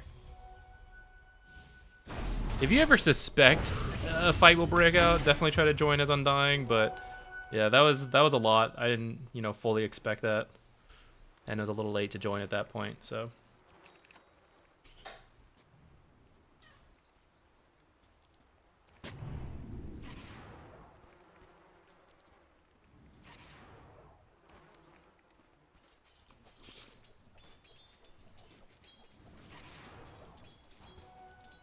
Okay, Dawnbreaker in our lane, and Silencer. Okay. Get that double decay. I think you can commit a Blood Grenade there already, actually, but that's actually also fine. Okay, go hit your own creeps. I see you walking to a camp. Forget that. Forget that. Go hit your creeps. Go hit your creeps.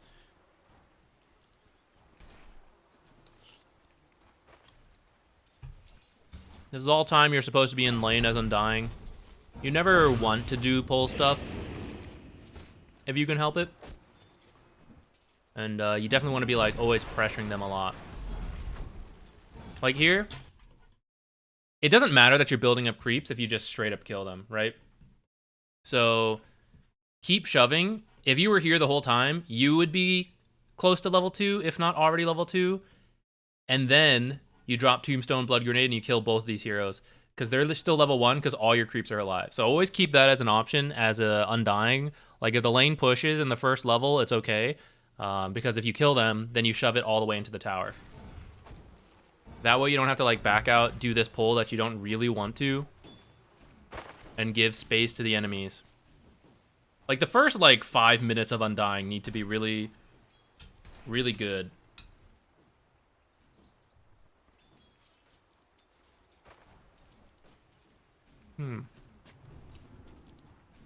The stuff in my soup is not as soft as I thought it would be.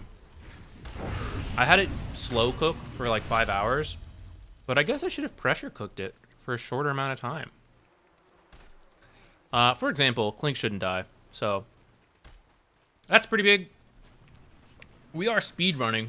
I would say that's already a big enough lesson, but we'll go a little further.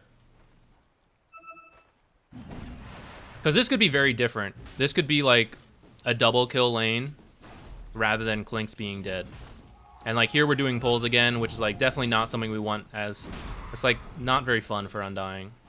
I want to decay and I want to tombstone people.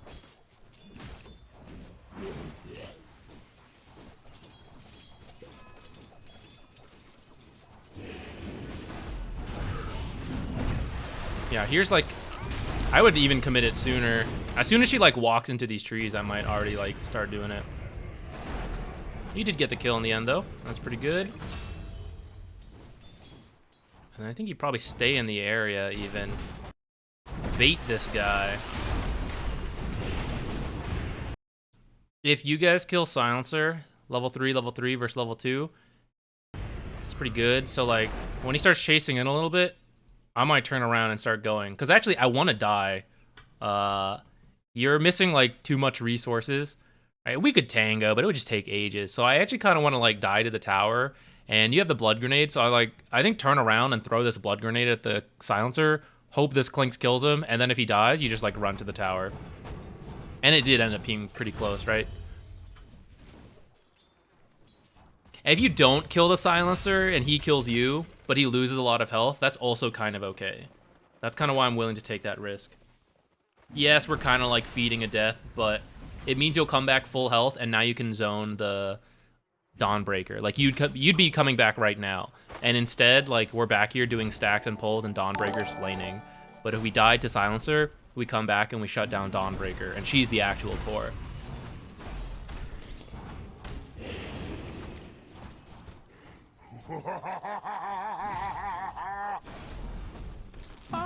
Just a second or two off on that pull.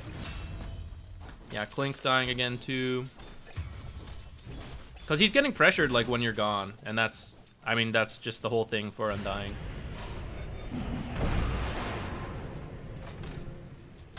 Okay, so let's skip out of the laning stage. Let's find you one more lesson maybe.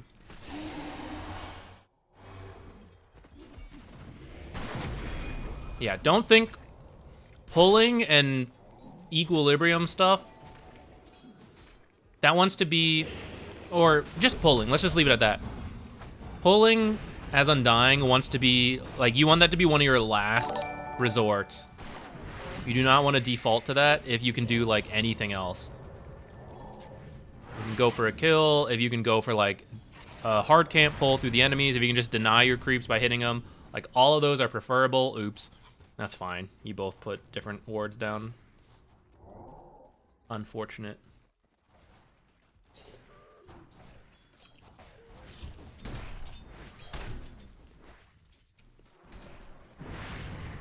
Because you have a silencer, or sorry, a sniper, it's kind of okay if you're all just like grouping and like fighting in the same lane while sniper farms. So if they're bringing a lot of heroes here and you're up here, I'm okay with that. Might want your team to be on the same page to be ready to like fight it. Looks like sniper did come. Maybe come a little later. 1 point in W I think is probably okay rather than like max tombstone. Because you can heal the tombstone with the W, and that can be pretty good.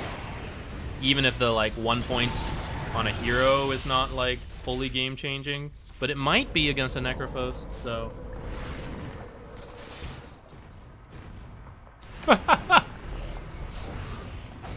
Hello, Spirit Breaker? Ah, rip. I knew it had to be something, right? He seemed to be playing the rest of the game. Unlucky.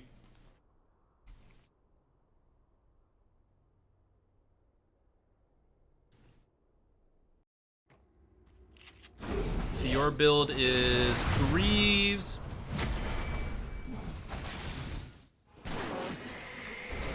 I might get Glimmer first. Unless you're thinking about a pipe, if no one's gonna get a pipe.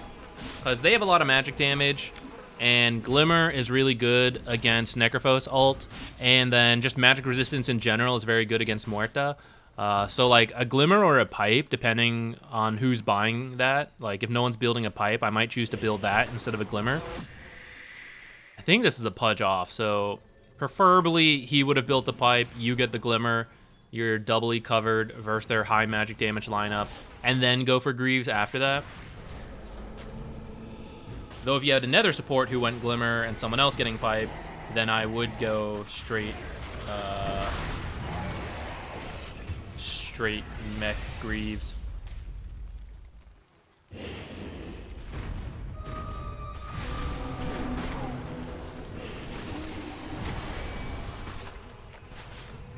Like here's where you could soul rip your, well now you can't, but you could soul rip it, she thinks she's gonna get it, but you actually just bait her into having to stick around longer. How many does it heal?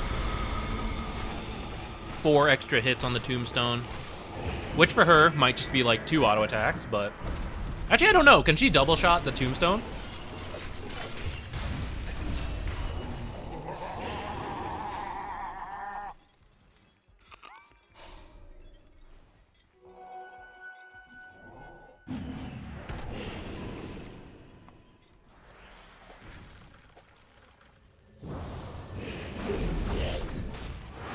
Clink's probably should have come over sooner. That probably would have been a kill.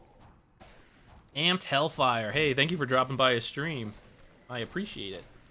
I'm eating dinner. Is that what you expected on the stream?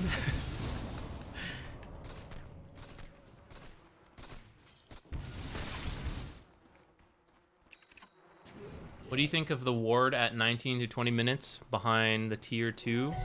The one that just got... Oh, wait, 19 to 20 minutes. Okay, hang on. We're almost there.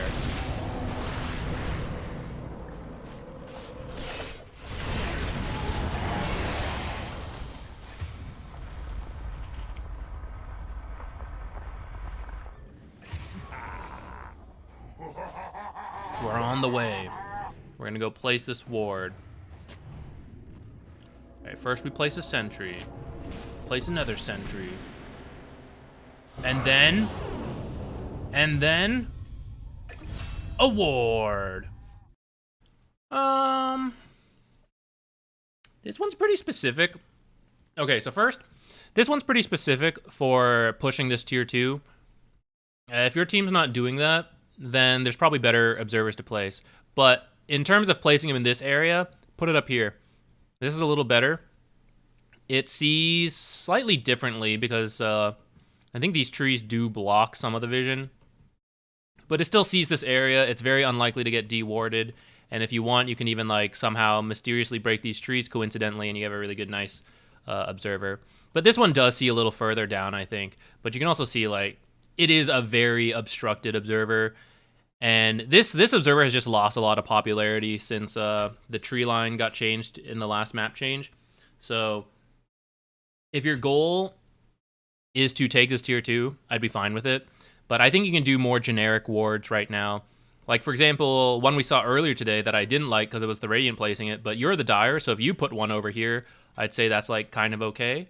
I'd say, like, out in front of this tower is not too bad because you get to see this whole area. You get to see people coming in through here and trying to, like, make their way there. You get to see people trying to, like, sneak their way back here. Like, that one would be pretty good in terms of shutting down anytime they try to leave. Like, hey, go kill that guy. Spirit Breaker, go get him. You know, Pudge, all that stuff. Clinks, head on over, kill someone. I like that. This one's just, you get, you know, you can kind of see it when they come mid, but there's just so many ways it could go. It's, and it's, like, so obstruct and everything. So I'd probably use something else, I guess, the long answer. You wanted a ward back there for Pudge and stuff. I mean, again, like, if you're pushing that tower, then I'm down for it. But it looks like it's kind of like a casual observer right now. Oh, that guy's got Glimmer, or Jakiro probably has the Glimmer. We probably need to go ahead, buy some dust. Good kill. Getting a Wind Waker. Well, right now you're getting a Yule's. Maybe later it's going to be a Wind Waker. I think you should get that later. Finish the Greaves, get the Magic Resist, and then as another item, if you want Wind Waker, I'm okay with that.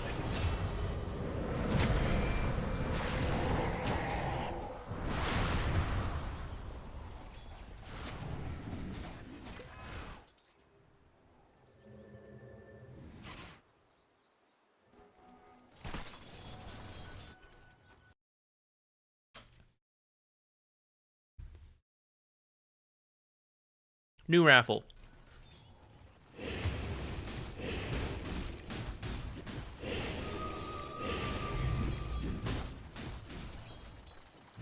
What silence?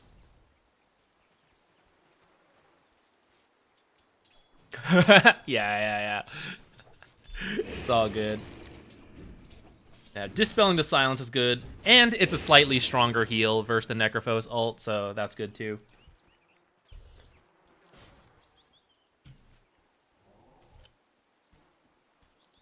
And for what it's worth, you can dispel the some of the damage over time stuff on yourself, but that's not like really, that's not really the reason we're buying it.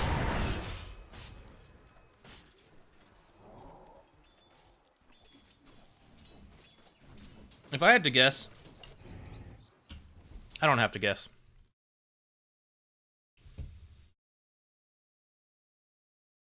And this guy's doing, you know, big chunks. Not that much, but I mean, there's a lot of magic damage. Kuro, silencers, even Dawnbreaker, right? The W is magic damage. So there's a lot worth getting the magic resistance for.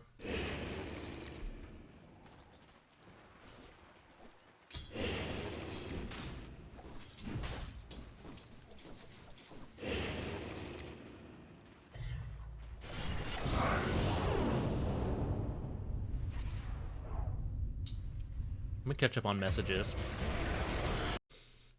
Okay, I'll just let it play. You guys have something to look at. Oh, well, welcome to the game. Only been here for 6 months. Nice. I'm glad you're having some success with support. Happy to help out with it. Amped Hellfire. Winter Wyvern support, I think, is not the best right now. I think there's stronger supports. Since you're like relatively new, and I think you said you calibrated to around 1800 MMR. Like, at that point, you still kind of play whoever you want. So, if you're enjoying Wyvern and you think she's cool, like, it's fine, you know? I'm not going to make a big deal out of it. But if you're specifically asking about, like, the meta of supports, then she's not considered very good right now.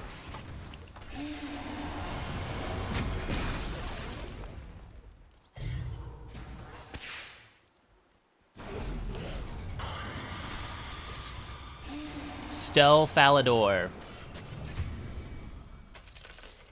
Congratulations. I couldn't read it for a second. I had to, like, get in close.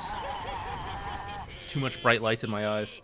Couldn't differentiate all the straight lines next to each other. Getting old.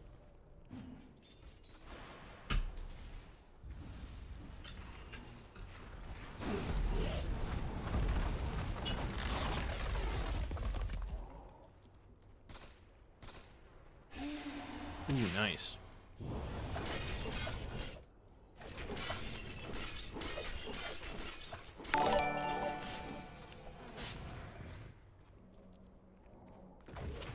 Dextro. Thanks for following.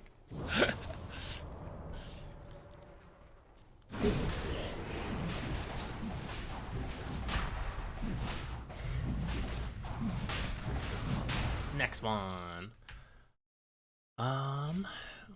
Position 1 main, hoping to get some tips for laning with what I think a poor support and trying to ward as a carry. All right. This is a very real problem. So let's open it up.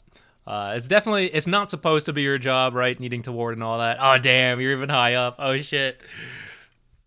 Let's find out.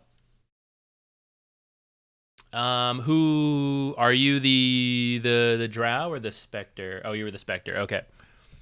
So who are you with? Who are we throwing on the bus? Shadow Demon. 2, 12, and 15. Well, it is a 55-minute game. That is a little bit. So that's a little high. Let's take a look.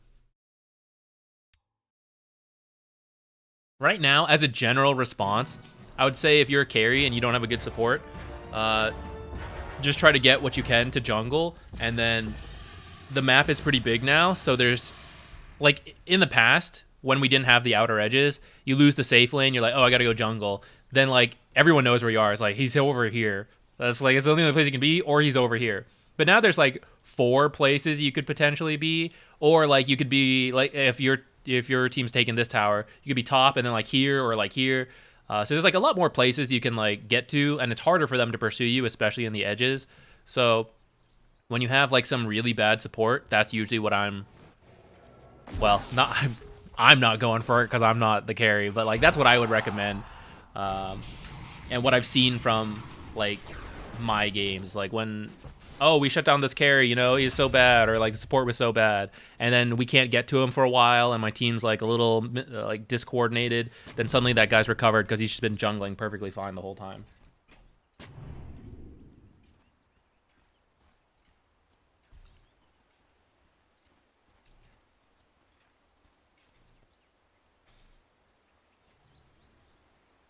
What makes Wyvern not as strong as the other meta supports?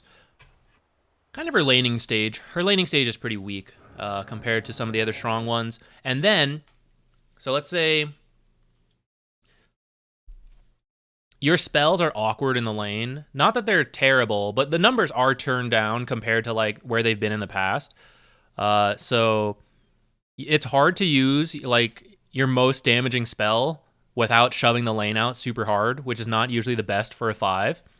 And then in terms of your heal, like, sure, that's fine. But if you want heal supports, there's better save supports than her, technically. Now, her ultimate is unique, and it is strong, but it's also, like, a little awkward to use. And compared to many of the other strong supports who are generally just, like, the numbers work out better, they're overall stronger, if you try to roam, whether you're winning or behind as a Winter Wyvern, it's like, oh, let's go gank this hero.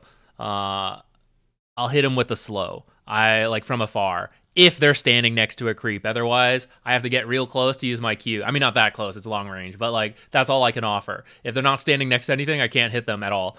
And if you need a stun or a silence because they're mobile heroes, then she doesn't have any of that. And you have to like ult people. And again, if they're not next to a creep, it's limited time. So if she had like a better laning stage or like the numbers change around, things like that, then she gets better and it's fine. You can like work past those weaknesses. But right now you want like a strong lane into like active gameplay, and she's just not good at that right now compared to other top supports like Undying, who have like a very strong lane, and then he also actually doesn't have a stun, but like he has very powerful abilities in these early game fights. She works if you know what you're doing, and that's why I said like it's fine if you like her, if you want to play her, but like compared to like Venomancer in the lane, Venomancer's going to be way stronger and way more annoying. He won't have like the same save, but he brings like a lot more damage and utility in a stronger laning phase. Who else? Pugna, you know, arguably the better heal hero, along with like strong lanes, things like that. Oh, and because she's like universal, people want to like build stat items on her now, which is more of a core thing than support.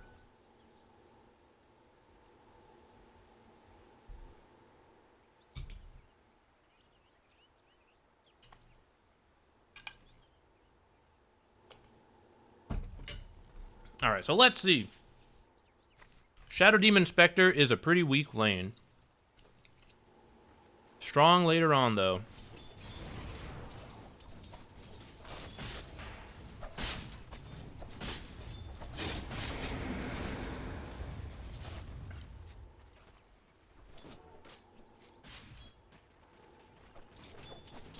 It's good.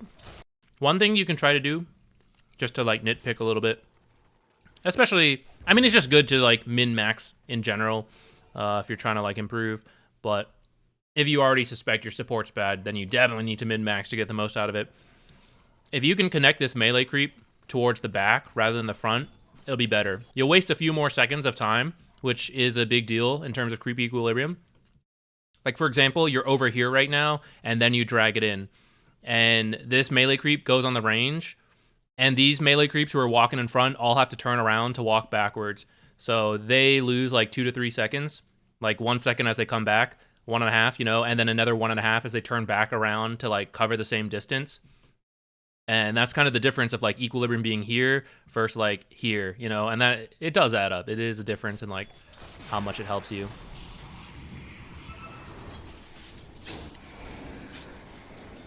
Yeah, just let that guy go.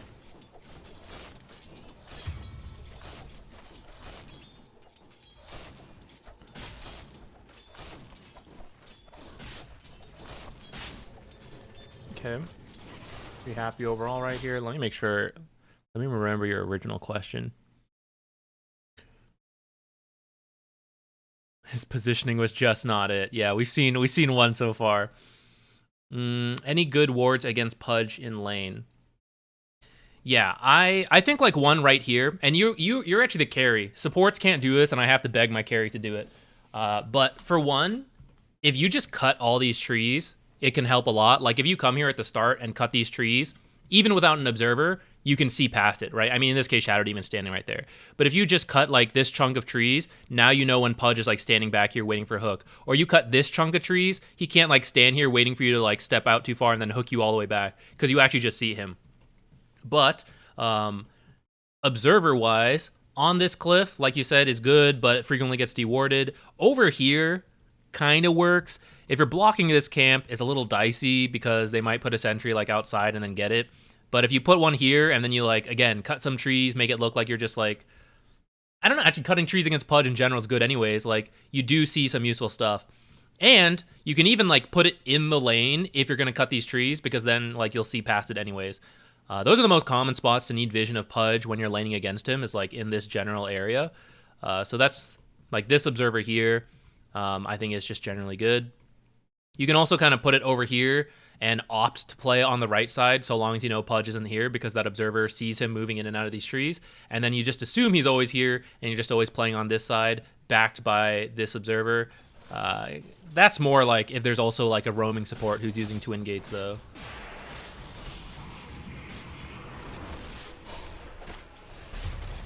Yeah, he shouldn't be there. For the support players, guys, we're super happy with where we're at. This, totally good. So all he really has to do is stop any pulls, and he can do that instead of over here. And it's much further from Pudge, and that's actually kind of all he needs to do. And actually, this camp is blocked too, so he he doesn't even need to look for more. This is okay. Support players, I feel for you. You get a lot of pressure to do things, but this is when it's like, oh, I have to do something in the lane. Like, I can't just sit here. I'll get blamed. Like, Reddit hates me when I, just AFK in the back. Sometimes AFKing in the back is the completely right choice. And when there's nothing going on and you're happy with equilibrium, all you got to do is stand back here and hit things with Spectre. Just hit the creeps that Spectre, Spectre needs to get the denies, or sorry, the last hits, so you help with the denies. And that way she doesn't have to, pick and choose. Your team can get both. And because you're getting denies, you're, maintaining equilibrium here. It helps if this camp's already blocked, and so maybe depending on time, you do have to come over here, but you don't have to feel pressure oh, I gotta go find the Dazzle, I gotta go find them, I gotta do something. That's kind of what Shadow Demon's doing right now to me. He's like, oh, I can't just sit back here, I gotta help, I gotta do something. So I'm gonna go look for the support, and now you're in a bad spot, and now you're just gonna die.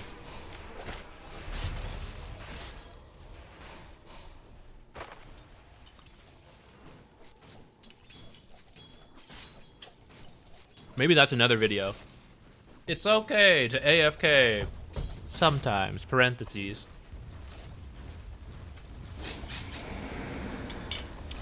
Shit, I will. Or I'll keep it as an idea. We need these short video ideas.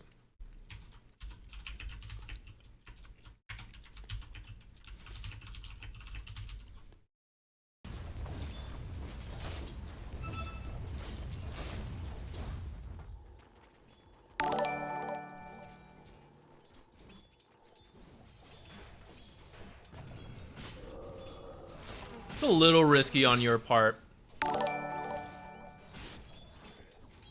but it's not too much to do at low level. We're getting dicey. Okay, yeah, back out, back out. Oh, who's that? I think you need to back out a little sooner so that you can, not that you knew this creep wave would not aggro, I guess, but just to be safe. Hey, it's Crit. Thanks for the Prime sub.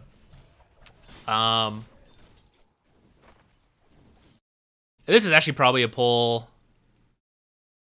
He should have probably done a half pull rather than pull the whole thing here. But this going under the tower hurts. If you can keep it out of the tower, it doesn't hurt. It's good even. So the fact that they kind of went under is not great. I would try to drag them out still rather than just keep them here. Drag them out because you just need to do all these little equilibrium tricks, right? Everything helps. And if you tank 2 creeps out here, then when they're done with the pull, they'll come out and they'll fight there and they'll wait longer. And then keep in mind, so I'm gonna talk about creep equilibrium here because I think it's one of the few things I have as a core player because I'm not very good at core. But when we get through the laning stage, it's from a decent understanding of creep equilibrium and I don't need to play aggressive or I do and stuff like that. The lane will always push back, or it's it's weighted in your favor to push back once it pushes out because creep equilibrium is supposed to meet here, which means when equilibrium is up here, their reinforcements, the next wave, will get here while yours is still back here, which means for that window, there should be an extra amount of creeps here, which is why when you have way too many creeps built up, it does not push back because the fact that they got +4 and now there's 7 creeps, but you still have 8 creeps here with 12 more total when this wave joins in, that's what it's not enough. But a lot of times you'll get something where it's oh, it's 3 versus 4, but then it bumps up to 7. And that's why even just delaying the wave by a few seconds, you extend that difference of oh, it's 7 versus 4 creeps, so they kill off an extra creep before the next wave joins in. And just small things like that add up to bring equilibrium back or hold it in front of your tower or whatever. This case, I like that you're just and I think you can commit to it. I would just keep attacking. Shove this in to get it to reset, to go under their tower. This guy's dead. I've given up on him. I know you should help supports a little bit, but in this case, I would say just keep getting last hits and then run this way to try to get out. It's a little scary. I you've already got the Midas queued up. But that way it goes under the tower. Because you didn't finish shoving it in, it's still outside the tower, which means they can now do work to balance it again. J Taro, hello. I've been binge watching the content. Thank you. Thank you very much. What do you guys start with? I know I make playlists, but do you actually watch the playlist? Or do you guys go like... I don't know, maybe the Whose Fault Is It Anyway series? In other words, what is the binge-watchable content? What video should I be making more of?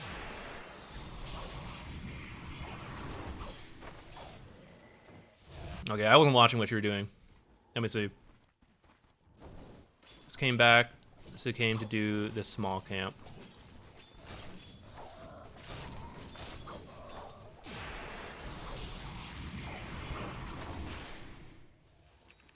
Okay.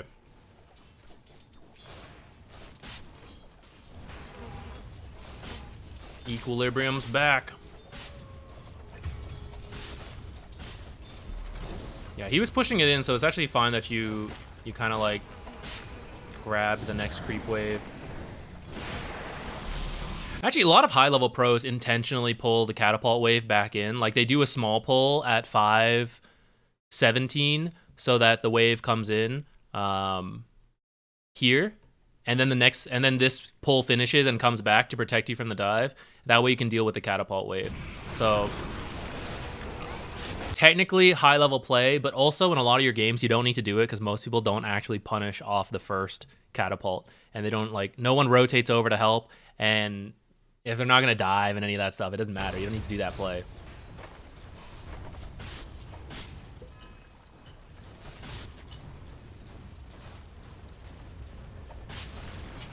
I can't believe you got that. Holy shit. Poor player right there. I would have missed that catapult 9 out of 10 times. And the 10th time would have been total luck. Okay, doing your own pull here. And then probably just kill this off as fast as you can so that it reconnects. Oh, never mind, you got your catapult. I didn't realize I was still alive.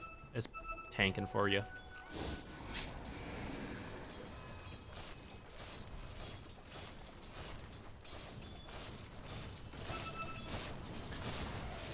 Since you're pretty close, I don't know where they went. I'm kind of scared. But since you were pretty close to your Midas, I'd say it's also kind of okay if you're too scared to like go up here to like do the jungling. I don't know where they were, and they kind of just let you do this, so maybe I missed something. Okay, let me see what you guys said.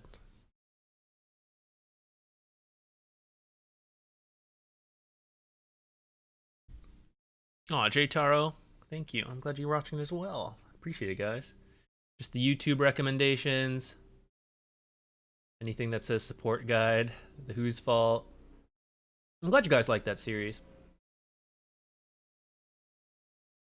Yeah, fortunately, Dazzle keeps killing the Shadow Demon instead of you. So that's good for you.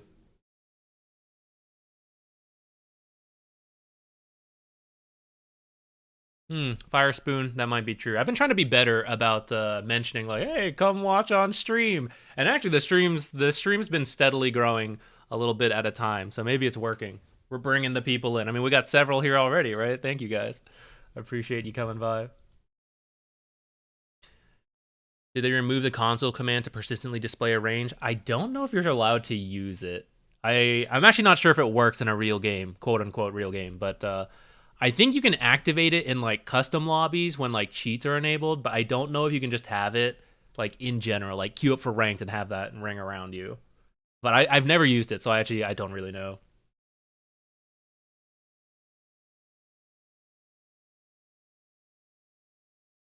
A tier list recommended too. Solid.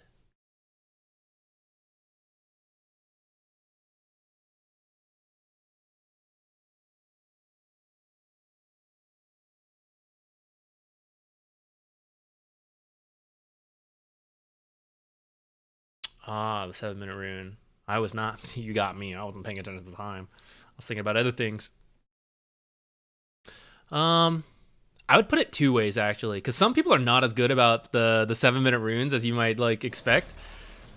So sometimes I would say for a lot of carries, it's the time to be like a little safe, and it depends how like confident you feel, but like if you get in trouble, I don't want to help you. I'll be real. As a support player, like, help, they're diving me. We can get a double kill. I'm so close to that rune. I'm not leaving. You do your best, buddy. I'm finishing my journey. So sometimes I feel like carries should actually like play it safe as they get close to the 7 minutes. But I also understand, like, if you're convinced they're getting the rune, then it is a good time to kind of like push it. As to the itemization, I saw someone mention like, why get might instead of power treads? I'm okay with it because it's a pub, and you said, I don't know when you start to feel this way, but I mean, Shadow Demon hasn't been that useful in the lane, so maybe he was just like, you know what, that's not going to work out. I'm just going to like plan for recovery. I do think power treads would have been okay to go first. I'm not a carry player. I don't want to like go too much into like, oh, I definitely think this is the build versus that's the build, because I don't have like the most experience in it. I do think like in my games, I feel like I would have seen Spectre get the power treads first, and I mean, that would have been fine to me. And other times I see it get the Midas, and I'm like, whatever, it's a pub game. I'm sure it'll be fine. So I don't know. I don't know the exact specifics of like, oh, this tells me like whatever, this way, that way. I do kind of think if you got power treads, you'd be like better equipped to jungle / like punch this Pudge back. But he does have his Vanguard, so it's not like our hitting him will do all that much. And I'm not really looking for kills this lane either. So if you think like Midas is my best, like to me, your job here is to get farm and to accelerate. And I'm not really looking for kills. Shadow Demon, Spectre, even with like a much better Shadow Demon player, right? Like it's really not a kill lane. So if you think this accelerates your farm the most, I will trust you. I think you were Divine or Immortal or something like that, right? You're right on the ledge one way or the other.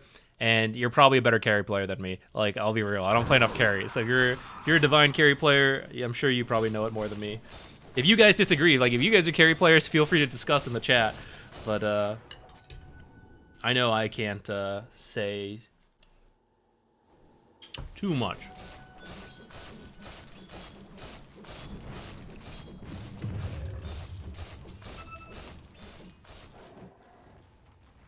Damata, thank you. You always do a great job of plugging the channel. I appreciate it. I think you might be floating some money. Debating if you should go straight Radiance, maybe. I would definitely say you should get the power treads, though. I think it's worth getting. This channel? Oh, yes. The ZQuixotics YouTube channel. That channel. The VOD channel. If you can't make the Twitch streams live, you can catch up there.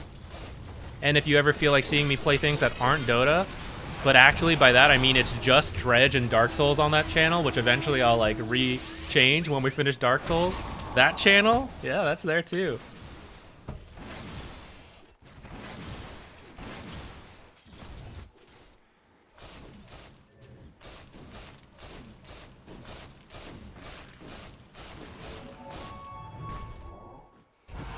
We're doing it. We're going straight Midas. Or straight Radiance.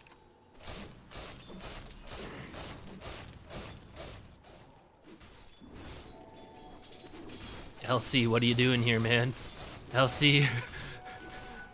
I was happy down here. We had peace. It was good. Alright, unfortunate.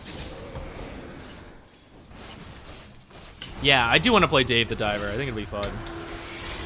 We gotta beat Dark Souls.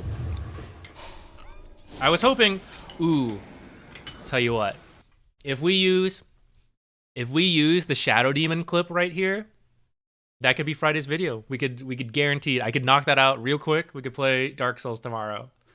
But I actually think that should probably be for next Wednesday's video, and I'll think of something else for Friday.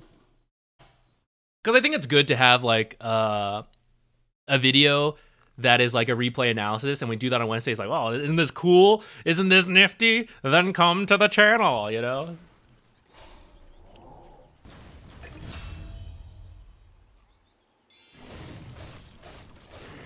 Johnny Rotten, I do think, I don't know if, I would like the boots. I don't know if it needs to be like a casual windlace.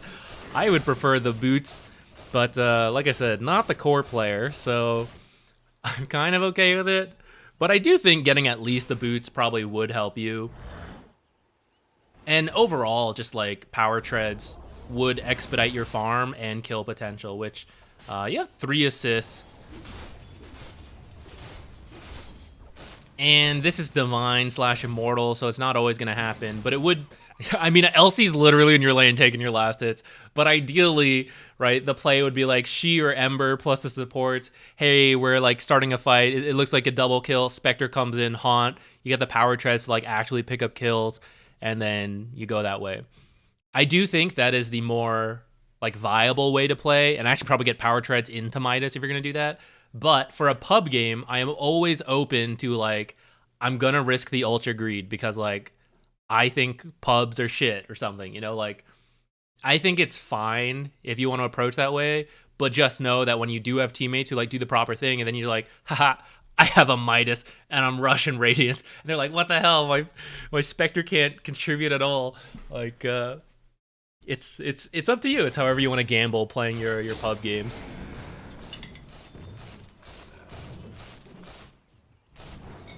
It's like when I go Meteor Hammer Ags on Treant, I know it's not the ideal build, but it's the build I want to do, and it's going to work out later.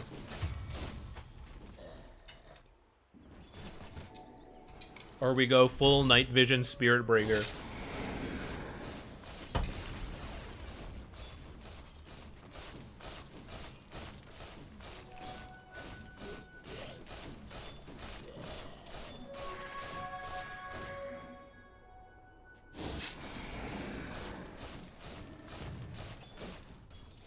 No way, I won that game. Why would I report myself?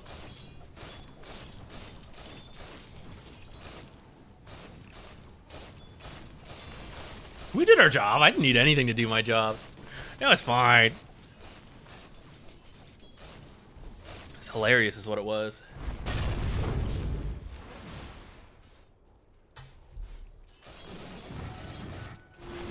Alright, let's speed up. This is...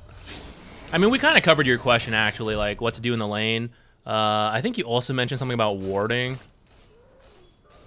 A very greedy Spectre player. I go Midas Radiance every game. I like the fast Ags, but like I said, it kind of depends on your bracket. And even in this one, it can be a little hard to get people to play with. I like it when Spectres go like power treads. Sometimes just Yasha Ags, sometimes Manta Ags. That's probably my favorite Spectre build to play with right now.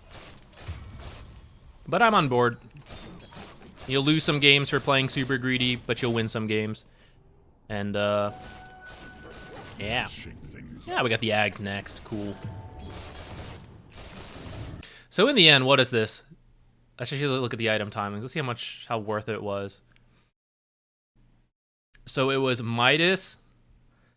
8 minutes, Radiance 17, Power Treads 19.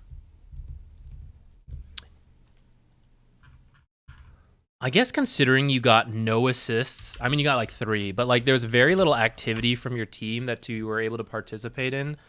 I guess that's okay, because that timing can definitely move up when you have people like doing things and you get to participate and get a kill. But I guess considering we just jungled the whole time, that's, what is that total? So 10 minutes, it was like what, 4K, 10K?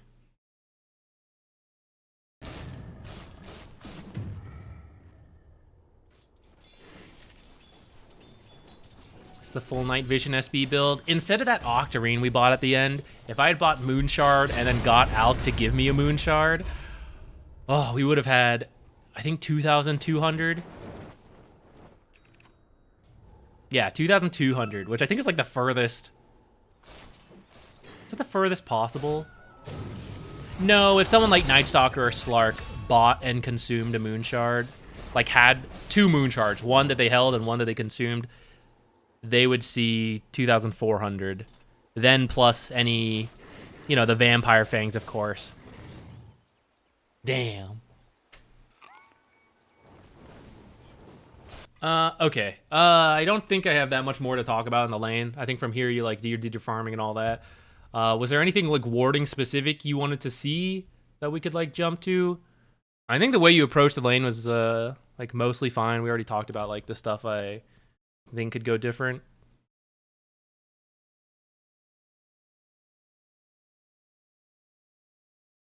I'll start the next raffle. Potentially good late game wards for jumping as Spectre. Sure, let's jump there. 37 minutes. This is pretty late, I would say. Okay. Up here, there's a pretty sneaky one.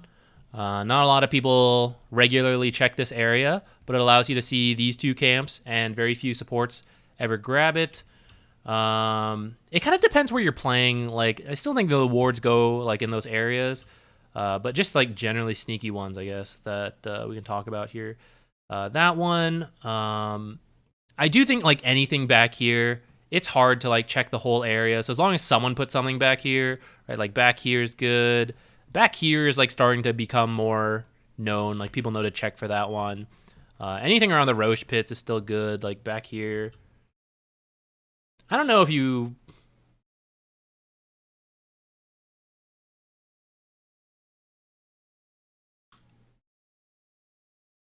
In the late game, I guess if you see a support on their own, you can kill them.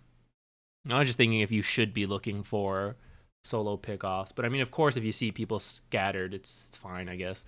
Yeah, lane ward, something like over here works too. Not a lot of people, like especially once this tower's down, a lot of people don't think to like check back here, but it is still pretty useful. You see people like kind of leaving their base, see people moving in this area. That one's not too bad. Where else? I don't know. I'm just thinking of like my generic warding spots.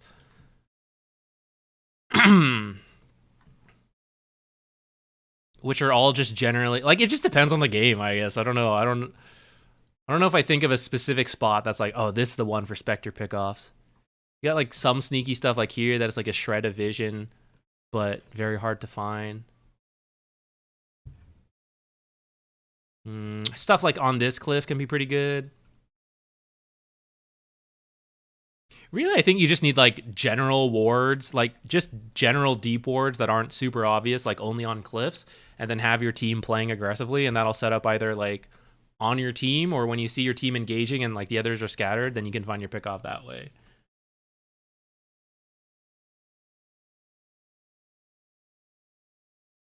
Amped Hellfire, it's what it's for. You're here to get roasted. It's all good. Do it. I'm about to close it. You can still join in. You want to join in? Get a little toasty? We're not too harsh here. As a support, what items do you buy against Spectre? Would you ever rush Ghost Scepter? Ghost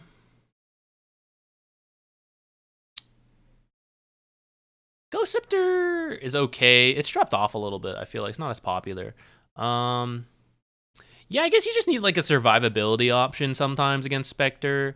I think Glimmer is decent because it forces Spectre to buy detection, and she doesn't love doing that. Or at least a whole detection.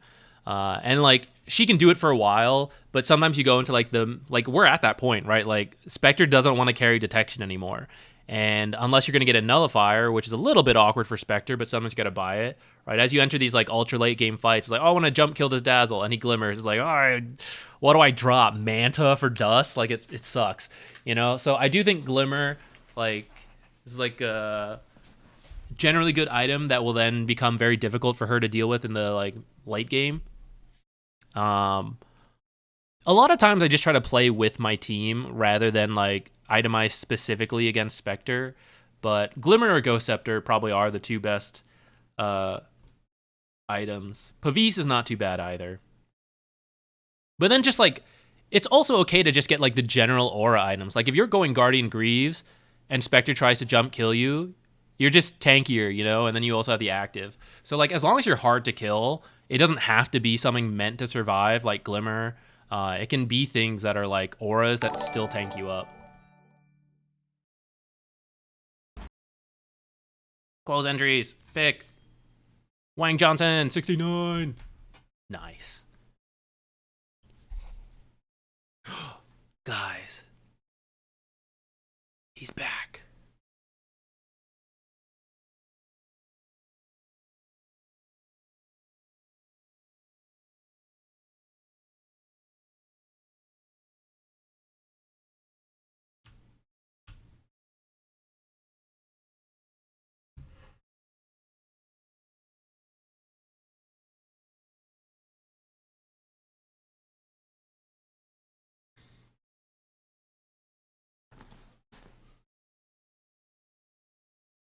A big problem of mine is I fall into routines for like wards, not knowing the better ward spots, using building mostly the same things every game. I mean, you mentioned you're like relatively new, and honestly, doing very standard stuff is it's perfectly fine if you're new and still learning. It just makes the game easier, right? If you try to adapt every single game, but frankly you don't know that much, so it's like I don't know how to adapt, you know, or like I don't know if it really paid off.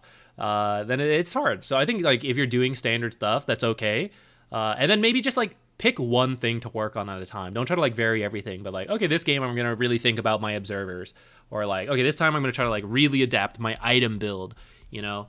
But I think starting with the cookie cutter routine things, I do that when I learn a new hero, right? I do the exact same build typically. Nowadays, actually, I don't need to do it as much, not the flex, but like I've played enough where like now I can adapt a bit more. But like previously, I would just like do the same build. Like, okay, we're going Guardian Greaves every single game. Even if I thought there was a better item, like I thought I had the game knowledge to know like Guardian Greaves is not the play, it should be something else. I still did it just to have that baseline of like, okay, I went Guardian Greaves and it didn't feel good. Like I have that full data point, not just I think it won't be as good as Solar Crest, right? Then next time I do go Solar Crest, then I can compare the two. So I think it's fine to do standard stuff, especially when you're learning. Came from League. Itemization's going to be, I don't know. I felt like when I played League, maybe it's different now because it's been like 8 years now, but like I felt like itemization was very cookie cutter in League. It's like, yeah, these are the 6 items you buy and you don't change. Oh, you tried to buy something else? No. To me, it felt like very like, it's always these 6 items, but sometimes you change, whatever they called. The crit sword, and then there's like a lifesteal sword. Is like, oh, sometimes the carry gets the lifesteal first, and then sometimes the crit one. But after that, you get the other one. You always get these 2 items back to back. You know, stuff like that. This is the broken item that they just completely reworked. So always build this broken item. Looking for advice on everything. I'm Omni. All right, let's do it. Let me put my plate away, or my bowl, and then I'll be right back.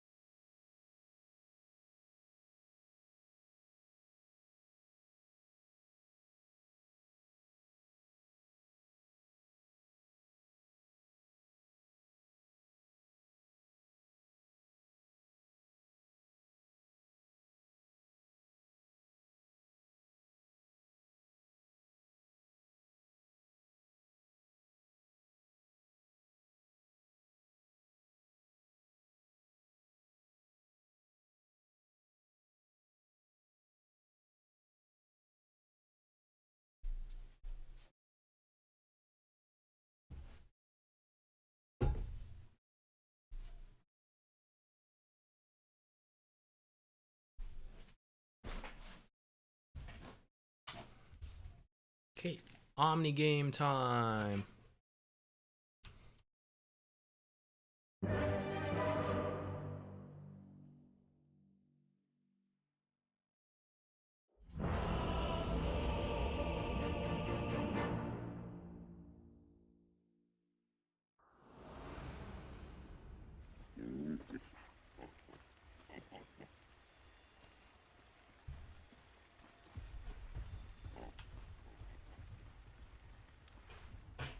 Okay, Omni.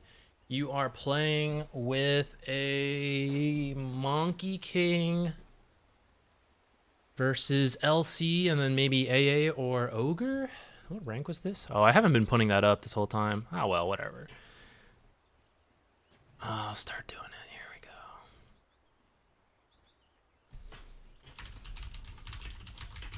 There we go.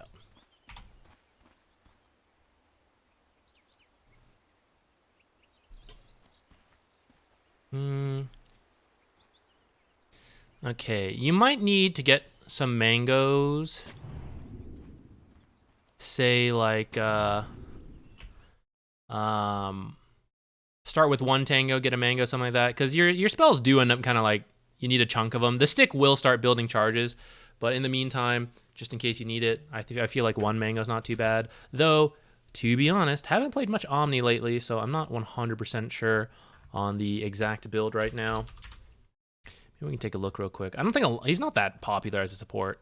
So actually, I don't know if there'll be much to go off of based on Dota 2 Pro Tracker. Yeah, I don't even see one in here. So we'll theorize. I historically, a couple mangoes is not bad.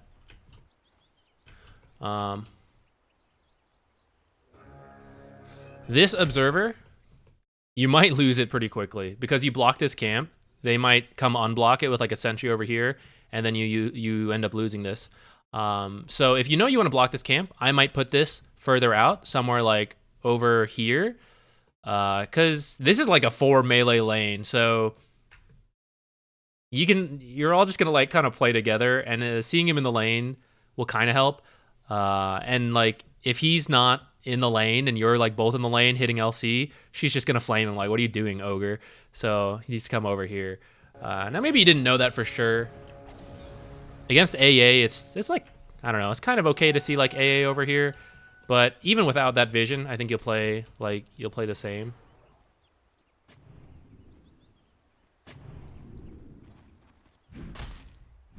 Nice.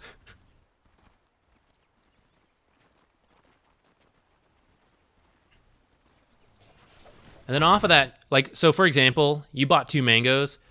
If you had 1 mango already, and then you like change out the tangos or something, you can buy a nether sentry to guarantee like he's gonna bring another one maybe, right? Unblock it, and then you're already prepared.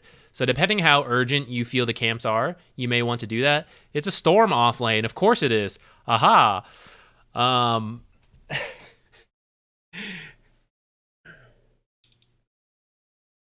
It might be useful. I don't know. I've lately, or by lately, I mean the last time I played. It's a tri-lane with the storm, of course. I find Hammer of Purity level 1 can be really good. It's much cheaper, it's easier to work with, and it slows them, which originally I thought would combo well with Monkey King, and it still technically does, but while it is 3 heroes, I probably will not do that. Why did we lose all the creeps so quickly?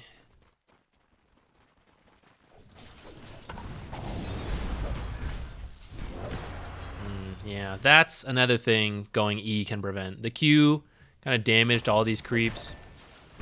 And then off of that, with them denying, we've now shoved really hard, which is very bad against the tri-lane. You need to keep the equilibrium right here to be safe. It's not very common for tri-lanes, but when you do run into it, all you have to do is like keep it cool, because in theory, they're losing the other lane. So you just kind of need to get what you can out of it. So like Monkey King walking up like this is very bad. Shouldn't do this. I was kind of looking at other stuff. Let me see if you needed to pull. Well, we were shoving in general.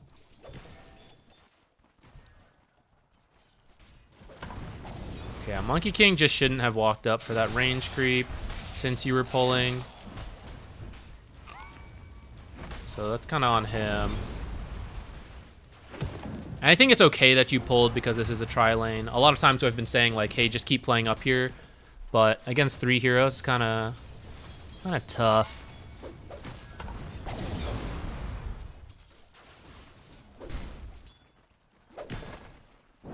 I actually think like EW would have been better for this lane, because like when he uses Ignite in a fight, you can just like dispel it off of both of you, or at least dispel it off of him. You don't dispel yourself, right?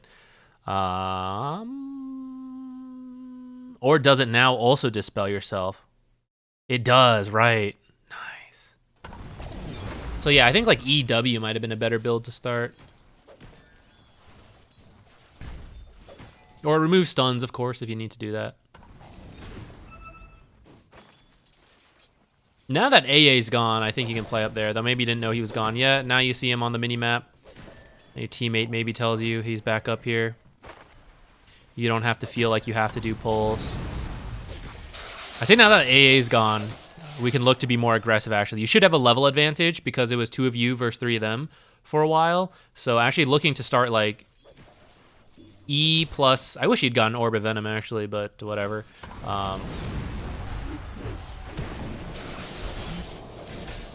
Yeah, this kind of stuff is just kind of, like, on repeat. And you can potentially, instead of pulling, you could just, like, straight up dive with your creeps. That might be hard at this bracket, though. So if you end up doing some pulls, I don't mind. Yeah, like this one.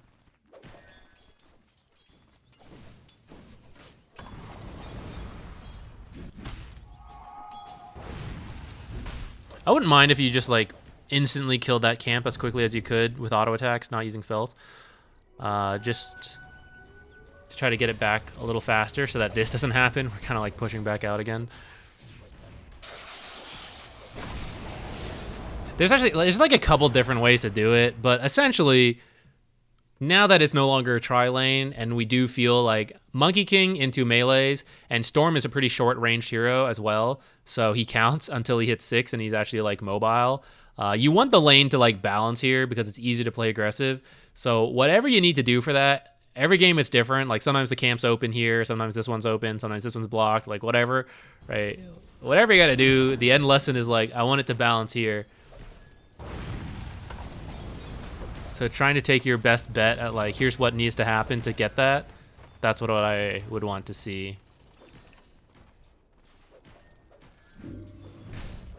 Ah, damn. Should get a kill, though. Nice. Nailed it. This game... Actually, I don't know how it interacts. Do you still get the full strength health when you're affected by AA ult?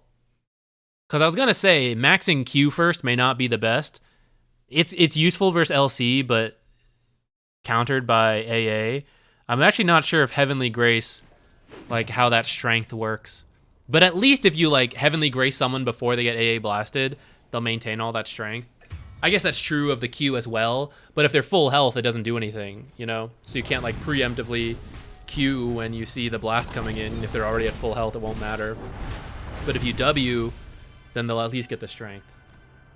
Another stain on the You get the strength, but the health value does not increase. Okay, so anything after the AA blast then is technically countered, but you can W preemptively, but not Q preemptively, a full health target anyways. So max W might be better in this case.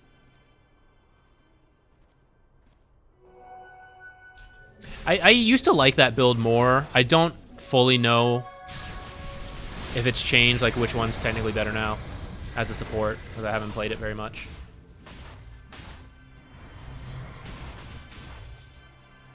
I was, what was I doing? Reading chat or something? When did you guys come up here and why? You went for this bounty rune, and then you TP'd top. If you feel something is about to happen right now, I don't mind this teleport. But currently, I don't see anything that makes you think makes me think you need to be here right now. So I might recommend walking here, so that way if you're needed mid or bottom, you can teleport down. Turns out something did happen right away, so I guess it kind of worked out. Maybe there was some team communication there, but if not, I would try walking. And yeah, your boots were almost like you had bought the boots, so if they meet you, right, then you won't spend so much time walking. Also, nighttime, you get that extra movement speed. So nighttime plus boots make it easier to walk. I don't know what's happening, but TA is smashing this mid lane. Save our boy! Nice, excellent. Arcane, Aether, and or Glimmer all sound good. Or because TA seems to be smashing shit, Arcane straight into Solar Crest, I'm also up for. Rest in peace. And when a hero starts doing that well, I would definitely aim to stack for them. So you would have time here, right? Around this point, come over here, look for a stack on the Ancient Camp. TA will do it. Monkey King eventually too, if she doesn't. But she seems to be doing well, even if she just died here. So the more you accelerate her, just identifying like, hey, that person's pretty good, or seems to be, you know, whatever reason. Time management is one thing I struggle with. It's definitely hard. I feel you. Whenever I feel like I'm not playing well, it's usually because I'm not watching the time a lot. I feel like that's one of my biggest slip-ups. Clicking enemy heroes is another one. I think we're slipping on that part recently. Now, for example, coming up here, help a little, get some XP.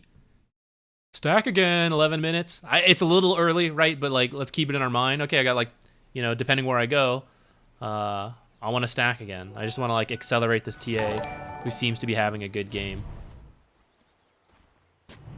Maybe stack this one. This observer's a little defensive considering you have this one. Oh, that one's about to die, so maybe it's not too bad. But even then, you still have both tier 1s, and neither have been particularly pressured. So the odds that they're going to play this part of the map is a bit low. Compare that to the fact that TA has been taking the mid lane and now playing aggressively. Your ward should actually be up here. Like, actually, if you think about it, right, this observer does nothing for TA because she's actually out here. Anytime that happens, what am I saying here? Like, you want the observers to kind of be like your front line, or like most front line. If most of the play is happening beyond the observer, then the observer is like doing very little. That's not like fully true. There are cases where it's like it's still kind of good to have like vision back there of like people trying to sneak around. But generally speaking, it's better to have it. Like, think about that. Like, because every game it's different. I can't tell you like, oh, at 10 minutes ward here. It's just like, well, TA or whoever is like crushing mid, and now they're playing up here. Now they're playing up here. Then I want the observers over there too. And then checking this cliff is fine with me because it does seem to be some action up here. Don't want them to have like some vision you don't know about. This is overkill. You didn't place this. It's not your fault. But Lich, actually, this is a great example. This is a great replay. Thank you. I'm glad you got this one. We got another warning example here. You might see this in a video very soon. This is overkill. This is overkill. So this one, actually, Lich already had one up here, right? Which is could probably be further. It's actually blocked by this tree. But this is like, hey, we're playing the area. We can see the back, you know. So like, this implies we're going to be kind of playing up a little bit more aggressive, which means you don't really need this observer. You place that observer to maybe, you know, spot people sneaking around for the 14-minute rune later. Sure, whatever. But we don't really need this observer. It's like super overkill. Three in the same area. It's far too much. It's like all seeing the exact same thing.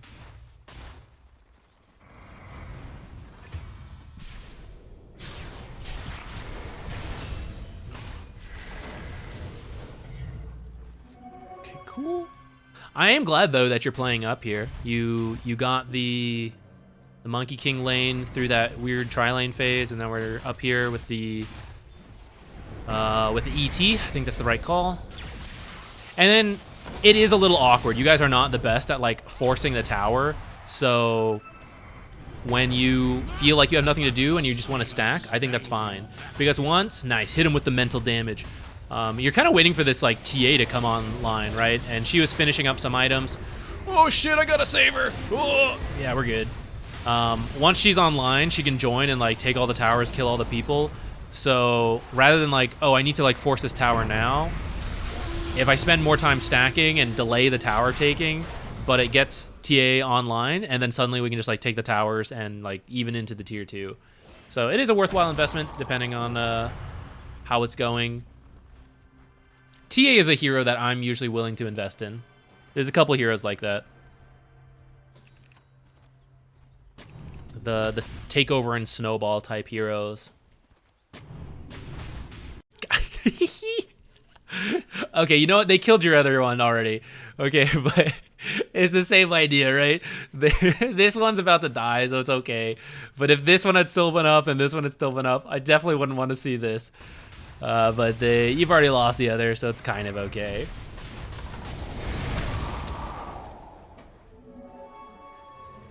This one's been useless though, right? It's the one Lich placed. Who's Ooh, that? why did we come down here? Looked away for just a moment. Mukwen, hey, thank you. Oh, not enough. Okay, we did this. I think ET died, and then it looks like you TP'd out.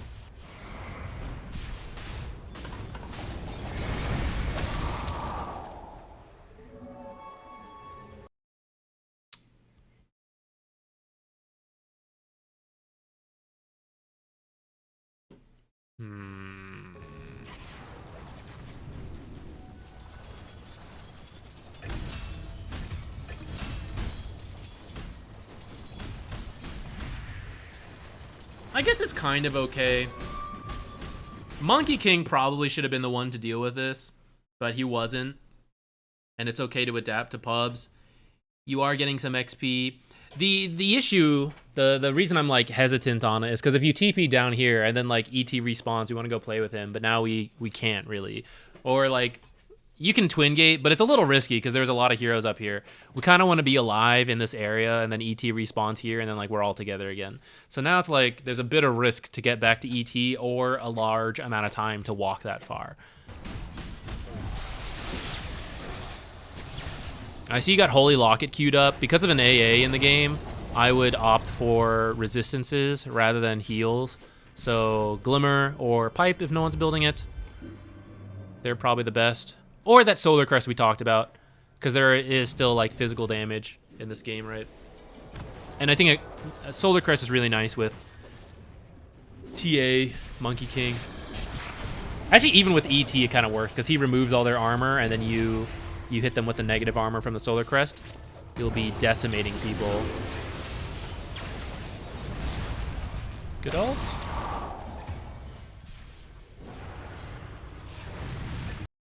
Monkey can go back in. So you were running, and he was still up there. You should probably turn around, just generally as a support.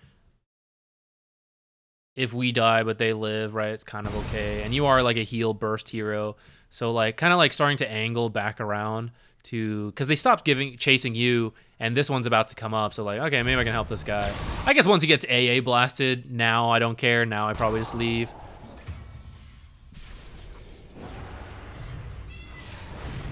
Oh no, you might have needed that. No! Okay, I also thought you'd be okay. You'd be okay using the Q on TA. Unlucky. That was the last tick too. For the carries, you know? Carries, mids, cores. The ultimate sacrifice. It's fine, it's fine.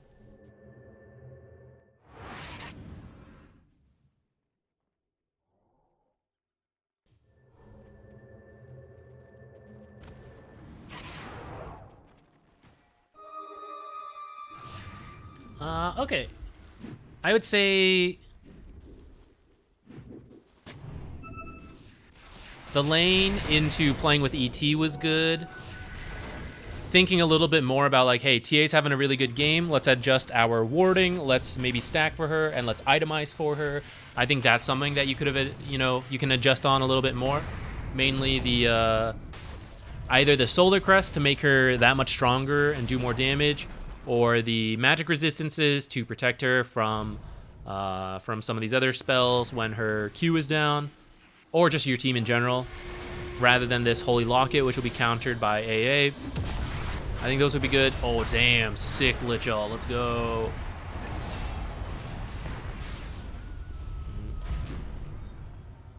I think Omni... Here, I'm going to start another raffle if you guys want to join. Omni is very much a hero that you want to pick out who is the strongest on your team, and you want to play with and enable those heroes.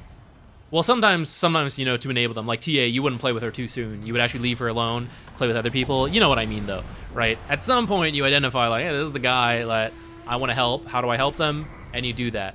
And so, depending on that hero, like, I adjust based on that when we were playing Omni. And usually you have to pick, like, one person, because Heavenly Grace only goes on one person, you know? These are single target abilities, typically. So... not to say, like, oh, I can only help PA, I can't help Monkey King, but sometimes it's, like, slightly different. You know, it's like, oh, Storm's having a good game, and, like, this, I don't know, MK, we'll just say, right? Both of them are having good games. You kind of have to pick one. Like, okay, I'm going to play with this guy, and this is what he needs, so I'm going to, like, build that way. Because this support, you don't get to, like, usually get too many items. Sometimes one guy wants, like, one thing, the other guy wants another thing. You got to pick and choose, like, this will be the most impactful, I'm going to go with this guy.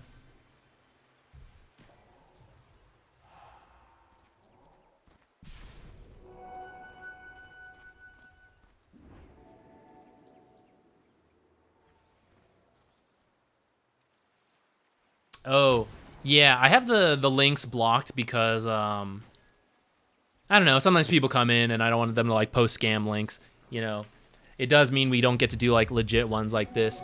You can send it to the mods or to me, and if I have time, like, in the middle of a stream, I will, like, check it and I can post it. The mods and myself can post links, so if you ever want to share one, like, or you find a clip, or you make a clip, you know, that you want to share, then that's one way to do it. The other way, I don't know, post through the Discord. That could also work.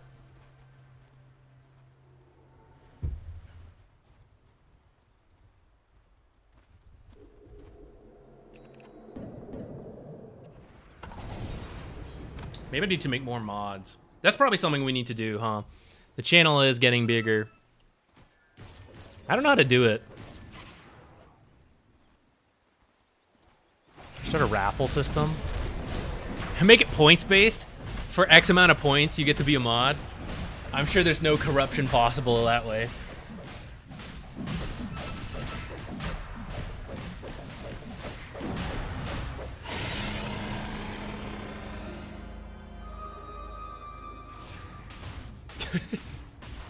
It's me tee-hee-heeing.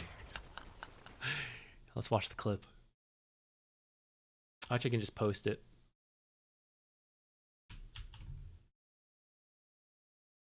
Oops, wrong thing.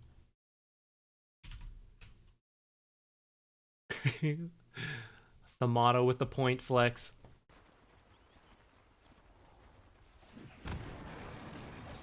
All right, let's grab our next one. Oh, Carnage slipped in there just before I press close.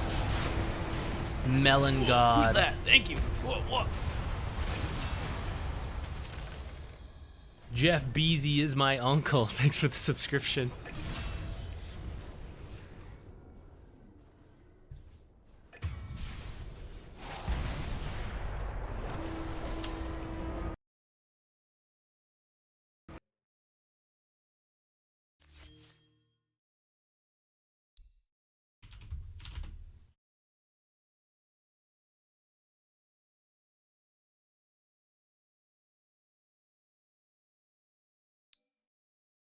Okay. Let's see. Melon God, Clockwork, Hard Support. Been learning Clock, most interested in mid-game decision making, where to go, when to farm for myself, who to play with. All right, sounds good. Kind of what we were just talking about last game. Sometimes there are certain heroes you're supposed to play with, but depending on the game, some people are, you know, doing much better or are not, you know, playing their own game. They're actually working together. Then sometimes those are the people you got to go with. So sounds like we'll go ahead and jump to. I mean, let's take a look here. We'll like jump to different points in time, but at Who's that? this Thank point, in general, Love your content, Z. I've climbed so much MMR because of your insights. Keep it going. Thank you, Carnage. Thank you for subbing. I appreciate it. I'm glad we're able to help. How much MMR are we talking about here? We got numbers. Do we have data, statistics? Can we write this in? Oh my god, I just realized the lights. I forgot I got moved because of Hephaestus. 600? Sick. Very nice. Very nice.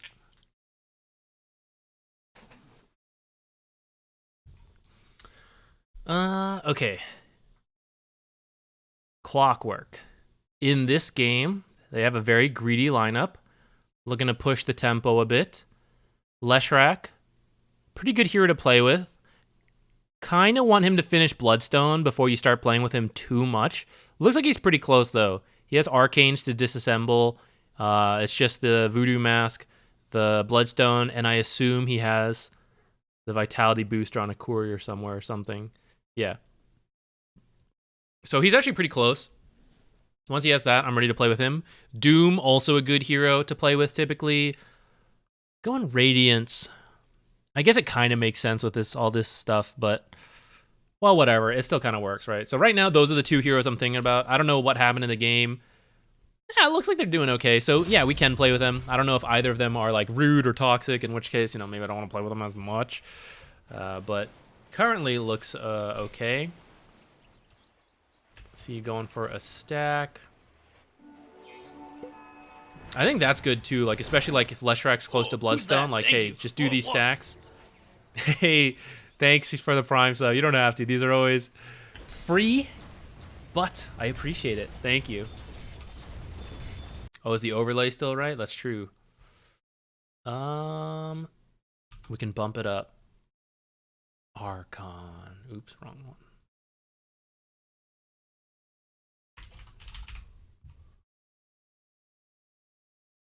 Jupiter, why are you sleeping here by my feet? Why don't you go on the bed with Hef? Then you'll be in frame.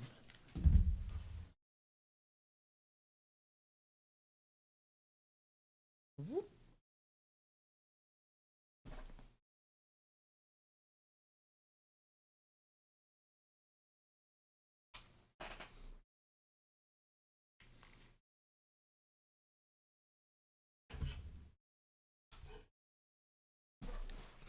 Thank you.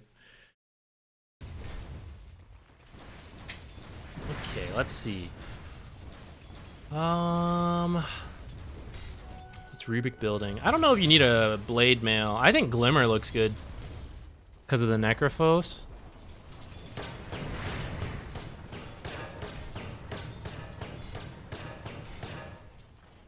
We are the hard support, so kind of the one who needs to like build that stuff. Currently, we're kind of the last couple of minutes we've been watching. You've been kind of on your half of the map. I know I said we were waiting for like this Bloodstone timing, but looks like it's on the way actually. So definitely the time to go over, bring a smoke if you want. You actually don't have to. Kind of depends on the game. Wherever my team's willing to play. Rest in peace, Doom. Not really your fault.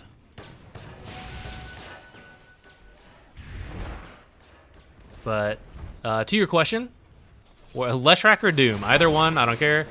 But you won't get much done on your own. And right now, this is a good time to try to like do stuff. Okay, so like I don't want to see you leave. I want to say you stick around, do whatever deep warding you feel you need to.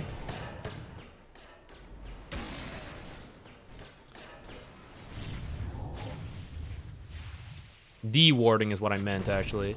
This one, I'd put a little lower to check this area, but actually this is Archon, right? So I don't know how many people are onto this spot, but for you, I might put it down a little lower. I like this courier movement. Great. You're actually one of the heroes that don't need to do that, but I think it's better if you still do because you get to save the spells. This is a little deep, but like I said, you guys are generally strong right now. Just out of curiosity, let's check. I know this game goes on for quite a while, but Blade Mail, in the end, considering you bought it at like, I don't know, let's say 15 minutes. I forget when exactly you finished it. You got 4,000 damage out of it. And like for most of these, this is like pretty insignificant amount of damage return. So I'm always pretty iffy on Blade Mail on like supports. I don't know. I don't really love it. So maybe there are some games where it's like kind of okay. I do sometimes see like pros get it and I'm like, why? So there's definitely room, but I would say this is a game where it's like we don't strictly need it. And I'd rather see, for example, a Glimmer maybe saves him right there.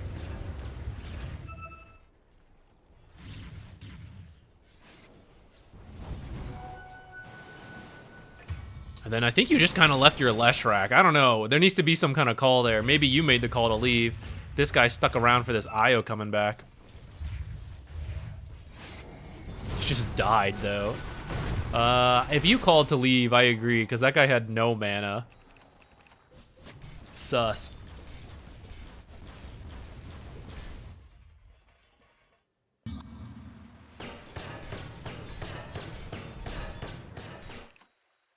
Double DC.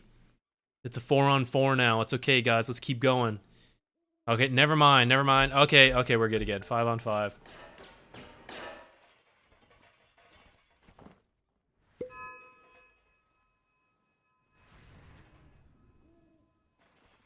Force Staff's in general a good item, too.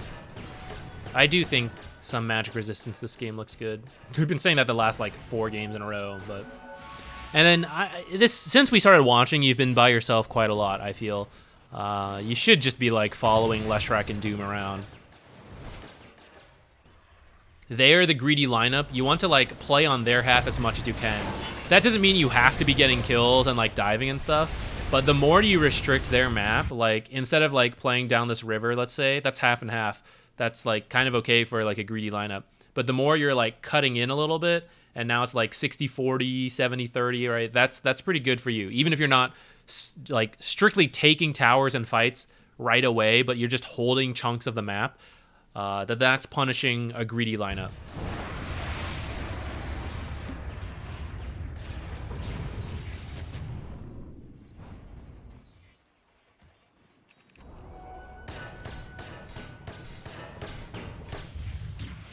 Here's another case.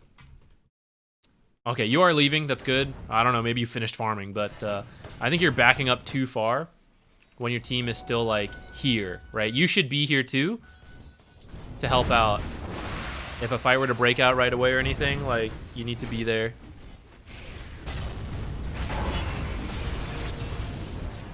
Did make it back in time in this case. But in general, I think it's not worth farming at that, like, exact moment. Goodbye, world. If he's just gonna ult kill you, probably not worth trying to cut him off, though I appreciate the sentiment. Maybe it's kind of worth it. I don't know. He would have ulted one of you. I think you just let him go by.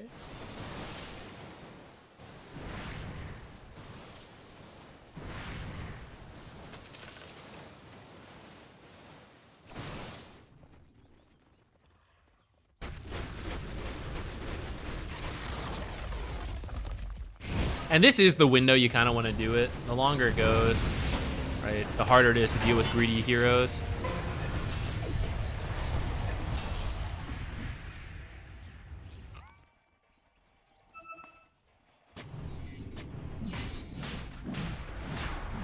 Wow. Early Roshan, let's go. I guess in the grand scheme of things, this isn't that early, but for an Archon game, this is really nice. This is great. All right. Do not go do farming and solo stuff at this time. Do follow your team, especially whoever has Aegis. So far, so good. Doom. Bring him in.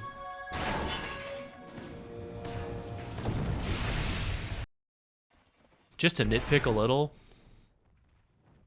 just force staff yourself. You're so close. Just force staff, press Q, and then you're good to go. You actually don't need to ult here. But I mean, it's a pretty low cooldown, so it's not a big deal. But you could have saved your ult here.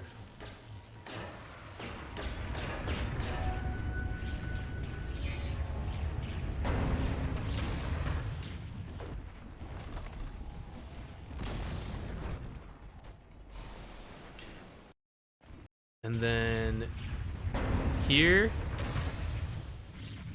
pick and choose your side. So I actually think you should stay here because Clockwork is a hero who functions off of being next to the enemies and your hook shot's down. Otherwise, staying out of sight's perfectly fine and staying away is okay so that you can choose the right hook shot target. But when hook shot's down, you want them to have to, like, run through you. And right now you can see straight down thanks to Luna and her Lunar Blessing. But you did see like some of them were over here with your rocket flare, and if they're gonna come fight this or fight after, they're gonna come this way. So I think it's good for you to continue to stay on this side, and if they initiate on you, you're just some like 5 support, you know, and you'll actually just like battery assault, power cogs on top of them, and maybe you die, but at least these guys are out. If you win the fight, it's also like okay because you're like on top of them.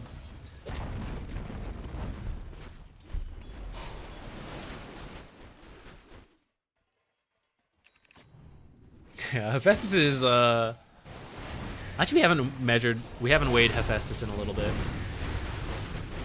But that's how you get good odds. Hephaestus is here to sit right in front of me now. Oh, Jupiter, you're about to like fall off there. What are you doing?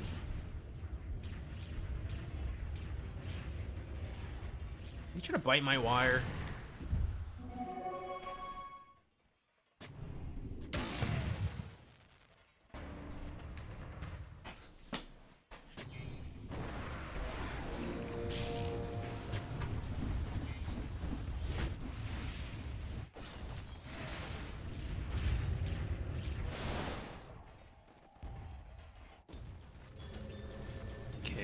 Let's start a new raffle.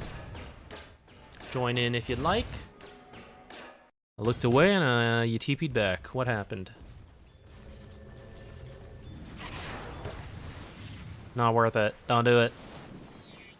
Don't do it. Alright, here.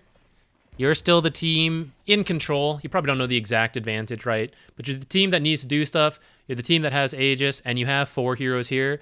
Do not be the first one to leave as a support. Unless you have a way to like get back super quick, but most supports never do. Just rocket flare it. Just rocket flare this once or twice. It's okay to let this go to waste. I know there's a lot of talk about like grabbing empty lanes and stuff and being like efficient and all that. But what we're sacrificing is a lot of map pressure, and we might lose a fight, and that's way worse than like 4 creeps. 5 creeps, I guess, in a catapult. You know, like, are these creeps gonna kill our tower? Probably not. Like, if some hero is down here to steal our XP rune, so be it. They're actually not here, and in which case we can take like a 5-on-4 fight. It's you don't want to go back because, like, especially if you TP'd back and they know you're in the area or they just saw that you TP'd, they now know that you're not here and they should just like bum rush your team. Or not, I guess it actually depends if they want to or not. But you're giving them that information, and I don't think you should, especially because you're one of the main initiators, and you just left, which means your team's team fight is now like super awkward without you. So this is a moment you should stay with them. And now here you are like clearing the next creep wave 2. So your team has to just like retreat from this. But otherwise, if you're here, your team is free to like take this tower. So I think this is a really bad time to teleport away. I think you're kind of like preventing your team from doing anything as a group. And if they do, like, it's kind of because of the enemy messed up as well. Like, they should be fighting this. Like, a Clockwork is not here, guys. And if they want to like split and farm, I guess that's okay too. In that case, you're now a viable target. Like, okay, we still don't want to fight versus 4 heroes, so let's go farm other parts, and also let's kill Clockwork because he's on his own. But actually here they are fighting. Let's see if it works out without you. Well, you maybe just made it in time. I think you can see, though, if they, like, executed better, because, like, they knew you weren't there, and they started a fight, and they got some kills, but it wasn't even, like, all their heroes, right? Like, Necrophos and Naga showed up late, but if all the heroes show up, like, right away, 5-on-4, under the tier 2 tower, then it's going to be a lot better. For them. It's worse for you. You've cleared your ear. I always hear of these like experiences. I'm kind of curious, but also I don't want that much wax in my ear, I guess, to prevent hearing, but I'm glad for you. I love hearing things. I love me some music and depth of sound. I feel like it's gotta be such a like a relieving feeling. But I don't know how to imagine it. I guess I do. I can put like headphones in my ear or like earplugs and then just like pull them out at the end of the day and be like, oh my god,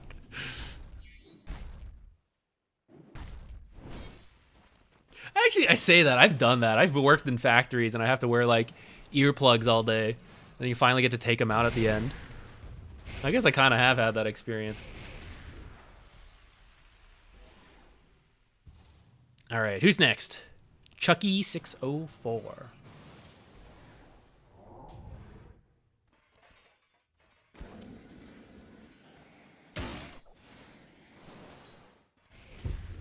What time is it? 8:52. How long have we been streaming? About 5.5 hours. So we'll keep going a little more.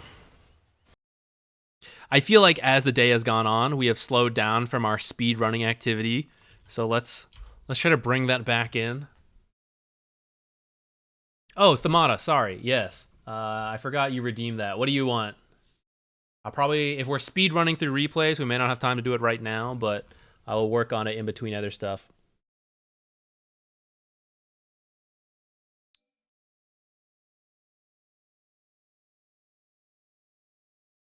Okay, Chucky, who are ya?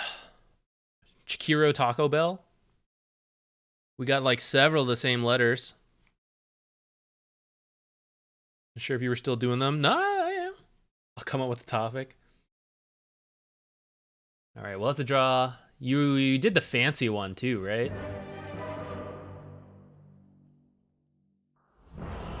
That means we'll have to draw like a good one.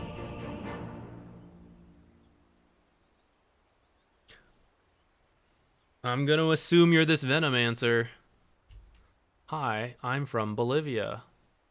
Thanks for sharing that. I have 364. Oh no. Why did she pick a skill shot hero? Why, thank you.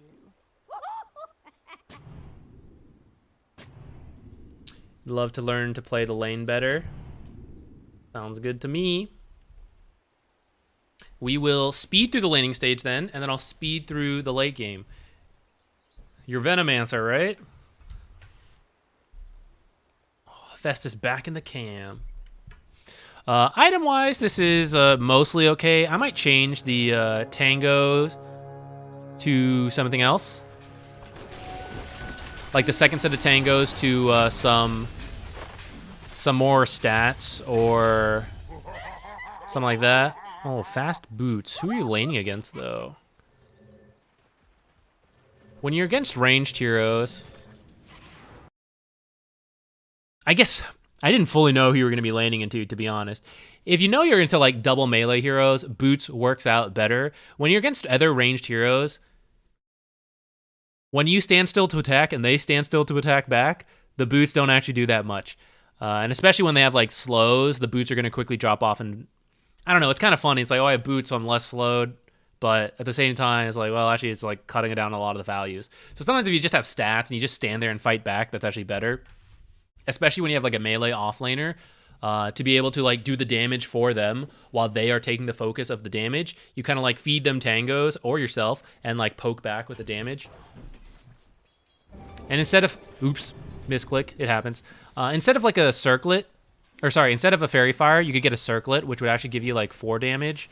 And then it's still like tanky stats. A little less heal like off the front, but being a universal hero, people are opting for that. So like for your build, we were talking about it, right? I think the blood grenade was fine. If you even want to get another, I'm still okay with it. But then buying like circlet 4 iron branches or like just a lot of iron branches in general, more than 2. It's all like extra damage that's going to add up for you.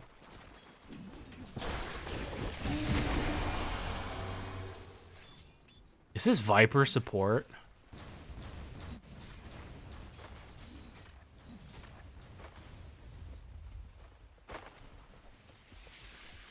You got a third set of tangos. So before you get that far, like usually you should get through your 2 sets, like get down to like 3 before you buy the next tango. Because this is essentially like, so 90 gold is like the active set of tangos. Then you have another set behind that. So that's another 90 gold that is just sitting there, not currently doing anything. And it is okay to buy like 2 sets at times, but... Cat licking bad paw. What am I supposed to do with that? Okay, I'll think about that. Oh, you mean the cat's doing that? Oh, I saw. Thank you, Thamana. Don't do that. I thought you were saying your drawing request. I'm like, that's such a bizarre drawing request, but I guess we can do it. Hey, don't do that.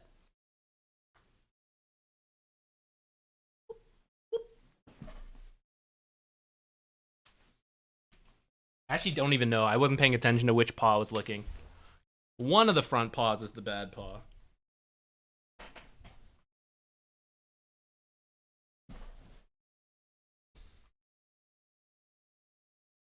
I usually earn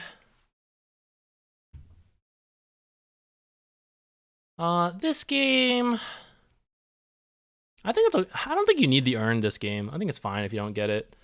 Your team actually doesn't really have an aura builder, so I end up doing this all the time as Venno. But like, I think it'd be okay for you to build the vessel, or sorry, not vessel, auras. So like greaves or pipe, stuff like that, I think would be perfectly fine. Force staff is also very good versus slows. But mainly for the lane, like more upfront strength in this particular matchup at least, I think would help a lot. Which would mainly be like stats.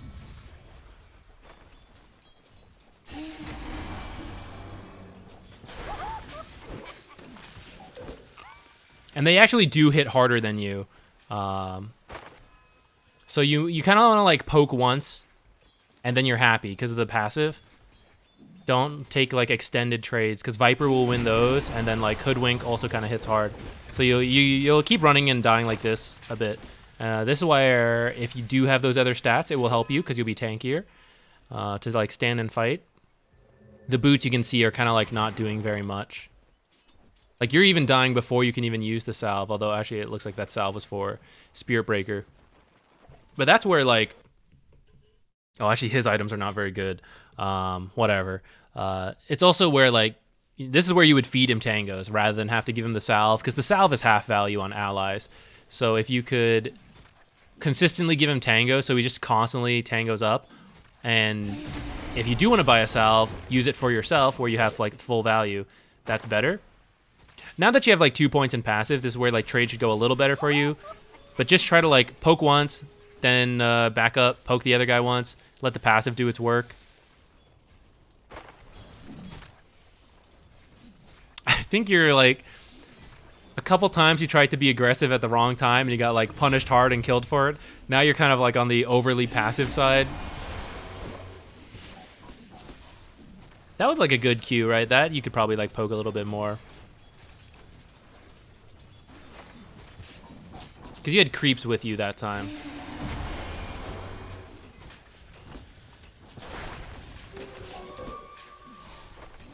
Probably don't blood grenade there.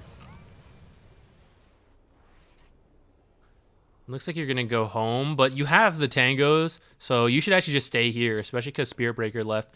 Even if you don't show in the lane, you should stay around the edges to get the XP. Oh, I'm sorry, I wasn't watching the time. You're just doing the wisdom. That's fine then.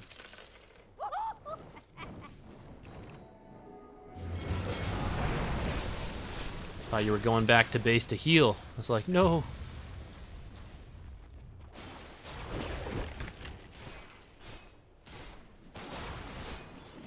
These guys are mad at each other. What's even going on? Bounty Hunter, come back. No, a neutral creep killed him? That sucks.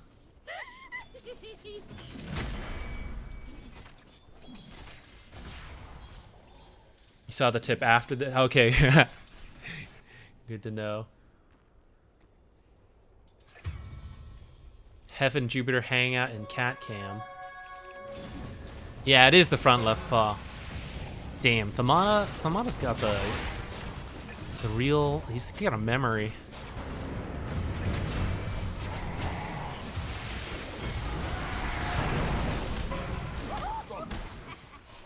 Do you review any game? Yes, any game. Subs do have a slightly higher chance, but it's not like restrictively so. Like you have to be subbed to have any chance. In the end, I think it ends up... Well, statistically, it must lean the way of subs.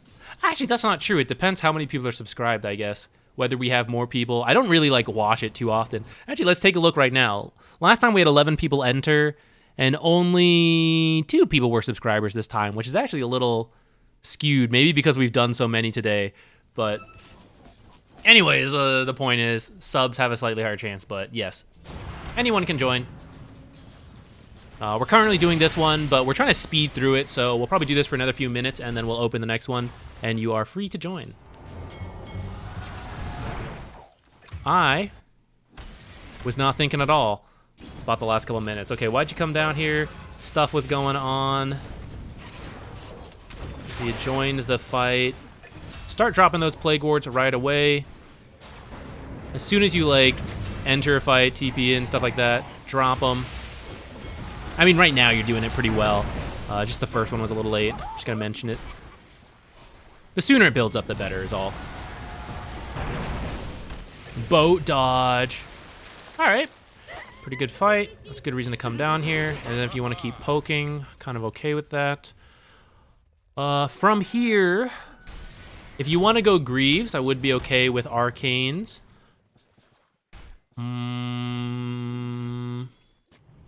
What else is good? Force Staff is kind of good, but actually I would still probably get Arcanes first, just because you're gonna have mana issues using Force Staff. It's pretty expensive, even with the Staff of Wizardry component. If your team like awkwardly splits off like this, by the way, like it kind of looked like, oh yeah, we're gonna go push, and then like, oh wait, okay, kind of like, okay. This is where you can just like go jungle for a little bit, drop a couple plague wards around here, start jungling, because you're still like close enough to help, kind of like seeing what's gonna happen next, and you're gonna farm up. I would say it's okay to head back top, keep pushing this in, try to take this tower. We generally do want to play here rather than near Chaos Knight. But if you think they're like coming back down here to mess with Chaos Knight, Venno is very good at holding certain lanes.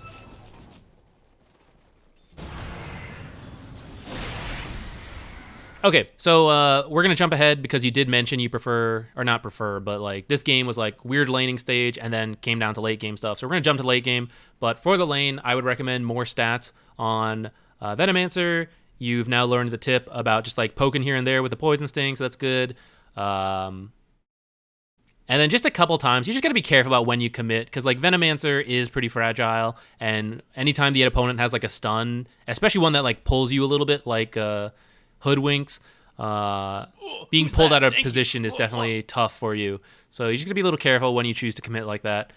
You kind of want to like isolate one person on their own, see them step too far, and it's you plus maybe one other hero, which at least Spearbreaker can always help. Then you Q because they're out of position.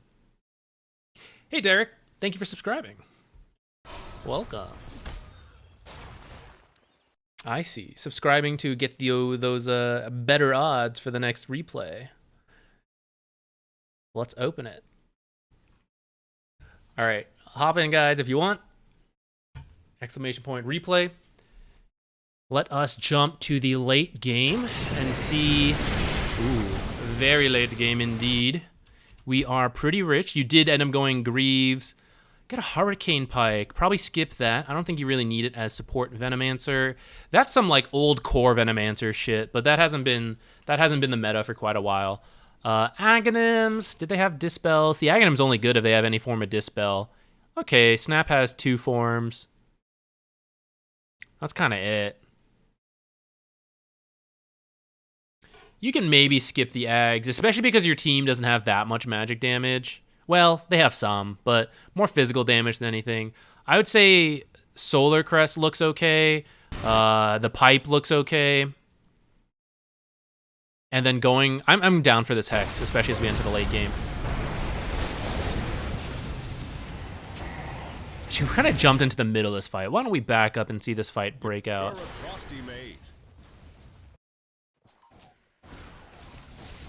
Okay, people are coming. You've lost one set. This is open.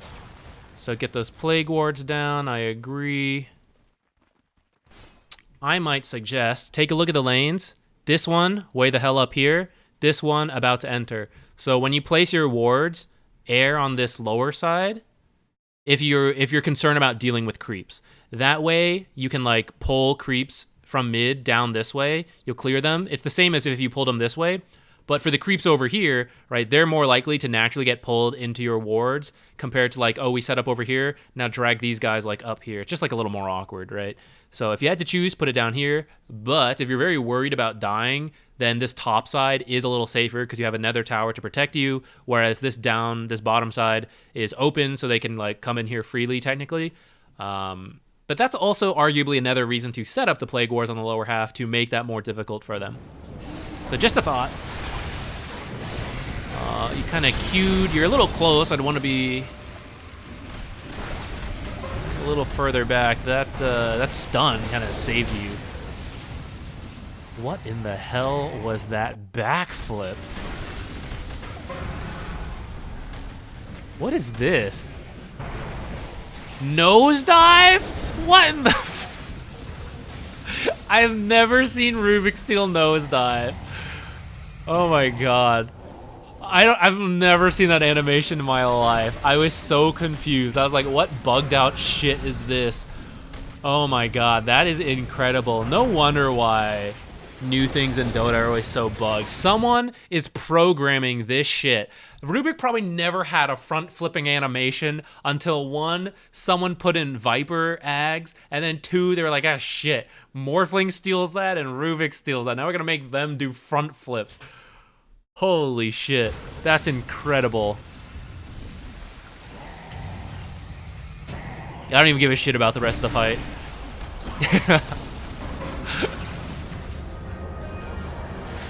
Okay, your ult actually does do a lot of damage with all these tanky heroes. And so does the Ags when it does proc. It's just a little hard to get it to proc, I guess. You gotta like throw it on the Snapfire for sure.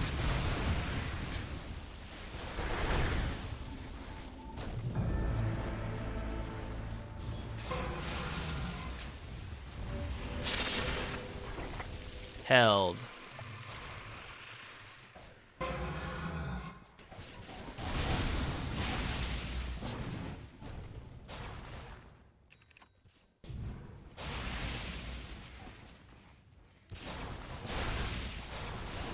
So you know when you put your wards out here, they're more likely to die? Well, at this point, you're probably okay because they're like, so many are dead, right? But when you are defending, I do see people sometimes do this where they put like a couple wards outside, but they die too easily. You want like as many as you can to be alive at any given moment to make life most difficult for the enemies. So especially when you're in like a very defensive situation, try to put like tons back here where it's harder to kill, and then just a couple on the front. And then cycle it a bit. So like put one in the front, but then put the next like one back, or maybe back two, and then the next one goes in front, because they survive for a while and they live and die in phases. So if like suddenly some of the back ones, like if you keep putting like 3 in the front, then 3 of the back ones are eventually gonna die, and then like the 3 front ones die, and then suddenly you're only left with like a couple more here. So you gotta like cycle it so that you always have like a good chunk of them alive. Those are like for the most extreme defensive situations. Anyways. Also, the Venomancer wards block camp, so you want to place them outside so that now you can't farm this again. I had to watch it again. I suddenly doubted myself, and I was like, they block, right?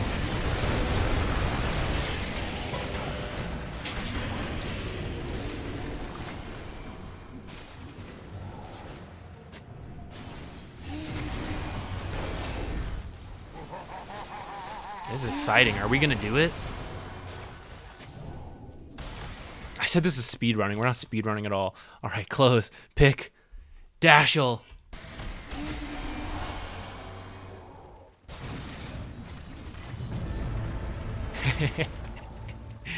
And now you have watched the video, so you'll be good to go.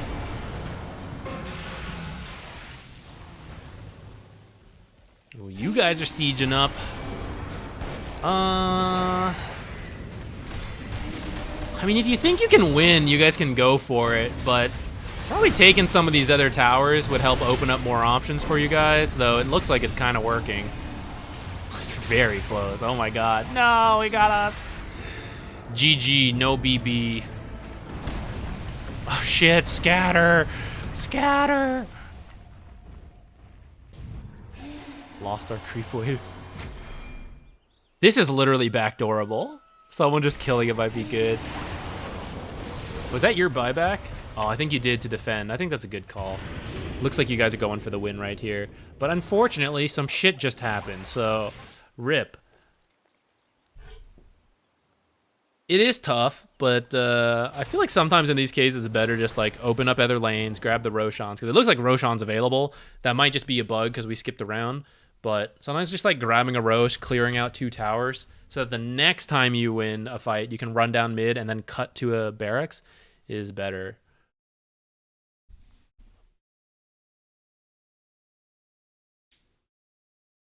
Dashel, yes. But also, I can do that on my own time because it is something I want. So if you have a question and other things, you can put it somewhere else. That's fine with me. That's actually not misreading the title at all. That's actually like totally correct.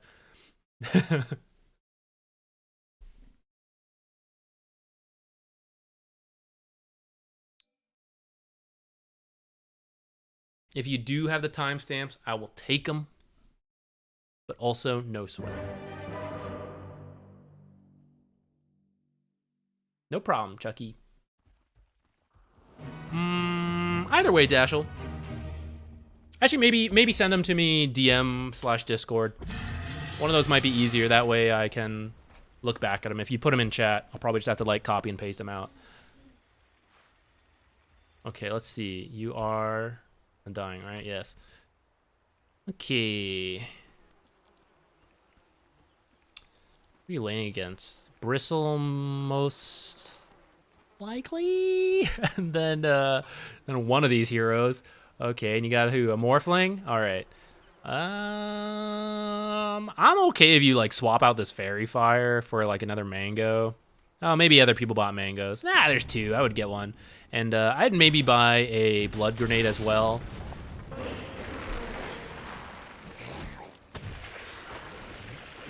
I'm not planning to have the most aggressive potential in the world, but rip, what? Bro, what is going on here? Oh my god.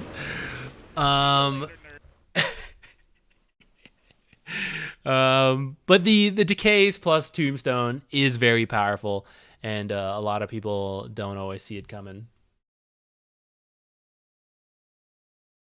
Send them through. Let me go find it real quick. Oh, Dash, this is excellent. Okay, lane ward for early decay stacks. I'm fine with that. We may not get to all of these, but I will check them later.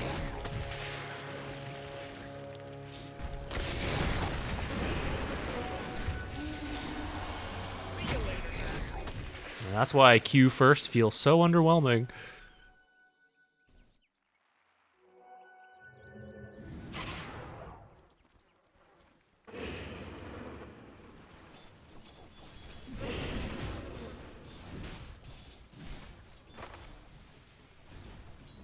Alright, so far so good.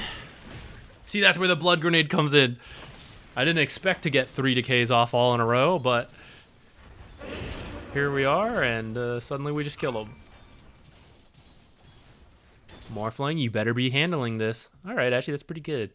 Good work, Morphling. Keep it up. I'll check back on you in a bit. I forgot I gotta update this.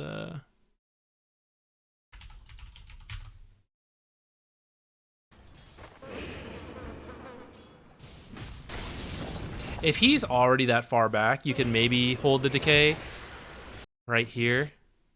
Just because, like, eventually you're going to run out of mana, right? And currently, we're in a pretty good spot. I'd say, like, even if you, like, stop decaying, you still have an advantage here, and you can just hit him. But if he starts, like, trying to get too close, and you're like, okay, that's a little cool it, buddy, right? That's where you get to start decaying again. But especially as you start getting towards the end of your mana, you can be a little more picky about decays. Maybe wait for them to like stack up for the double decays. And as long as they're like not able to approach the lane, that's kind of like enough decays, you know? Sometimes it's just 1 to scare them, but usually it is more than that. Ooh, yeah. Blood Grenade on that line's probably a kill.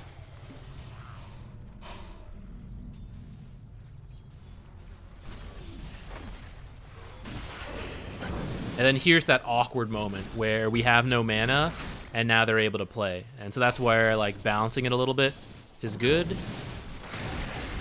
We'll watch a little bit more of the laning stage, because I do think it's, like, you know, it's probably one of the most important parts for Undying.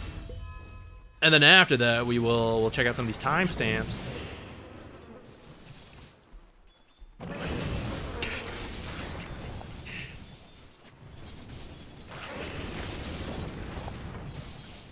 Okay. Yeah, for the most part, pretty good. You definitely zone them off. Maybe just like 1 or 2 of those decays you don't actually have to use. Pick up that Blood Grenade a little sooner. Oh, actually, if you know Spirit Breaker's coming, maybe that was a last minute kind of thing. But if you know he is going to charge in, I would save the Tombstone for that.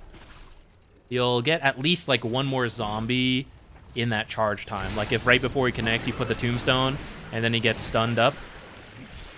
You'll get another zombie in that time, and that slow might lead to like 1 extra zombie and all that stuff. Isn't it just better to empty your mana against a lion?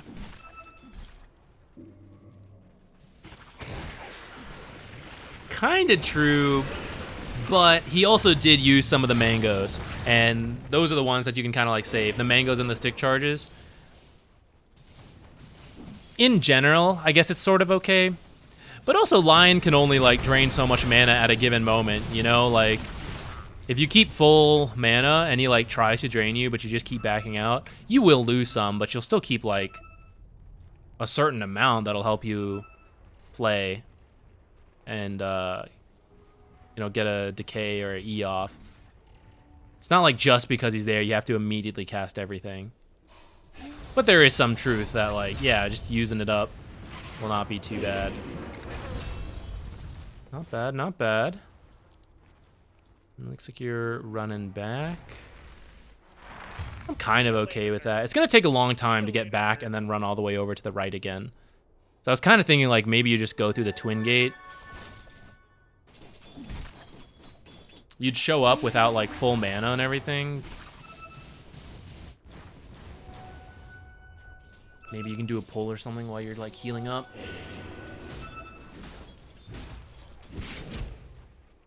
I see how it is.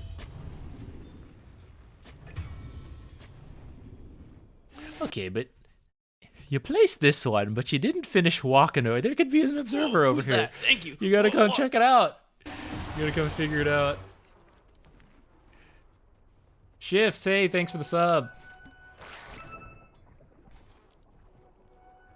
All right, that's about the laning stage, and I think this is actually one of your timestamps. Let's see. Yeah, 9-10, figured they'd have a ward for Spirit Breaker, but missed it. Gotcha. That was what you were just doing. And then ward for Morphling to spot rotations. Who is their mid in the end? Was it Dark Willow? Yeah. Okay. See, this is one of the ones where I was thinking, like, how likely is mid to rotate? To be honest, I've got no idea. Mid Dark Willow really is not a meta thing, so I don't know. Actually,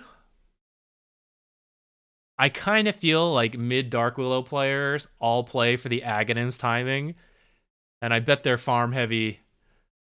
I don't know, even though you're supposed to get kills with Bedlam. Maybe they do, I'm not sure. She's not as good at rotating as others, though.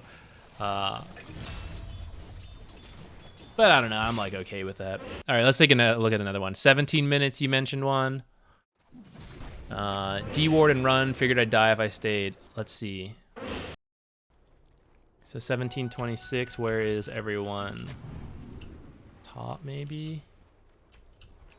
You're like running in here. You do have like 3, okay, we had like 4 teammates. They kind of like scattered.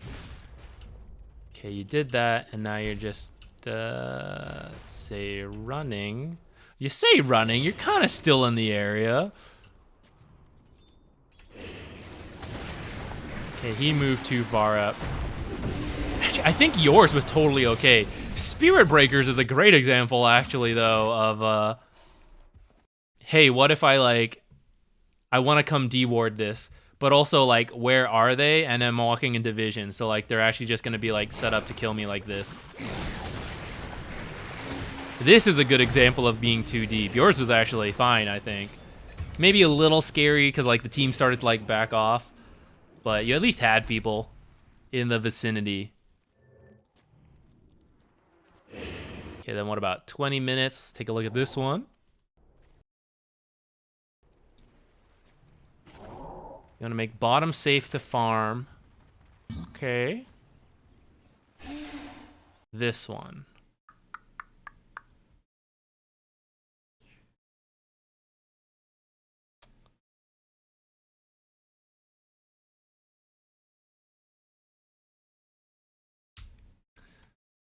I'm sort of okay with it, depending on the state of the game you feel you're at. We've been jumping around a little bit, so I don't know if I have the best read. But you are 9k up, and it's like 22 to 10 because of all the tier 1 towers. So to me, this feels a little bit defensive, but having like one defensive one's like okay, you know, and especially like certain people sometimes play in certain parts of the map a lot. So if you feel like there's been a lot of activity down here, I don't mind this being the defensive ward, but I do want to see some like aggressive wards besides that one. Like I would only want like one defensive ward in general, based on what I think the feeling of the game is. Like we're strong, we can do things. So that one I think is like kind of okay. If you opted for like all aggressive wards, I'm also kind of okay with that. Like if you think, oh yeah, we're just strong enough, let's just do that. Because in a way, that's also defensive. You know, you're protecting all the aggression, and you know if they're not there, they're somewhere else. Carnage. I love playing Ogre, but my higher MMR friends say he's an underwhelming hero. Yes, confirmed. Any suggestion on other heroes with similar playstyles? Maybe Clockwork. It depends what playstyle you're talking about. The kind of like, I'm just going to run at them and hit them playstyle, that's definitely a bit weaker right now. If you want, Spirit Breaker, pretty good, and Clockwork. Those are two like melee versions of that. Ranged versions, kind of like Enchantress, Veno. Undying, kind of another melee version. No slow. Or like not as easy as ogres. Those are, to me, those are like the run at you whack people. That's what I would pick. SB, Clock, Undying. Obviously all a little bit different from from Ogre. I said ET because I was looking at ET, and ET also kind of counts as a hero a little bit to like walk and bot people.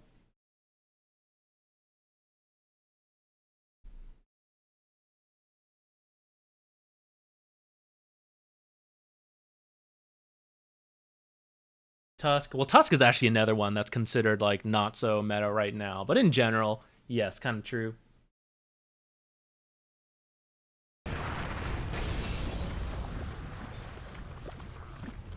Okay, we're 2051, D-Ward near the team fight. After the team fight, that's this one. Are we on the wrong? Is that why? Let's see. We've been watching that Spirit Breaker move around. I think that's good. Just what I was waiting for. Sick ult, Triad. What the heck? Hold on, where'd you walk up to when you did this? Okay, you're like right at the edge. We're good.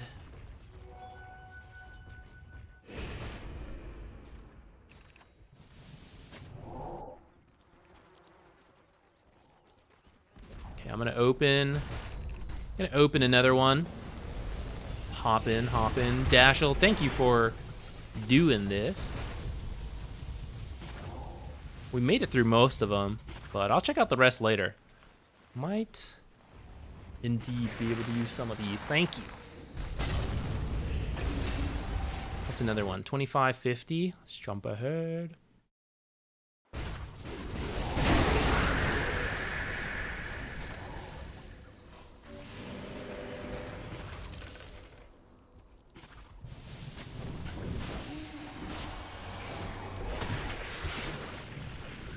Might be a little bit awkward of a time to do that one, actually.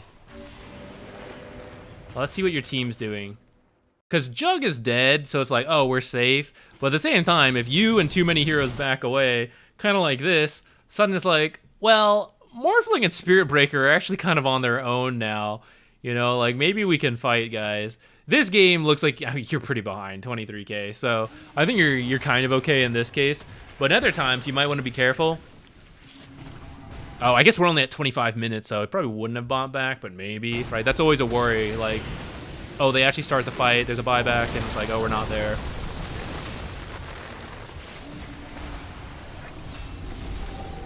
If it was just you, maybe, but Earthshaker kind of also waddled in.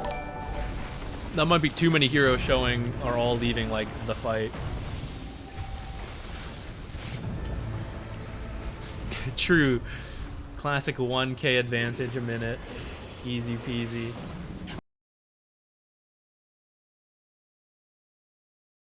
Well, to your question now, Dashel. Yeah, with Jug dead, you can move around a little bit. But I'd say, like, if the team is pushing, I would just push, right? Because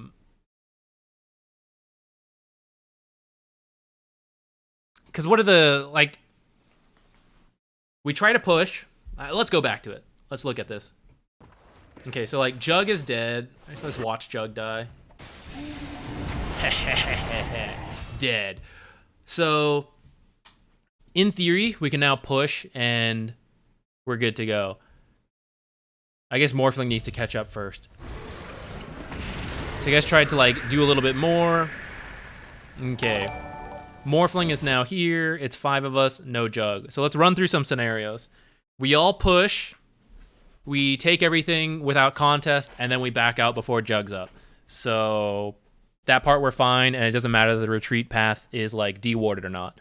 We push up, they delay, Jug gets close to respawning, so we just back up together. That's also fine, and we also don't need the retreat path dewarded. And in fact, I'd say you have retreat paths this way already, like, observered up and checked out, you know? So I'd actually say, like, you're already good on that front. Just go, like, straight back or straight this way. If you leave, though, either your whole team waits, which means Jug is dead and you're not doing anything, so that doesn't feel that great, or they push in, and while you're stepped away, the enemy sees that you're away, and they feel they can fight. Again, in this game, probably doesn't matter. But in other games, it would, and suddenly you're not there with the aura, with any, like, spells, and they take a 4-on-4, and it's okay. And in that case, because we left, we didn't really make use of the fact that Juggernaut is dead, because we still left our team, and it's still, like, an even numbers, even though you can say, like, he's the carry on the support, whatever, right? So I feel like it's not really necessary to cover the retreat path if your team is ready to push, like, right now, which it is. But if you're waiting for creeps, like, oh, we have 15 seconds, then yes, I think it's totally fine to, like, step away, deward, and then, like, you'll rejoin in time, because you're not missing anything. So in this particular case, I probably would have just stayed with my team, but in other times, like, I think it's okay. Next, Johnny Rotten, 95.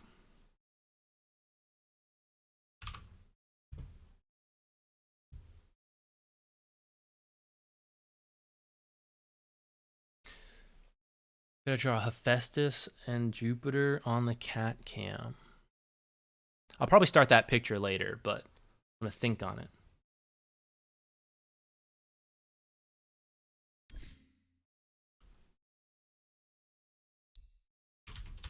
Did we actually speedrun today? How many did we review? I don't really remember. Does it feel like we did more than usual? I kind of feel like it did. I feel like we kind of forced ourselves to move forward a bit. Okay, learning to carry, laning stage, and late game team fights. Okay. So let's maybe watch the first 5 minutes and then jump to the end.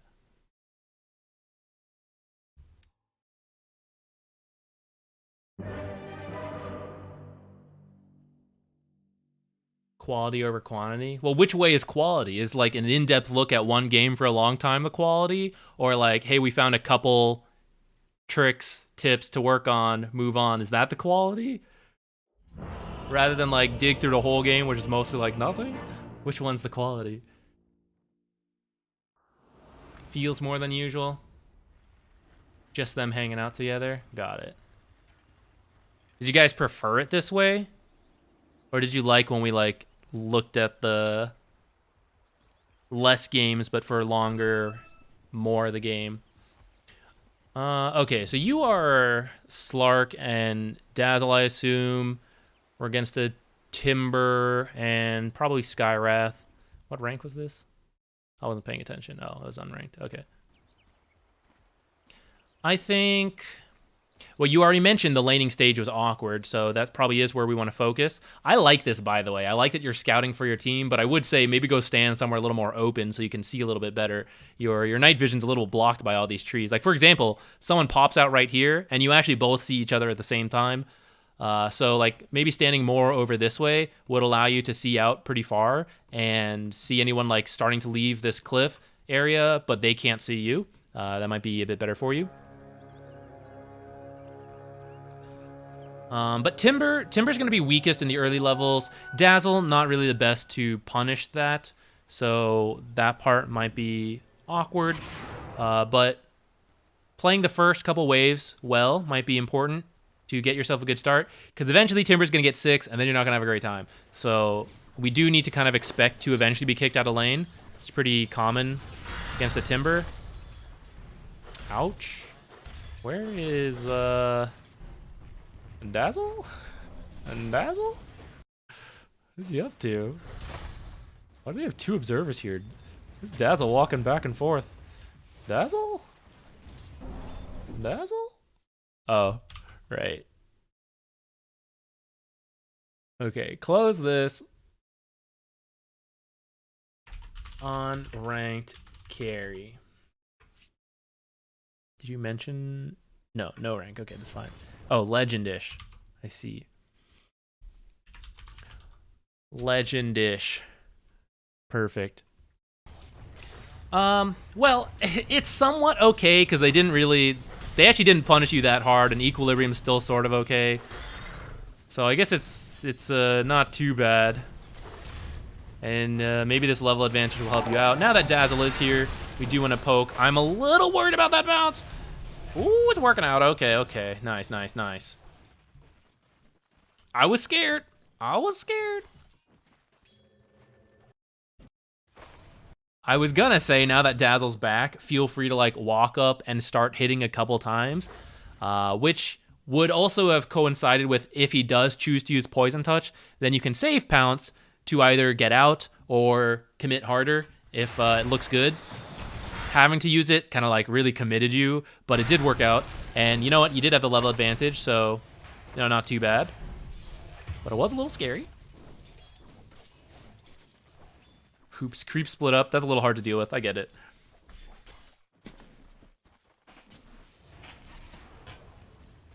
Oh shit, don't accidentally stack for them. Yeah, okay. That should have been a pull. There was a little bit of a mess up. Maybe Dazzle thought you meant pull that creep wave right there rather than the next creep wave. I run into this situation sometimes where I want to pull, but I don't want it to stack. And I'd say that's the situation you're in. Like, I want you guys to pull, but your pull timing is the stack timing.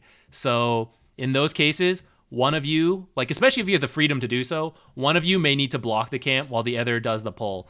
But if it doesn't happen, I get it. It's we're not playing both heroes with like, perfect coordination. Looks like you try to do your own pull, kind of missed the timing a little bit. I would go for 26 and 56. Those are the timings I usually aim for and pull it this way. Okay, and you're kind of in this situation because that messed up pull, so I don't really blame you for that.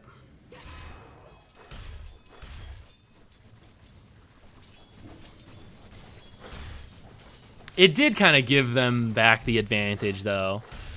Because I think off of that kill, if you guys had gotten that pull, you'd be back to Equilibrium with a slight advantage, at least.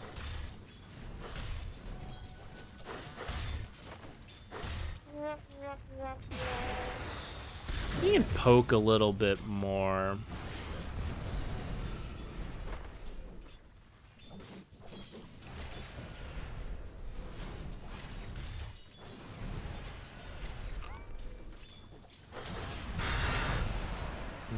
It is pretty hard.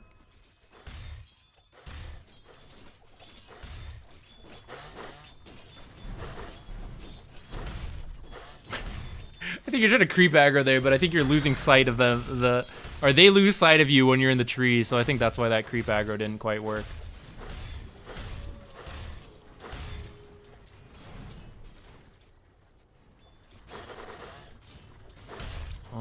Okay. I don't blame you. I feel like the Dazzle's messed up a couple things, like not being in the lane at the start and then missing that pull.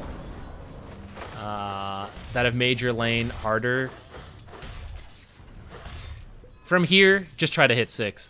Anytime you can get solo XP, try to ask Dazzle to like let you. If you do pulls to bounce the wave back and forth, I think it's kind of okay at this point. If we're just trying to get XP.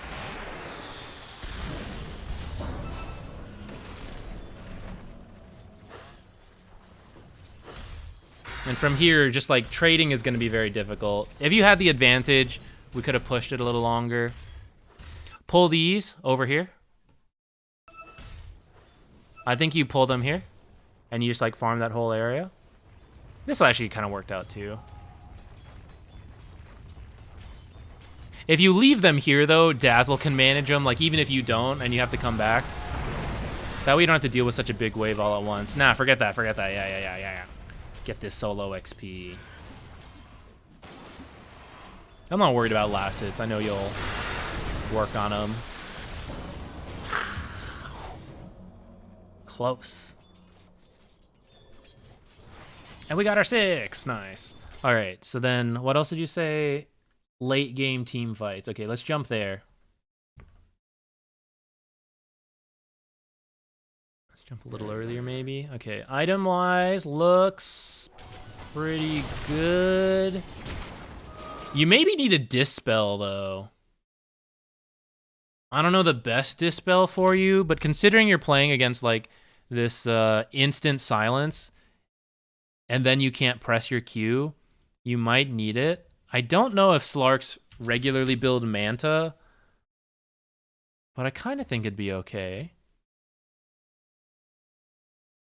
BKB, maybe also. I'm not too sure on the times to like build one or the other. I see some of each. BKB a little bit more often, so maybe we need that. You go for it next. Got it, yeah. What'd you do? You went to Fusel, Echo, Basher.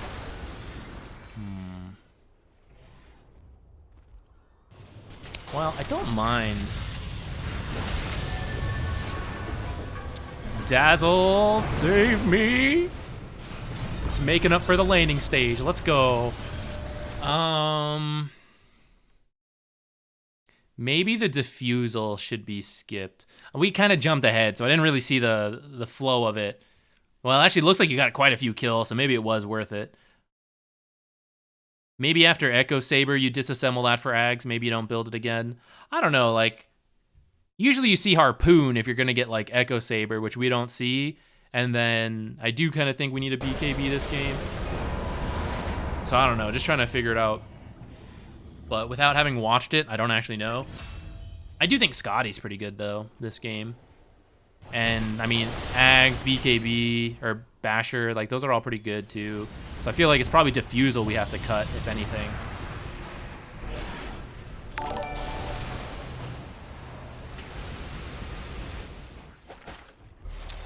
Also, I wasn't really paying attention. Okay, Dazzle saved us, but I should have been thinking about, like, whether you should come up here or not. All right, so... Team kind of playing up here. Don't have vision set up, though.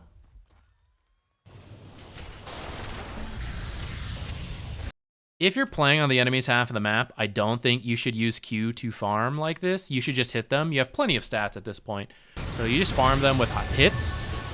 If they do have vision of you, that's what they're hoping for. Like, hey guys, once he has Dark Pack down, it's way easy to kill this guy. And if you use it while farming and they have vision of you, it's televised. And actually, you did have your ult. Let me see. I wasn't watching your ult. It stopped here, so I think they actually do have vision of you. Yeah. It stopped before you started hitting the creeps. So maybe you didn't notice that. But anytime you're trying to be aggressive, be careful about using Q too soon. So that's that issue, this team fight. Let's speed ahead to another team fight. LMAO, these silences. I feel like this might be a Manta game for how much you're gonna have to deal with that. You don't have to BKB every time this guy silences, but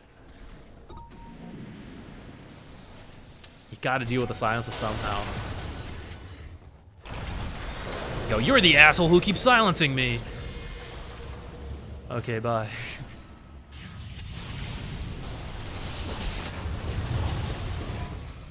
R.I.P. No mana. No mana.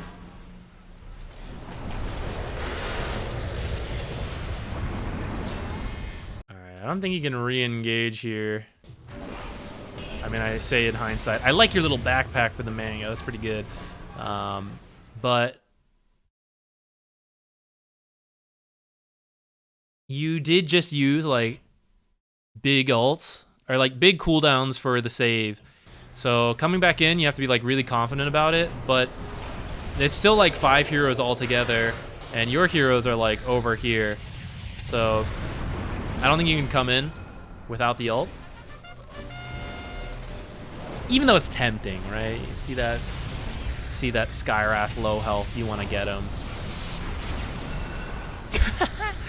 Double support cleave. But I think you had some stacks built up. And you have a lot of time, 80 seconds, right? So even if you build up a few stacks and you can't fight, you can wait like a couple seconds, 20 seconds. You still have the stacks for the next fight.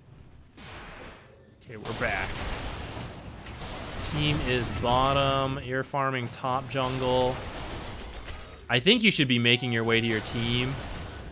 Like, you could have farmed jungle camps along the way this way to be near them. If the enemies have, like, vision anywhere, we don't know. I mean, you do, actually, but your team doesn't know. And so they don't know if you're, like, we're split up or anything. But they'll see, like, no Slark. And this is the stage of the game where a lot of it just comes down to, like, how you execute fights and being together.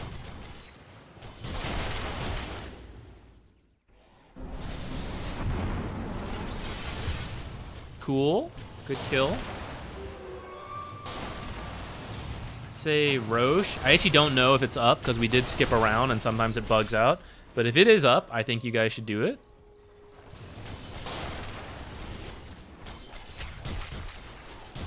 You did end up getting a BKB. If you're not getting Harpoon, you could disassemble this for the BKB. Get a Bloodthorn later, maybe.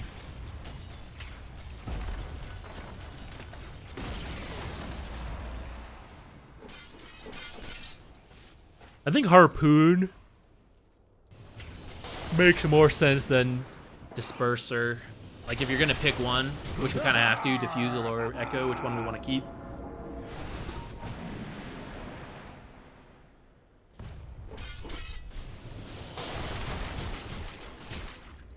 Okay, let's watch one more fight.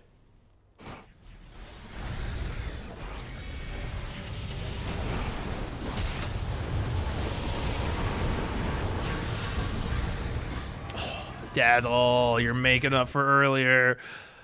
All right, but I don't think Timber's the guy we want to, like, jump on. So they're kind of initiating in. This guy's over here. Kunkka is TPing in. I guess you can poke a little bit to get stacks.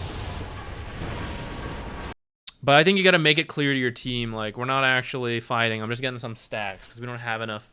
We don't have all the people we need here. And if you are going to fight, Timber, probably not the guy to start stealing stacks from. He's actually not the worst because, like, you can steal so many, but with people who can kill you behind him, probably not the time. You know what? I did forget about that. Disperser for the dispel, the self dispel, actually probably is pretty good. instead of Manta. Can you do that? How much is it? Oh, it is quite expensive. 75, 15 seconds.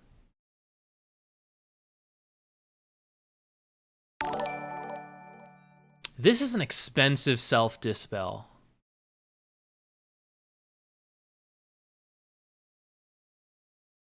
But you can also run through Ice Wall? Is that worth it? Does that sound good enough? Compared to Manta, which is cheaper and more reasonable to buy early. Like, you're not rushing a disperser early, are you? Maybe you are.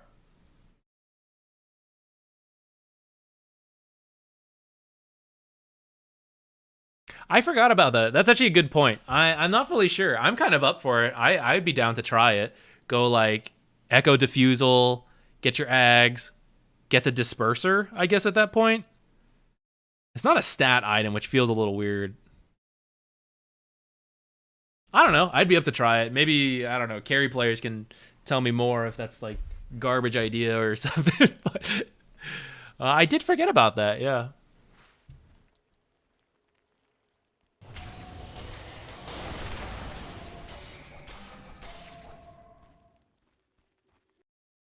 $52 is the next Roche fight? All right. Hang on. Let's... Last one, I think. Oops. Okay, join the replay raffle. 52-minute Roche fight. Let's see it. So we are level 26.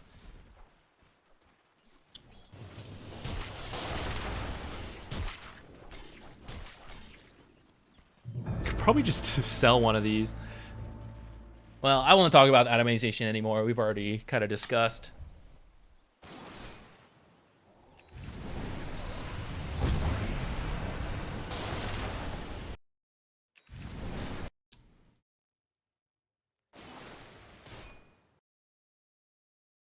All right, so passive broke, so they have vision. This is pretty scary. You have... I mean, I know we jumped here, so I don't know exactly what's going on, but with 2 people dead and a lot of people missing, I don't know if you want to be, like, doing anything like this at all. But perhaps you know other people are somewhere else, in which case it's fine. Seems like the case. No one came to help that Invoker, so I'll assume that was fine. Let's continue. Invoker being dead does mean Roche or just generally pushing things would be great. Seems like we're TPing. Oh, here. Oh, I wonder if it would have been faster to walk. Maybe. Okay, we got a big fight here. Let's go back to your perspective. Oh, probably need to press Q as we walk in. Actually, I don't know if you saw him. Let me see. Oh, saw this guy ulting there, so probably could have pressed Q earlier. Clear a slot! Oh, oh, oh. Okay, we got it.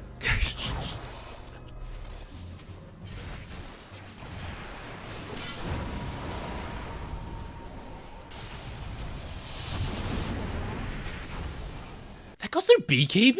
I didn't know that.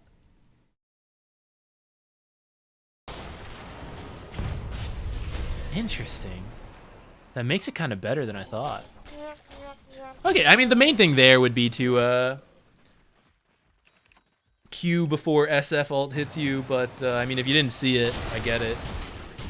There's a lot going on in those fights really quickly. We slowed down, so it's easier for us to see it.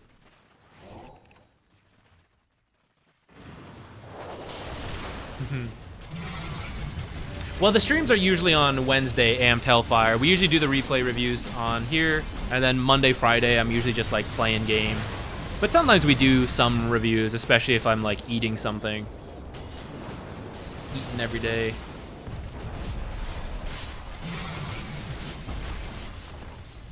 Jaeger Knight. Congratulations.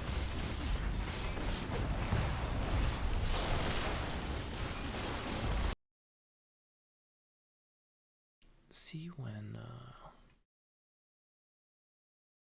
You want Echo, Diffusal, Ags. This is actually a really solid timing. Damn, you must have been rich.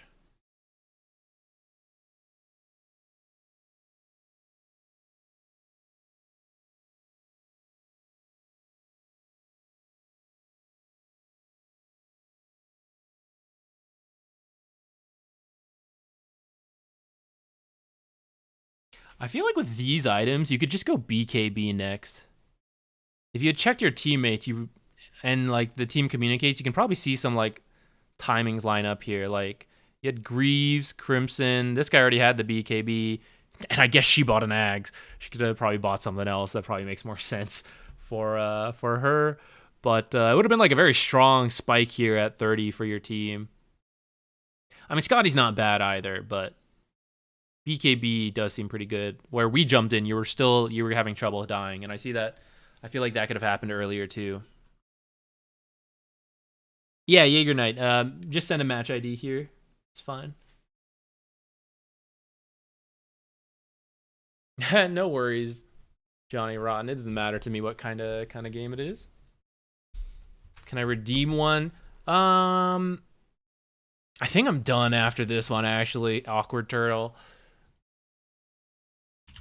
I think we're going to finish up with Jaeger Knights. We will do it again next Wednesday. So anyone who wants is free to join then. Friday. Definitely streaming Friday. We'll be playing games. I'm going to think on it tonight what kind of video I want to make. If it takes me a long time, then I'll be working all day tomorrow on it. Then that's that. But I'm trying to make time to finish Dark Souls, so we can actually do like other variety stuff. And so I'm trying to think of like something shorter we can make that's still good, you know. But I've been aiming for shorter videos anyways. So like, you know, if it all lines up, it works out. Okay, Jakiro, position 5. This was Ancient, I think. Yeah, so let's... Ancient, hard, support.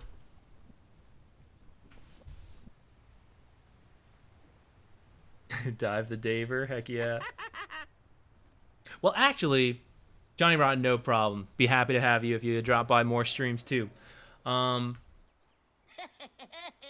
actually don't know. I know there's like people mention Dave the Diver is similar to Dredge. We've only played stressful games.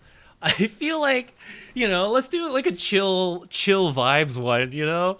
We started with Dredge, now we're in Dark Souls. How about Slime Rancher 2? I really want Slime Rancher 2, but I think it's still like in an early stage, so I don't know like how much we can actually play there. I need to see what games I own already and or what's on sale. Let's add something like chill and fun. Although actually also I once we finish Dark Souls, I did want to like kind of change the way I was doing variety content, so I might have to think about it and decide what game I want to go for that. I think you were going for the Deny there, which is good. If you weren't, pretend that you were and do it next time. But I'm pretty sure I saw you going for it. Build-wise, you got Monkey King. That's overall a good lane. Who are we against? Maybe this Venno. That's actually a little annoying for you guys. You have to like full-on commit to him. Otherwise, if he'll whittle you guys down. Instead of a Sage's Mask, I might pick up some stats.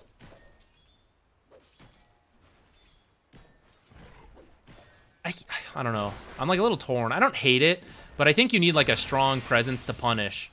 And like the stats will help you be a little tankier. Do a little bit more damage, you know. 2 mangoes is good. Could maybe go for a third. But it's like, especially in this like early levels where like I kind of want to punish this guy.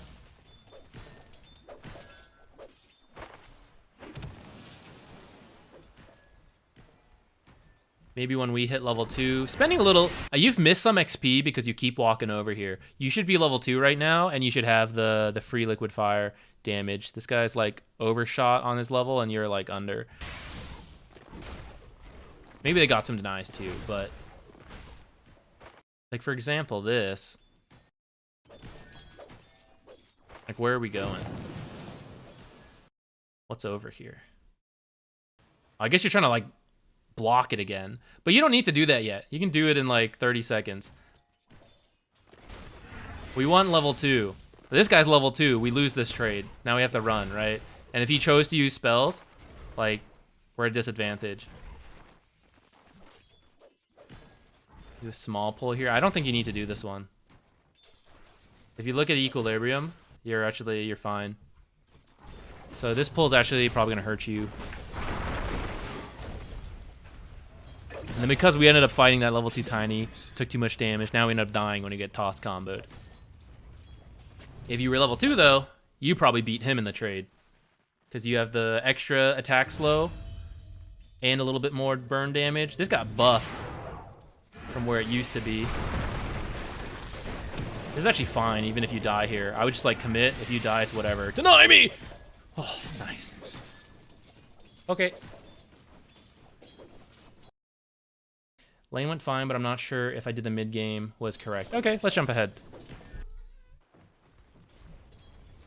Sunhaven? I've not checked that out.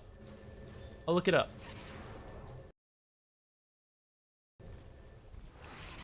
Mid game, let's jump a little further. Let's do like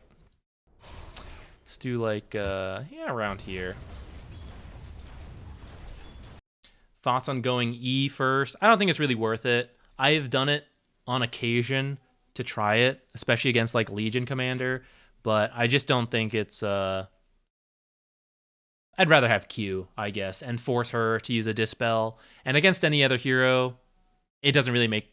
Well, against the heroes who have Dispels, like, even then I like having Q. And so if we then move on to, like, any other hero that doesn't have a Dispel, it makes more sense to me to have Q. So I always go Q first, personally. Maybe if E gets buffed up more, then that's fine. But if you don't take Q first, you can't use it, which is already a strong spell, and you can't get your mana regen going, you know? Because this is always free, which means for that first 2-3 waves, you're not using any mana whatsoever. And that's probably losing out on, like, I don't know, 60 mana. I don't know what your starting mana regen is. I bet it's like 1.2. Damn, I'm close. 1.3. But yeah, so if you're not using mana like right off the bat, you're probably losing out like a mango's worth of mana potentially. Okay, let's we jumped right into a fight. It was chaos. All right, let's see when you respawn where you go. Let's start mid-game discussions here.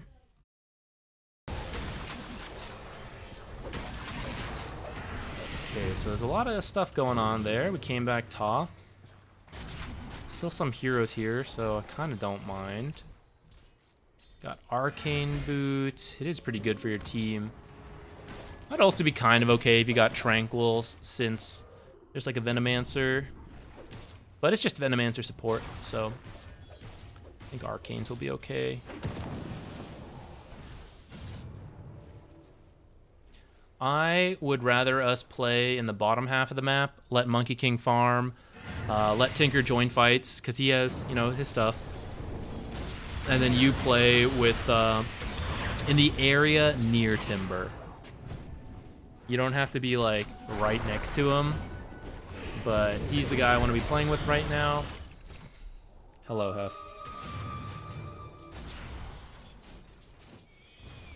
But down here, this guy, the #1 counter, is just pressing the teleport button. And so you are there to stop that and just let him do the work from here. No, the courier. That's so sad. TPing mid. You don't really need to do this though, right? Because Tinker will do this. So, especially with a Tinker or anyone who has a boot to travel, those type of heroes, you almost never need to respond to lanes with a teleport. You could walk there potentially, depending what's going on, and that's okay. But by you TPing here, one, it's going to use your TP. Tinker is still very likely to come here. But then also, we don't have anyone backing these guys up, which should be you. So I'd probably just like walk down there. Or if I see, oh, that looks like they're like really good into it, you know, then maybe we TP. You, in that case, you may have just died with them. But you know what I mean. Maybe you die instead of Timber. Maybe you like Ice Path, Macro Pyre. and your team's able to get out alive while you die. You at least did commit to pushing in this lane since that happened, and that's good. But that's like second best. Probably should have been like with them. And since you're more likely to ward, actually Bounty should have done it, I don't know. Maybe they dewarded and I wasn't watching. But if you were in that area, then maybe you have an observer spotting what they're doing, and maybe you dodge that as well.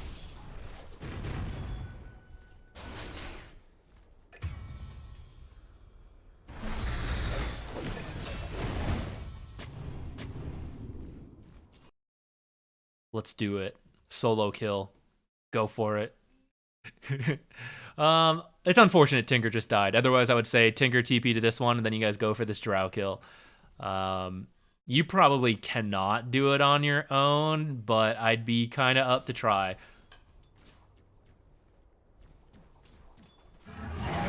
Ah, damn.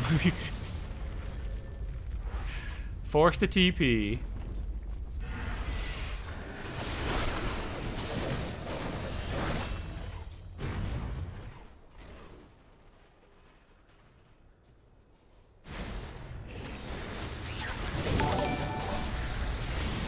MK griefed this game by playing top.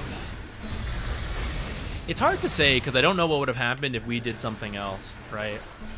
It's okay for Monkey King to give up his lane, and we didn't like fully watch him, so I don't know. But if you're playing with like Timber in the bottom lane and you're drawing a lot of attention, then maybe it is okay for Monkey King to keep playing there. Maybe Monkey King could have left and you all could have played top. I don't know, right? Like the exact formation of the lanes doesn't matter so much, and especially in a pub, but definitely the combination of heroes matters. All right, Hef is getting tired of me petting. He used to just like immediately bite when he was annoyed. Not like a super hard bite, but just like a, I'm done, you know, and just like suddenly he'll snap. He'll be like, like that. But lately, he still kind of goes suddenly, but he doesn't bite right away. It's like a warning. And I appreciate that, Hef. Thank you for not instantly biting me. I feed you and everything, so.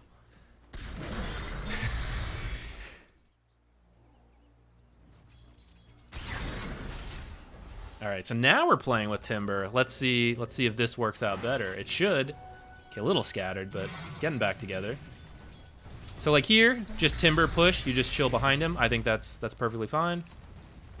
Looks like the enemies are missing. Okay, so like this is MK griefing himself, right? Like, just don't. Just don't do this, especially when this ward sees you. That's on him. But from your side, you're doing the correct thing. You all pushing this should reveal to the whole team in a few seconds, either they respond and that gives you the information to play up here, or they're still not responding to this tower push, in which case that means they're doing something else. They're probably not just twiddling their thumbs in the fountain. They are doing something they think is more worthwhile than defending a tower, perhaps attempting to kill a core hero. Those core heroes should back out. So the most you can do here is say like, hey, please be careful. They're all missing, that kind of stuff. I think you guys are doing the right stuff by pushing down here. Maybe you could try to go place a ward over here. I think that would be good. But pressuring this tower is the right idea. This is also fine since Timber isn't here doing it. We're going to rotate up to try to save that Monkey King. Too late. Now we're all kind of coming in one at one. So this is one where you just let that guy die. I would just come ward over here. Hard call to make, for sure. But after you watch enough carries feed, you kind of get a feel for it. I say goodbye, Monkey King, and I'm going to go drop a ward over here. I'd say here's not bad. In here is a little more defensive if you're worried. Like they've been doing a really good job checking weird ward spots, which with a Venomancer they should be able to, but you never know. Over here's also kind of okay. This ledge up here, since this tower is still up, it's pretty low, but it would, give you vision of this area, set up for this mid to finish that off. Same with like down here. I'm also okay with that. Those are all good ward spots.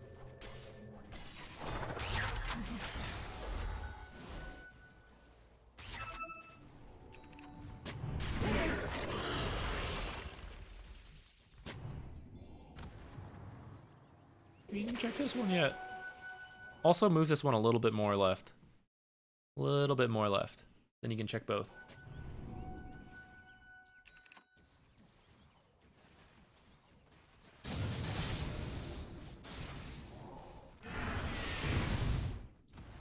I don't know who placed this one. Bounty. But with what I've said, do we see why, like, I don't actually really like this observer all that much? And from what we talked about earlier, like, I still want us to play in here. And that means this isn't really going to do anything for us. And even if we choose to play here or here, in that case, this defensive ward is kind of okay, but it would serve a very similar purpose if that observer was in here, and that would allow us to play like aggressively with that ward or defensively and play like another part aggressively. So I don't really like this observer considering like what we want to do. If we're the team that's just like chilling, hanging out till late, then it's like it's kind of okay, but even then, like, the further in you go, the better, if we can get away with it.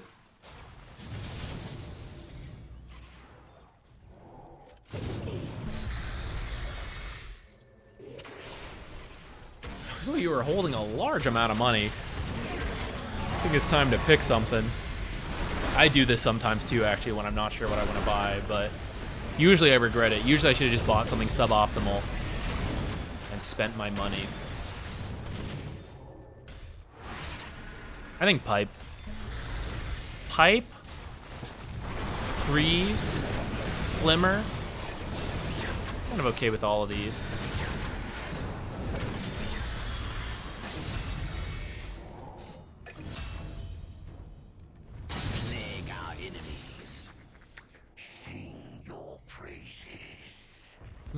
Oh, I didn't really talk about it, actually. We skipped ahead to look at, like, mid-game decisions, since that's what he asked for help on. Item-wise...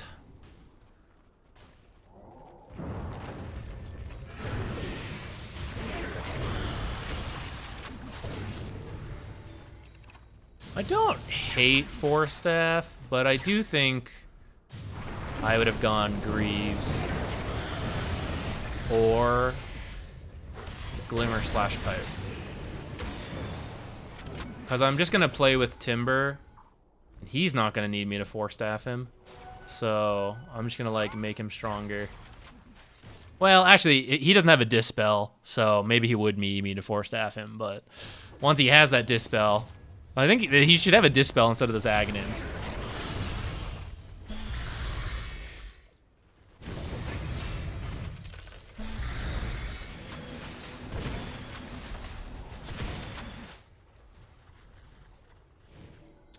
You go Ags for greed, you just need them stand an MK ring. But in that case,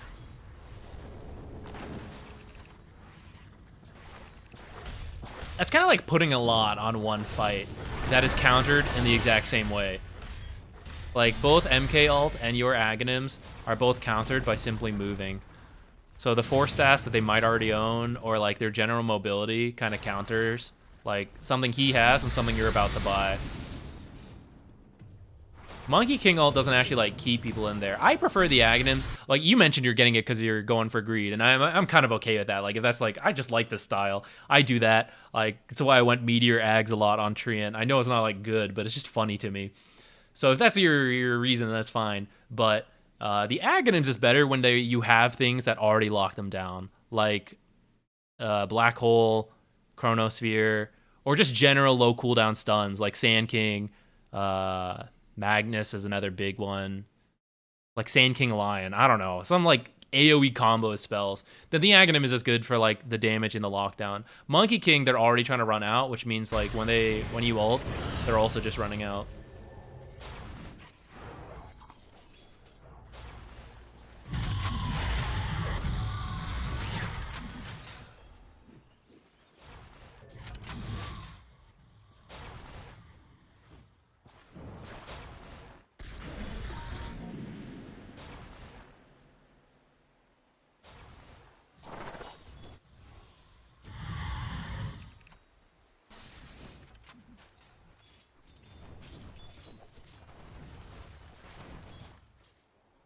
Yeah, I like armor, general auras, armor, magic resist. Armor because of drow, magic resist because they have like a variety.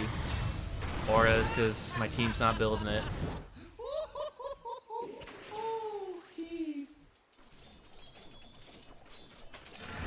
Okay. That's the main thing. Playing with the timber a little bit sooner. Going to that bottom lane. Playing in that area. We did see it a little bit, but it did kind of like break up. But I do think that's like where it needs to happen. And then right now, you probably need to be like back in the base. I think you're trying to finish this Ags. I mean, that's definitely the greedy play, living the life. So.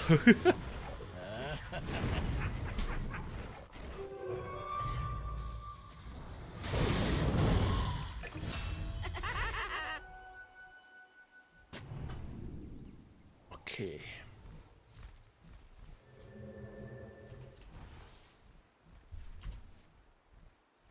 Who is currently streaming? You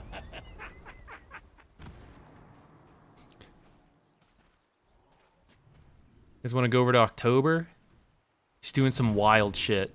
He's building phylactery on Axe. I saw him doing it yesterday.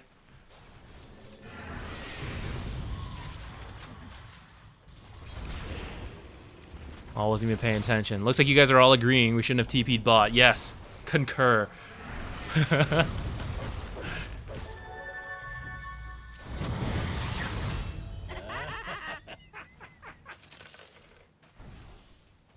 Nodders.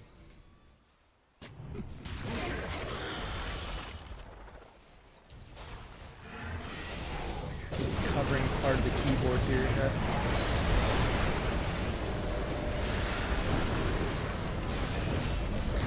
This phylactery trigger before Axe ult or after? Ooh, aren't you curious now?